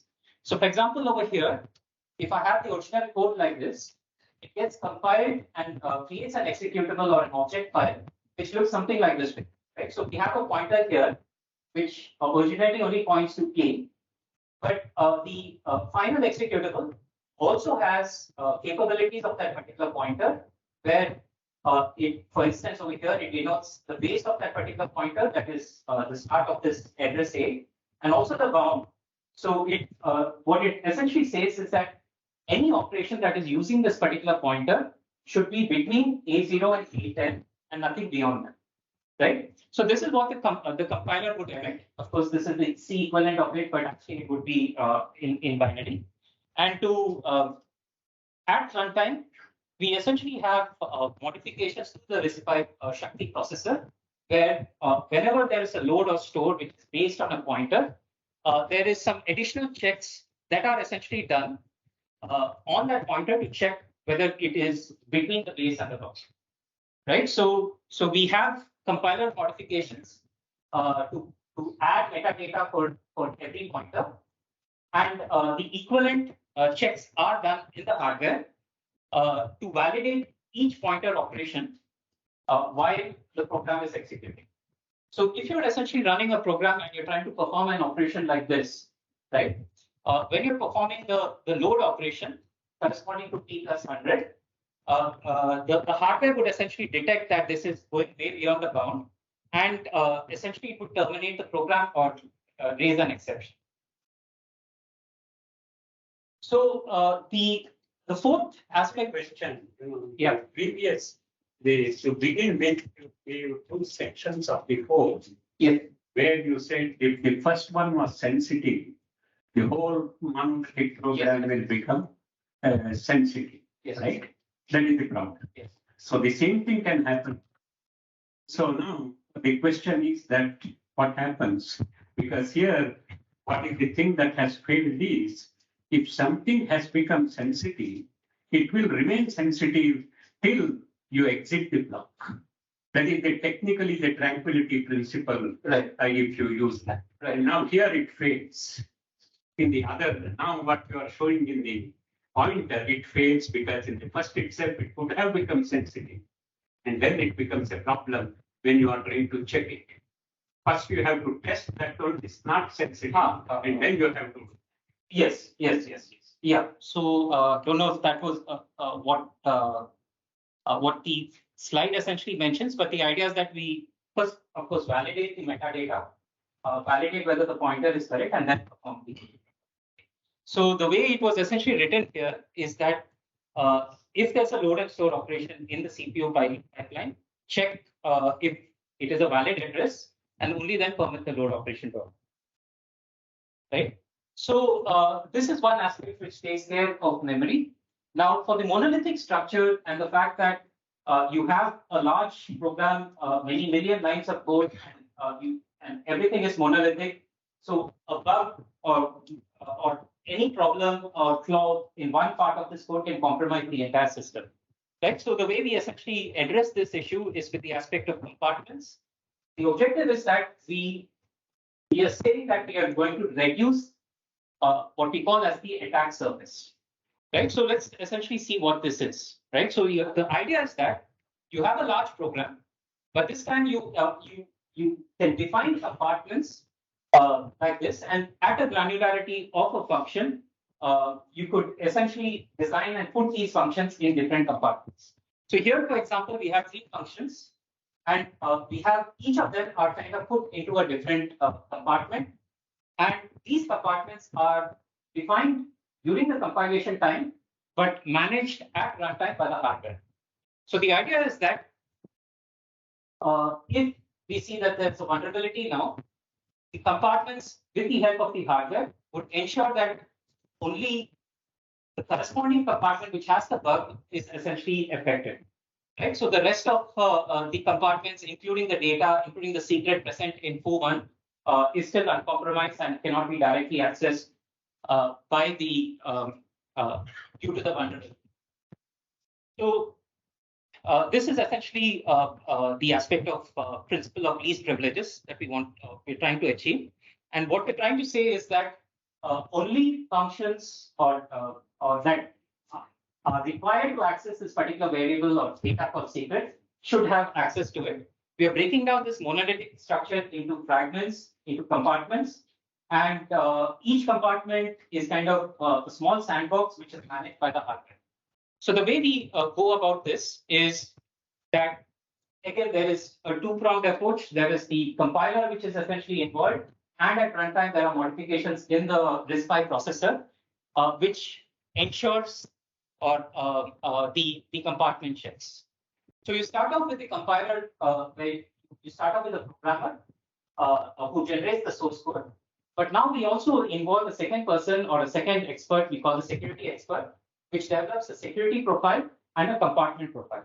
So the idea here is that when you're developing an application with compartments for this solution, you develop your source code, you implement it as usual using a language like C or C++ or Rust or OCaml. And you also have policies defined in your compartment profile and your security profile. Right? So your compartment profile looks something like this. It defines various compartments. So here is an example of having 3 compartments. We support 256. And it essentially tells you policies about how one compartment can access another compartment. Right? Your security profile, on the other hand, tries to allocate functions to various compartments. So I could allocate, for example, foo1 to compartment 2, foo2 to compartment 1, foo1 to compartment 0. Right? So what we're trying to do here is define compartment policies. Define compartment policies, and then split your program or partition your program based on these various compartments. Yeah. So It will like the access control. It is the access. So you have an undecidable problem. So yeah, so we have an access control. It is the access control done at runtime by the processor. So you have an undecidable problem. Yeah, all the problems with access control are also here. Although I must also highlight here that access control or the access matrix that we have done is just as a proof of concept. It can be changed to anything like a flow control and stuff. It does not have an information flow. It doesn't have as It does not have. It doesn't have. That's another problem. That's another problem. Yeah. So the output of the compiler is your regular binary, your executable, but it also has embeddings of various security policies or security aspects. We'll get to what it is. And also it has the compiler also emits a second output known as the compartment details, which eventually is going to be stored in your hardware. So aspects such as the access matrix and how compartments can talk to each other and what compartment can read or write or execute as another compartment is all stored within the hardware in this block called the CPU. Just one question. Yeah. Going back there, go back to those the metrics you had on this one. So is this pre-decided? Yes. So it is pre-decided at the time of programming, like prior to compilation. But the expert kind of knows what types of cells you need here. Yes. So again, there's no straightforward solution for this. It would be based on like problems that Sir has also mentioned. But based on that, it could also have performance penalties based on how you essentially design this. If you go for highly granular, then you end up with higher performance and so on. The only solution is label. Yeah. Label the data and guard it. There's no other solution. Yeah. So what the idea that we essentially have over here is that programmers are only bothered with the implementation, and I believe that's the way it should go. You require experts in security. I'm also trying to keep my job here, who can essentially just bother about the security aspects of the program. Right? If you mix up the two, that a programmer has to also look at implementation and bother about the security, you're going to essentially have a lot of problems that way. So this being said, though we've not yet implemented it, there are some like primitive or initial tools which can perform this compartmentalization for a particular source code. Right? So this is more of an automation. Okay, so the way it works, right? So what is essentially this particular binary? So this binary has here is just some assembly output. So what we do is at the start of every function, we introduce this new instruction called check cap. So when you compile your program and it emits your binary, the start of every function has to have this instruction called check cap. Now at runtime, since we can modify the processor, every branch, jump, or call, any instruction that can change the program counter or change the sequential behavior of the program, for example, let's take a call instruction, right? So if there's a call instruction, we need to ensure, or the hardware ensures, that the target of the call instruction has to be a check cap instruction, right? So what this means is that I cannot have a call or a branch somewhere in the middle of a function. If I have a call, it has to end up at the start of the check cap. What the check cap actually does is perform a trap if there's a change in the compartment.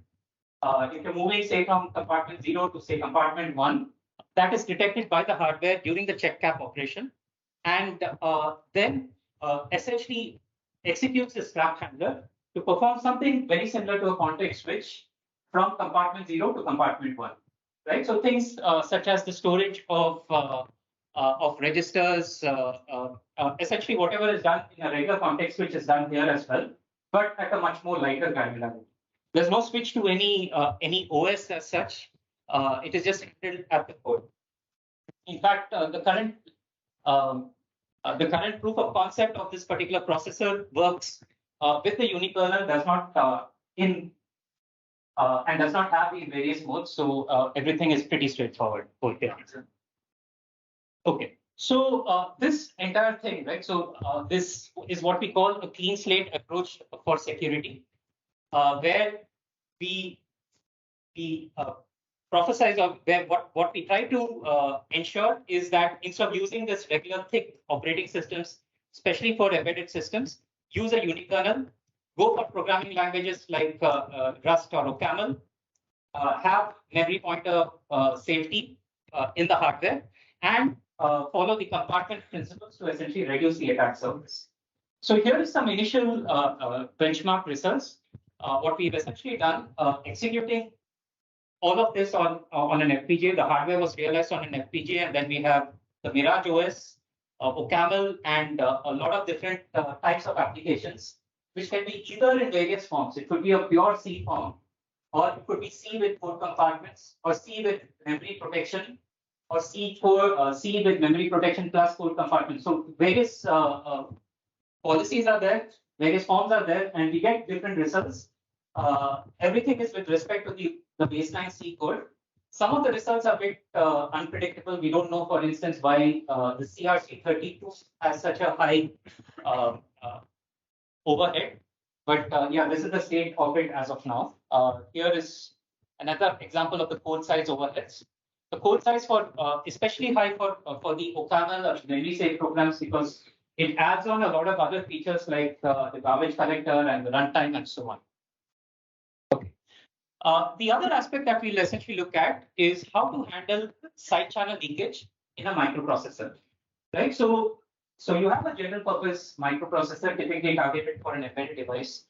And like we've seen before, if you run something like an RSA decryption on this, you should and monitor the power consumed or the EM radiation from the device. You should be able to read out the secret key just by looking at the power pins, right? So how do we essentially handle this? So the first things first, what we did was develop this particular tool. This is an offline tool which essentially worked at the Verilog level. What it did was essentially perform a behavioral simulation, and then it performed a pattern extraction and a correlation analysis. And the idea is that at the end of this particular tool, given the Verilog of the processor, it could pinpoint locations within the processor which were susceptible to side channel leakage. So, for example, when I run AES on the processor, on the Shakti processor, perform the simulation, perform all of this, I can analyze each and every wire of the present in the processor to identify which parts of the processor is leaking. Right. So here's a flow plan of the processor, and the color essentially tells you the components or the modules within the processor which is leaking. Right. So red, for instance, means that there is a high amount of side channel leakage. And of course, green and blue indicate zero or no side channel leakage from the processor. Right, and this was essentially obtained while the processor is executing the AES code. Now, for those of you who have worked with AES, you know that there is no floating point units. There's no floating point operations in AES. There's no not much of a branch operation as well. But yet we see that the floating point unit is marked in red. Similarly, we also see that the BPU, the branch prediction unit, is also marked in red, which shows that there is a high amount of leakage coming up from floating point unit. Now, when we seen this, we thought there was something wrong with the way we are doing it, or something wrong with the way we are implemented or this in our thing. But on deeper understanding, we essentially found that the cause for this was the way the EDA tools was compiling into Verilog, right? So, for example, in the before going over there, the entire Shakti is written in this high-level language known as BlueSpec, which is then compiled to Verilog. So, in BlueSpec, this is what we have essentially expected for the ALU. So, you have a register file, and operands are essentially read from the register file, and based on the operation, based on the particular operation, it either goes to the ALU, the multiply divide unit, or the floating point unit. Right. So within each of these units, you have a register.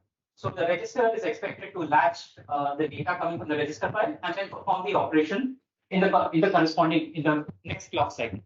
Right. So this is what we have programmed in BlueSpec for the ALU. But what the BlueSpec compiler essentially generated was something different. Right. So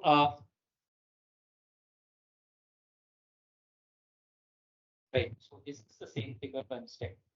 Yeah. So I think I've not updated this figure, but what the BlueSpec compiler did was try to optimize the pipelines, and it found that optimizing the pipelines was best when the registers were essentially moved above the multiplexer. So in this case, all the registers of all the different parts of the execution unit was essentially moved before the multiplexer. Now, in terms of functionality, this does not essentially have much of an impact. But when you look at side channel leakage, it essentially meant that any data you read from the register file is going to and getting latched into all the units present in the execution unit. It gets latched into the FPU, multiply, divide, as well as the ALU as well. So this way you essentially look at it. We found out that this is essentially the cause for the leakage, cost as to why the floating point unit was leaking when you actually have an integer program that was executed. The other aspect that we essentially seen that there were a lot of regions like the data cache, register file, line buffer, hit buffer, and so on, which are also showing a high amount of leakage. Now, what we essentially found out, right, or what we essentially tried to deduce is the fact that none of these modules, like the data cache, for instance, does not essentially modify the data. It's just transferring data from one location to another. It's only the execute unit which actually operates on the data where the value of the data is actually important. So considering this, looking at a block diagram of the processor, which is a 5-stage pipeline, what we did was incorporate obfuscation or essentially randomize the data as soon as it enters into the processor. So you have a RAM, off-chip RAM that is present. When this RAM essentially is used to fetch data into the processor, it gets masked, it gets randomized, and stored in the data cache. Now, when it is randomized, essentially it is kind of breaking the correlation between power consumption and the actual data that is stored. And therefore, the randomized data would not leak any information about the contents of the data, right? So you have the data which is now randomized and it's passing through the various stages of the processor, gets stored into the register file, right? And subsequently, when the register file an instruction such as an ALU instruction is obtained, it gets fetched in the randomized form, in the obfuscated form. And at this particular point, it is de-obfuscated, and then the execution is essentially performed. The results are obfuscated again and then stored back. So what we essentially get over here is that a large portion or large number of the modules within the processor have the leakage considerably reduced because of the obfuscation that is present. But you still have the execution unit and the buffers and the pipeline buffers just on either side of the execution unit, which is still going to leak, right? So once you do this, once you essentially perform these enhancements on the processor, obfuscated, you correct the code that was at the floating point unit and so on, what we do see is that the amount of side channel leakage has reduced drastically. Things like the floating point unit, the branch predictor unit, the leakage has disappeared.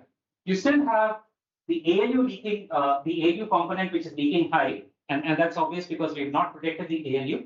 But the other aspects like the data cache, fit buffer, line buffer, and so on, which was red before, is now turned green. So yeah, so this is an actual power attack executing this processor on the FPGA, and so this over here is the original processor and running AES, and roughly around 64,000 power traces. After 64 power measurements, we essentially are able to have a successful attack and recover the AES key. But after the fixes, even after 1 million traces, the key doesn't essentially come up, right? So you're not saying that this is a complete solution for side channel attacks, but it does bring down the leakage quite considerably. So finally, very quickly, I'd look at the aspect of tackling bus probing and vulnerabilities in operating system with the help of memory encryption. So the idea here is now we're trying to do two things at the same time.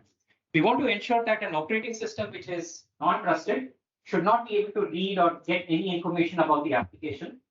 And secondly, we also want to prevent any form of bus probing attacks made by an external adversary at the outlet or at the output of the processor. So the way we essentially do this is by incorporating encryption or specifically authenticated encryption at the boundary of the processor, so that any data which is going outside the processor, for example, when there's a cache miss, any data which is fetched from the memory is always anything in the memory is always in an encrypted state, and it gets decrypted at the boundary of the processor. So the processor essentially computes on your data as usual, but when the results are written back to the memory, it is encrypted and written back, right? So this means that data on the bus is essentially going to be encrypted all the time, right? Preventing probing attacks. But for the operating system, what you do have is now an application, both the code as well as the user data and so on, present in the memory and in an encrypted state. So technically, your operating system, when it executes, it is unable to fetch or understand what is the contents of the encryptor of the program of the process because of the encryption. The secret key, which is used for the encryption, is completely managed by the processor.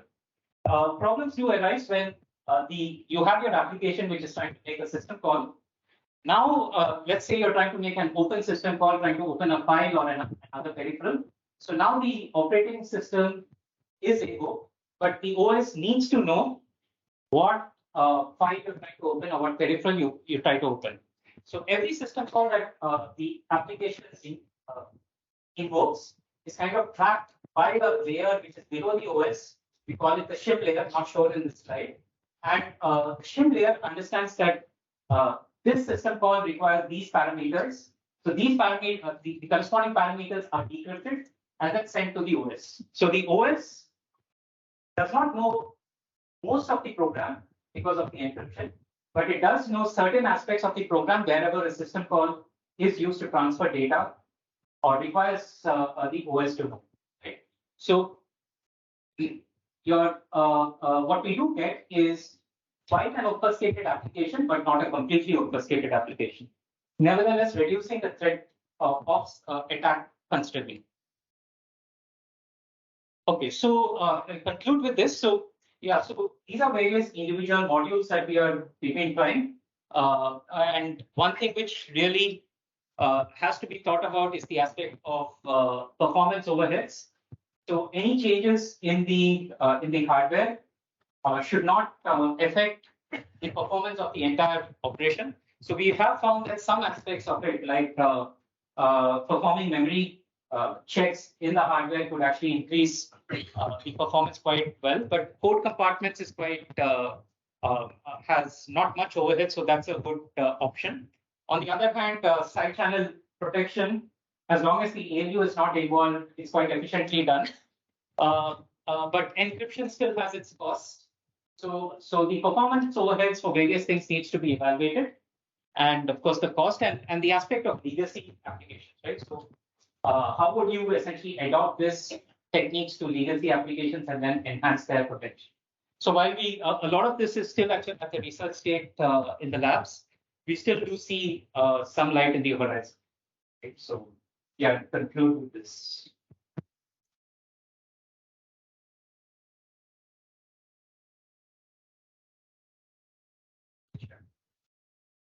Whenever your program is a very complicated device to RAM, so we take care about encryption there, because here only CPU, once it is taking, then you are doing encryption and decryption. Right. So yeah, I've not shown the full flow. So what happens is that your compiler generates your executable and also encrypts the executable. Okay. And so not a data memory, only executable memory. Code, yeah, code and data code. Both are encrypted. Data house. I'm saying like executable is fine. Yeah. I mean, but data where writable also, right? Not only executable. There also your encryption is. The complete program is executable. Like for example, you define data on the heap or on the stack.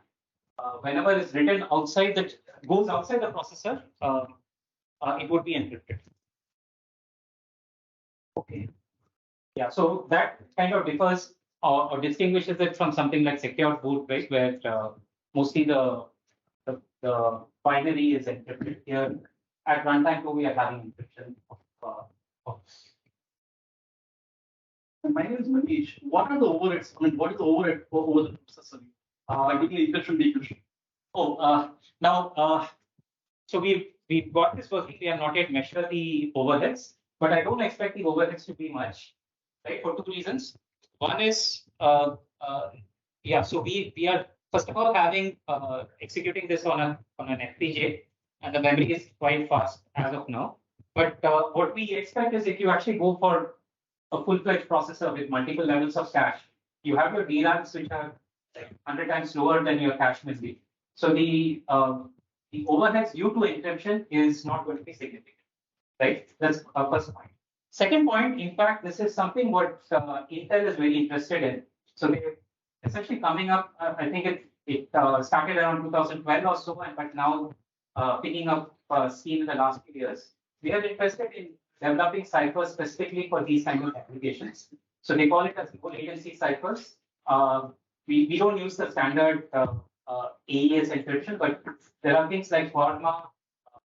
Last year, Intel came up with which are specifically meant for low latency where speed is critical. In the commercial world, people go with the NIST approves. Yeah, NIST has not yet started the standardization for low latency, but this is something which they announced at one point of time, but hasn't yet gone into the standardization phase. But this is relatively new because there are workshops coming up for developing low latency ciphers. And how we are generating the keys into it? Into the CPU. Are you using any RNG into it? So we would want to use at a later time. So right now we're just hard coding the keys, but at a later time, this should be part of this entire secure boot and process, and you have a HSM and so on. Right? So you're storing the keys within the same ones. Within the same device, right? So straight up will have that access of it. Yeah. So at least the current design is where the compiler knows the keys because it needs to encrypt the program, and somehow these keys should be stored into the memory, mostly using the secure boot time. We haven't implemented that part as yet, but that's on. I was just trying to compare the HSM. The HSM part of the world is primarily meant for all these activities. Like we did this kind of a trial long back, and the overheads are really high, really high. Processor was taking complete supervisory decryption. No, so there is a difference, right? So when you use an HSM and your executable is encrypted, you need to decrypt the entire thing and put it into RAM, right? So here we are not decrypting. You have it encrypted in your secondary disk, and you're loading the encrypted data into the RAM. So there's no decryption going on at the time of loading. But where the decryption occurs is at runtime, right? And that we expect to be much faster. So the second aspect is that the HSM is perhaps decrypting by a separate module. Yeah. Here we are actually decrypting inline while between the cache and memory. It's a part of CPU. So yeah, so we have not functionality, not HSM. It's not the HSM. It's not an HSM, right? So HSM, for example, ensures the authenticity and integrity. And here we are giving a runtime thing, right? So our memory is encrypted. The HSM doesn't work with the encrypted memory, right? So it's a different perspective.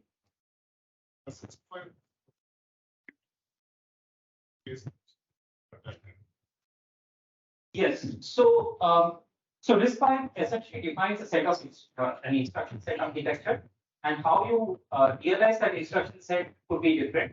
So you could have something as a very small 3-stage pipeline, or you could have an 10 or 12-stage out-of-order processor. So the realization of RISC-V could actually incorporate or bring in new vulnerabilities, but per se the RISC-V standard does not define these things. It's the realization of the implementation that essentially matters.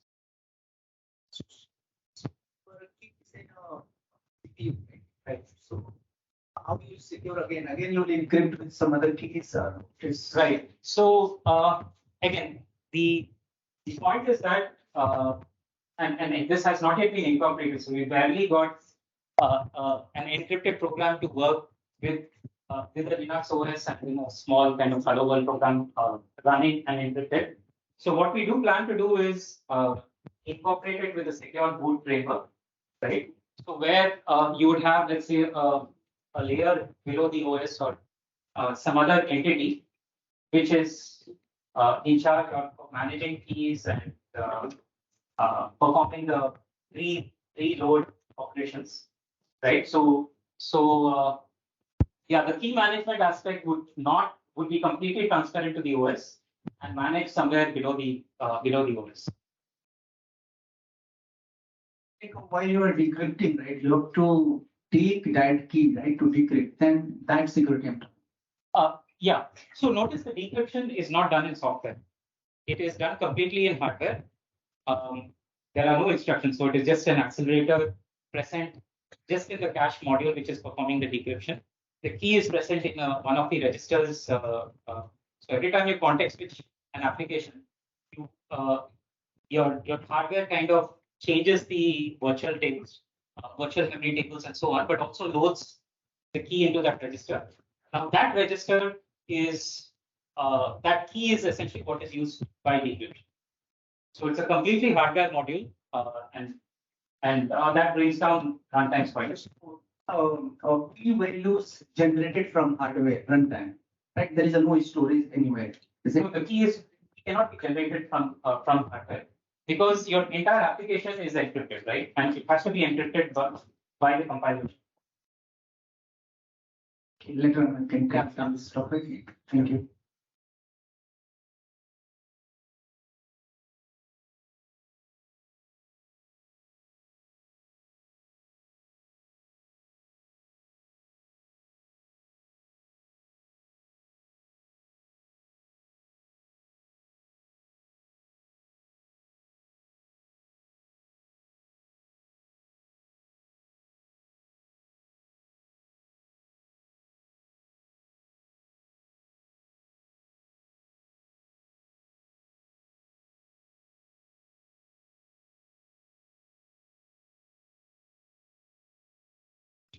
Thank you, sir, for sharing your expertise in the area of security vulnerabilities and its possible solutions. It's really a pleasure to introduce a distinguished professional in the field of data engineering as our next speaker who will be joining us online. Shri Manish Kushwaha, Director of Data Engineering at McAfee. He is a senior technical thought leader with nearly 22 years of experience in wide range of cloud and client technologies, along with deep expertise in analytics. He is an expert and mentor of big data and data intelligence platform. Without further delay, let us warmly welcome Shri Manish Kushwaha to share his insights in the field of data engineering.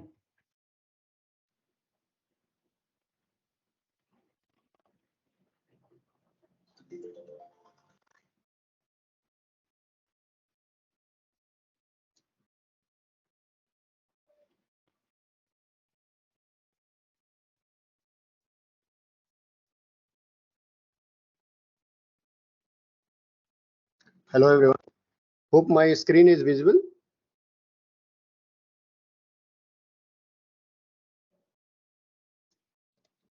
Hello. Yes. So yeah, we can hear you and thank you. Yeah, sure. So let me introduce myself first. I'm Manish Kausal and working with McAfee since 10 years. Overall, I'm in industry 23 years.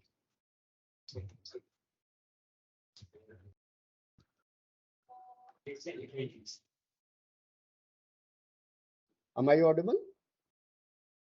Yes.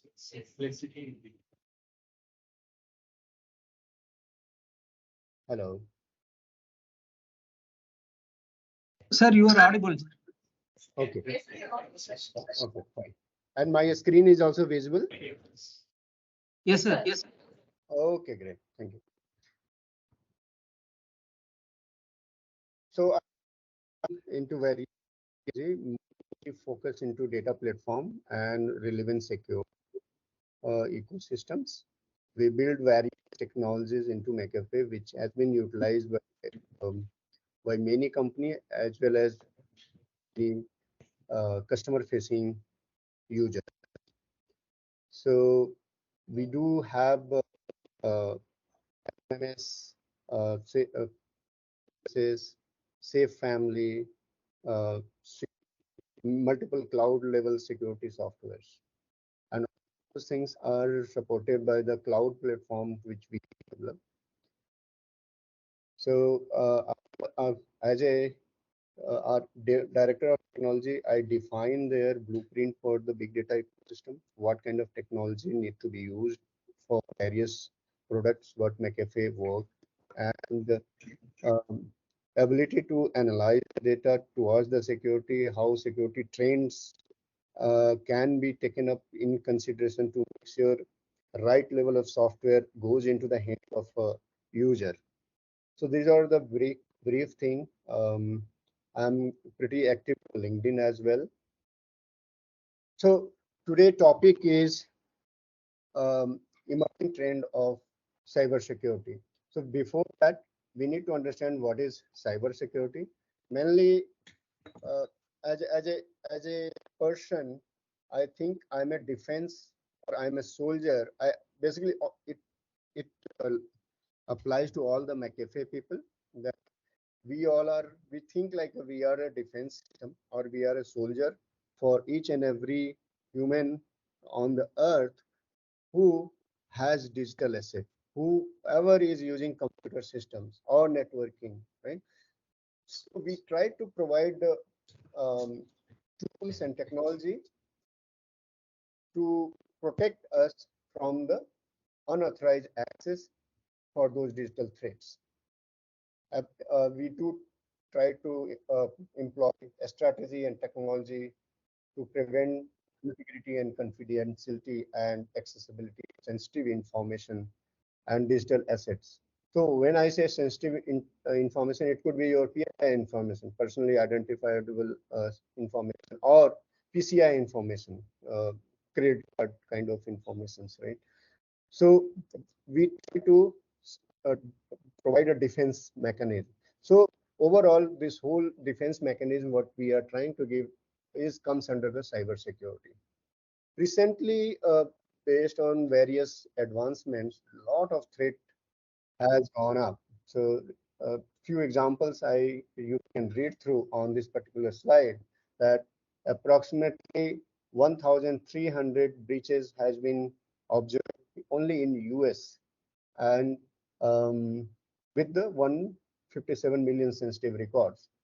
I'm pretty much sure in our audience, whoever is listening this, to go to the LinkedIn, you must be using LinkedIn, and we do provide multiple tools. So you can see your LinkedIn um, information, including your passwords, are into the dark web right now. So in dark web, multiple data goes in, and that kind of data gives you threat with respect to your identity itself. Right. So overall, whole industry-wise, because of the cyber threats, trillions and trillions of money is on stake. Right. So it's very important to understand what are the landscape of the uh, cyber threats. So currently, whatever cyber threats we are looking around, it is across various fields. It can be your IoT devices, which are at your home, as well as we are using a lot of cloud services, be it is your Google Drive or Apple Drive or any Samsung Drive through mobile itself. And now a lot of advancements are happening into the AI and machine learning, which is kind of generative AI that is creating big havoc into the system. Even quantum mechanics or quantum computers are getting into the system, and they are becoming slowly, they are becoming reality. Till now they were not, but they are becoming slowly reality. So that also creates whatever encryption, whatever hashing you are using, that also creates that gets the ability for decrypting that. So apart from that, you should be in cyber threat landscape. There are very intuitive uh, areas are there where threats are happening, like multi-factor authentication. A lot of ransomwares are coming in, as well as rise of insider threats are there. And these are very generic topics, but as a McAfee, we deal with these topics very closely. I'll not go through each and everything because uh, each and every topic is very big in its own. I'll just touch up on some very high level informations. One thing is what whenever we are talking about artificial intelligence, this itself provides a very big challenge. It is a deep fake, AI powered spywares are coming, as well as adversarial AI attacks are happening, crypto mining, as well as uh, recently what we saw invasion of the information using botnets. Right?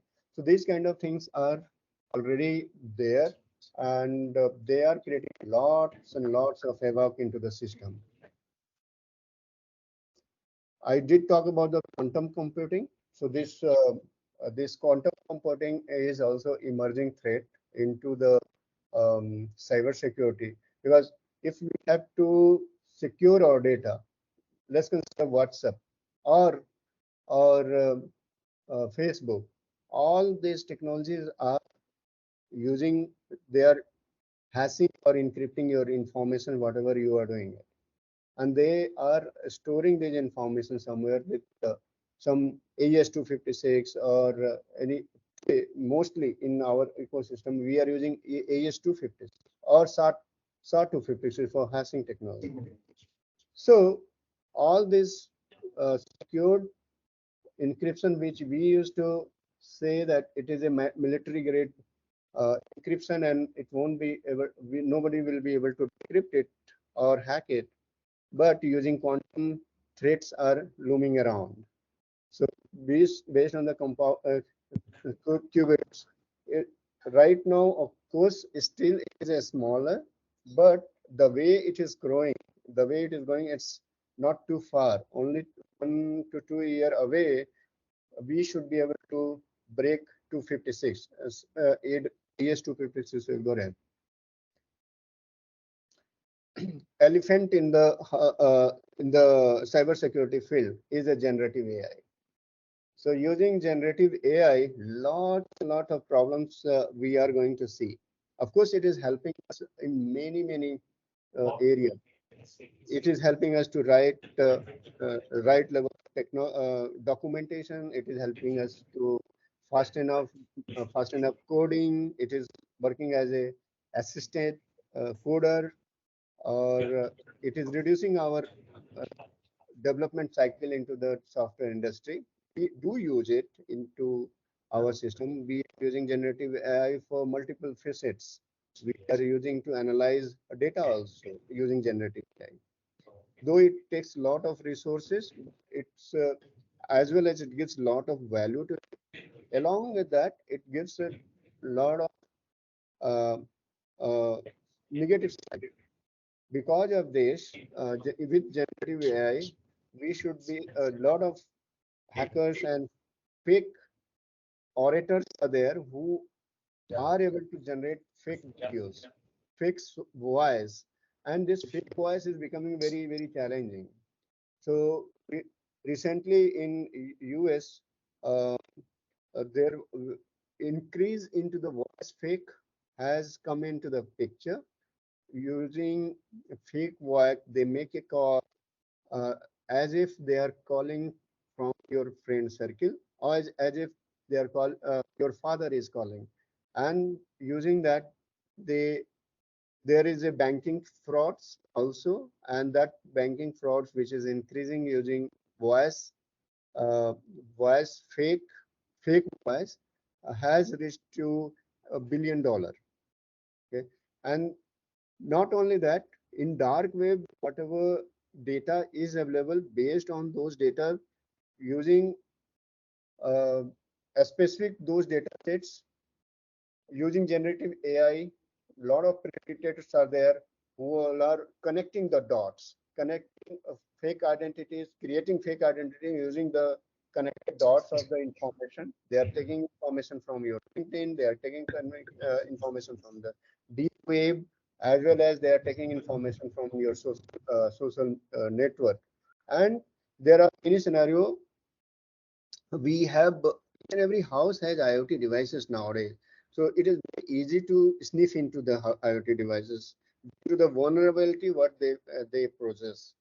They are getting into the each and every vulnerable devices, and they are able to create a social identity number, probably your Aadhaar card, probably your PAN card numbers, and based on that, they are creating synthetic IDs, and those synthetic IDs are getting utilized in many ways. Basically, due to the synthetic identifications, these credit card companies has seen rise into the uh, uh, uh, deep deep payments or reward payments. So you have definitely earned some rewards, but those rewards goes away from you due to the using synthetic IDs. Predators are taking away. So those are initial days. Of course, they are attacking at very much sideway, but it's not too far. The trend what we are seeing across the world, uh, this identity theft is increasing using generative AI. Recently, news everyone would have heard that video from a journalist has taken a journalist video, and it takes a face of our one of the famous actress, Indian actress, and it was almost very much nobody would have clearly identified this until unless those journalist has purposefully uh, left the clue in that. Otherwise, it was very hard to identify the difference. So these all are the okay. These all are the area where we have to start thinking about how to prevent these kind of attacks which all are coming, which is not too far. So another very important thing, like recently after COVID, most of us started working remotely. That has also increased a given opportunity to the threat landscape, opportunity for generating or growing, giving growth rate to the landscape, threat landscape. Reason are various, multifold. Reason are we have started using a lot of IoT devices.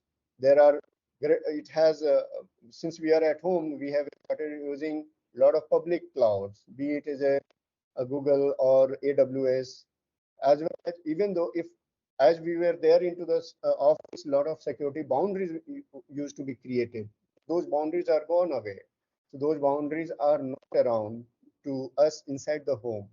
As well as a lot of, due to that, since those boundaries are not there, companies has started losing a lot of information. Recently, Samsung has proprietary code was given to generative AI, and it became a very public. So those kind of preventions are gone away. If we would have there into the office, those kind of preventions would have been easily caught, or those kind of problems would have been easily caught. And as a individual, if I'm at home, I'm having very poor hygiene of the data, because data is not oil. For what we are calling data is oil for each and every development, whatever is happening in the world now. But still, we have very poor hygiene if we are staying at home. We just take a photo, we immediately we put somewhere else, even though we take a photo of our credit card and send it to the hardware to the WhatsApp. All these things are clearly are monitored, not by you, but monitored by the hackers, and they are collecting the data. We can see that trend, and that has havoc in the system slowly. Of course, as a India is little safe because it's a developing country. Uh, um, lot of focus of hackers are there into the developed countries, but it's not too far. Same mechanism can be easily applied in Indian environment as well. So we have to be very we have to give a due diligence before we are taking photos, sending those information across such public platforms. Governments are doing good job. I'm not sure here, but at least a lot of compliance has come. So in regulatory compliance, which is helping us to save us, one initial one was GDPR compliance, which is to save our data. So in this case, you have power as a user, you have power to ask any company, give me my data or delete my data. If using that, you will, as well as this law gives us ability to, or gives dictation to the businesses that you have to store only for 2 years data sets. Don't stay, if you're not using the data, don't store it anywhere. Similar way, CCPA is coming from the California laws and HIPAA compliance, because a lot of health insurance companies are getting your data with respect to your health activity. They are storing somewhere. So it's very important to create a structure to prevent any kind of losses there. So that's why HIPAA compliance is helping to the end customers. These all compliance are mainly for the consumer facing data sets. Okay, so what are the challenges in securing cloud environment? Because we talk about whenever we have started working from home, there are a lot of challenges there. So they mainly challenges are data protection, identity protection, access management, right? Compliance and governance. Many times what happens, trust goes away if you have not given right level of compliance, right level of governance, right level of access management is not there. Then trust, once trust level is little down, then automatically um, trust value, if trust value is going down, hackers will know, okay, this guy has very low protection scores or a very unhygienic behavior for using the data. You becomes a vulnerable. They may attack by the SMS, they may attack by the call, they may attack by the pushing the data or poisoning the data. So there are various avenue. So it becomes a very shared responsibility for everyone to make sure it's not only government responsibility to be safe. You need to take your own uh, um, uh, you need to be stand for yourself. You need to learn. You need to be aware what is happening around it. Even network security for the businesses, it's becoming very challenges. All the uh, network securities, whatever, whether like SSL3, TSL, all these things are due to the quantum mechanism or quantum compute, sorry, um, are becoming little vulnerable. There also we need to look into, we need to, a lot of opportunities are there to develop that or strengthen that. So, and how we should be able to, we need to be vigilant, we need to be try to keep on monitoring our things. Even let's say you have created a login of your email, you need to keep on using it. Definitely if you would have created a login of yahoo.com, you should go and remove it if you are not using it. Rediff.com is still, if you would have created, it's better go ahead and remove those informations from there. Yeah, another challenge is how you will get to know that you had this data which is there into the dark web. Yeah, there are very many sites like SkyCloud is there, McAfee, home.mcafee.com is there, where you can directly go and free of cost you can give your email address. That is your identity, initial identity on net, and it will provide you it will provide a list of area where data is already spread across the internet. I'm pretty much sure each and every Indians has the data, whoever is using internet or across the dark web. So of course these threats are there, and as well as lot of opportunity to solve this or fight these threats. For that, we McAfee as a company is creating a lot of software, as well as a lot of other companies are creating a lot of tools and technology to be safe. But it's still it is lagging behind. Why? Because resources resources in this field are less. Okay. If you see global trend, uh, whatever needed, these numbers are right. These numbers are indicating these many number of security, cyber security skilled people needed into the system. So if you see in Asia Pac, almost 64% lack is there. So in our area, definitely it's a huge gap. We need to fill the gap, and it requires a lot of effort from the lot of institutions as well, and companies like us. We are trying to educate many people, come up with and associate with us, so that can uh, we can at least we can grow one pipeline, can help this particular region. Uh, Not only that, yeah, as I talked about, it is an ethical consideration need to be taken from as a person. You need to create a self-defense from the justice point of view, and uh, you need to explicitly create you are accountable, create accountability from your side itself. So you need to be a part of uh, some ethical learnings which will help you to understand if any phishing attack is happening, any hacking is happening. You should be able to track, you should be able to get early sign of that. The way if you go to the doctors will ask you the symptoms. First they will try to understand the symptoms, and they will give you medicine. How they are able to understand the symptom? Because they have learning, they have good job into the understanding, they have spent good amount of time. But in this area we won't be able to uh, become a doctor, but at least we need to have some level of understanding so that we can start identifying some of the signals that okay, I'm getting attacked from the some cyber hacker.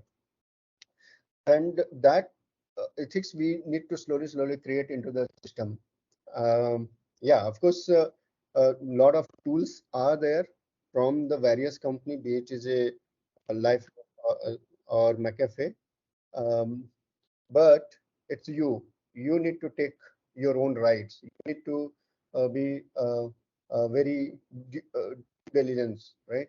You need to create your own ecosystem.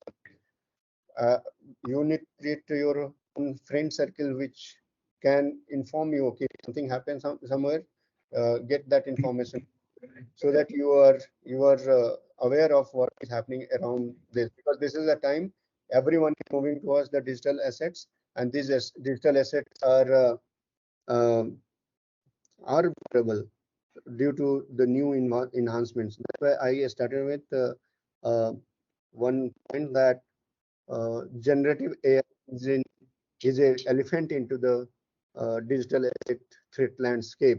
Generative AI is creating a lot of positive things as well as lot of bad things as well.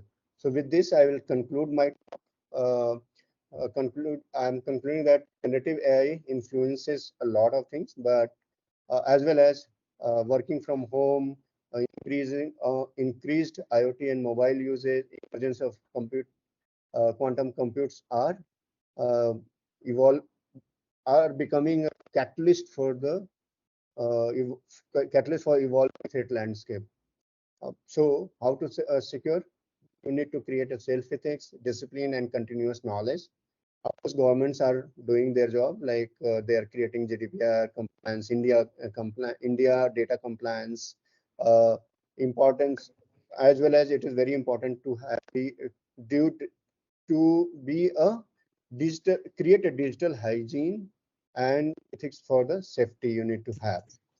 And so with this, I'll complete my talk, and if any question is there, I'm happy to answer that. I'm Yeah.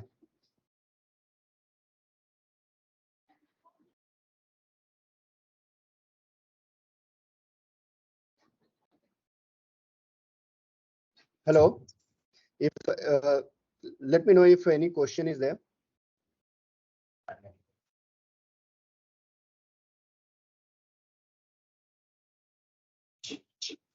Thank you, sir.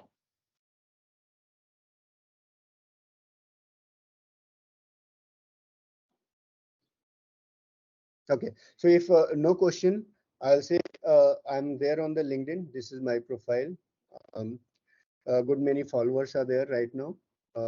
Looking forward if someone would like to connect with me. Okay. Thank you, sir, Thank you. for spending an in-depth knowledge in the area of cybersecurity nationally.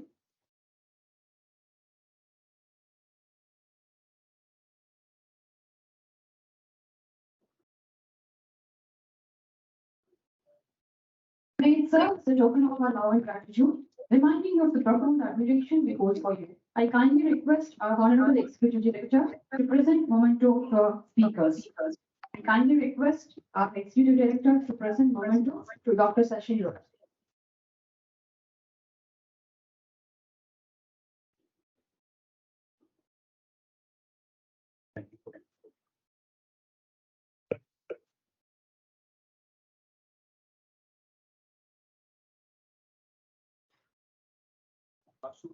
Thank you, sir. I kindly request our Executive Director to present memento to Dr. Jester Ravelio.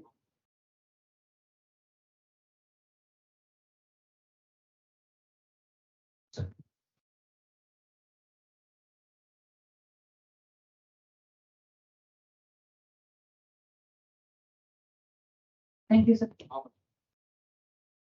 Let us be grateful to people who make us happy. They are charming gardeners who make our schools proud. I kindly request Dr. G.R. Resmi, scientist heads, to present the vote of thanks. Very good evening, everyone. I stand before you with an immense gratitude to conclude this inspiring and enriching workshop. So the whole day, we know we have got enriched with so much of knowledge, with the starting of three speakers for the inauguration, the panel discussion, and three eminent speakers discussion in the afternoon. So there are people who were confirmed that they would be here for delivering their knowledge, and then because of some unavoidable situations, three of the speakers were not able to join us, but still I acknowledge them, and I am very I'm extending my heartfelt thanks to those people too. So on behalf of SETS, I would like to extend our heartfelt thanks to all those who have contributed to the success of this event. First and foremost, I would start with the appreciation of the distinguished speakers of today's afternoon session, Dr. Sachin Lodha, Mr. Manish Kushwaha, and Dr. Chester. All your expertise, passion, and commitment to knowledge sharing had undoubtedly left us with an unmarkable, indelible mark on each participant. And I extend my gratitude to all the committee members who have worked tireless behind the scene to ensure the seamless execution of every detail. And a special note of thanks to all our event committee and support team. I would like to express my gratitude to the guiding pillars of our event, our esteemed Executive Director, Dr. N. Subramanian, and our CEO, Sir, CMA V. Parati. Their invaluable guidance had been a constant support throughout the planning and execution of the workshop. And at last, but not least, all the online and physical participants who were here with us throughout the day. As we depart this newfound knowledge and connection, let us carry forward the spirit of this event in our respective spheres. We look forward to see you in future events too. Thank you once again. Over to you, Dr.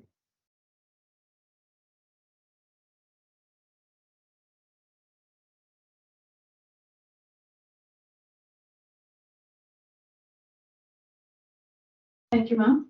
Thank you all. And we look forward to welcoming you back in coming events. And as we mark the end of the ceremony, let's rise up for the national anthem.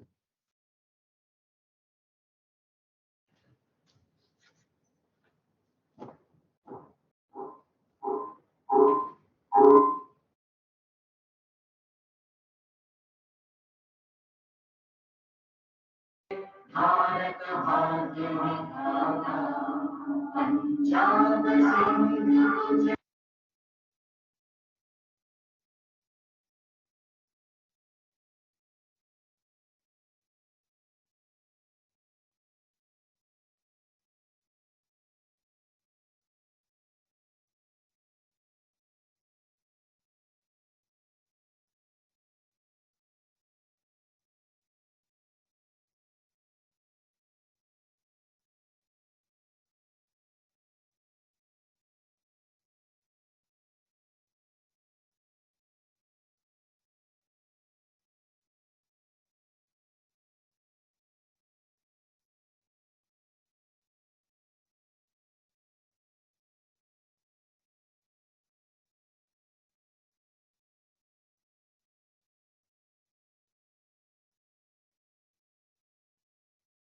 members in the morning.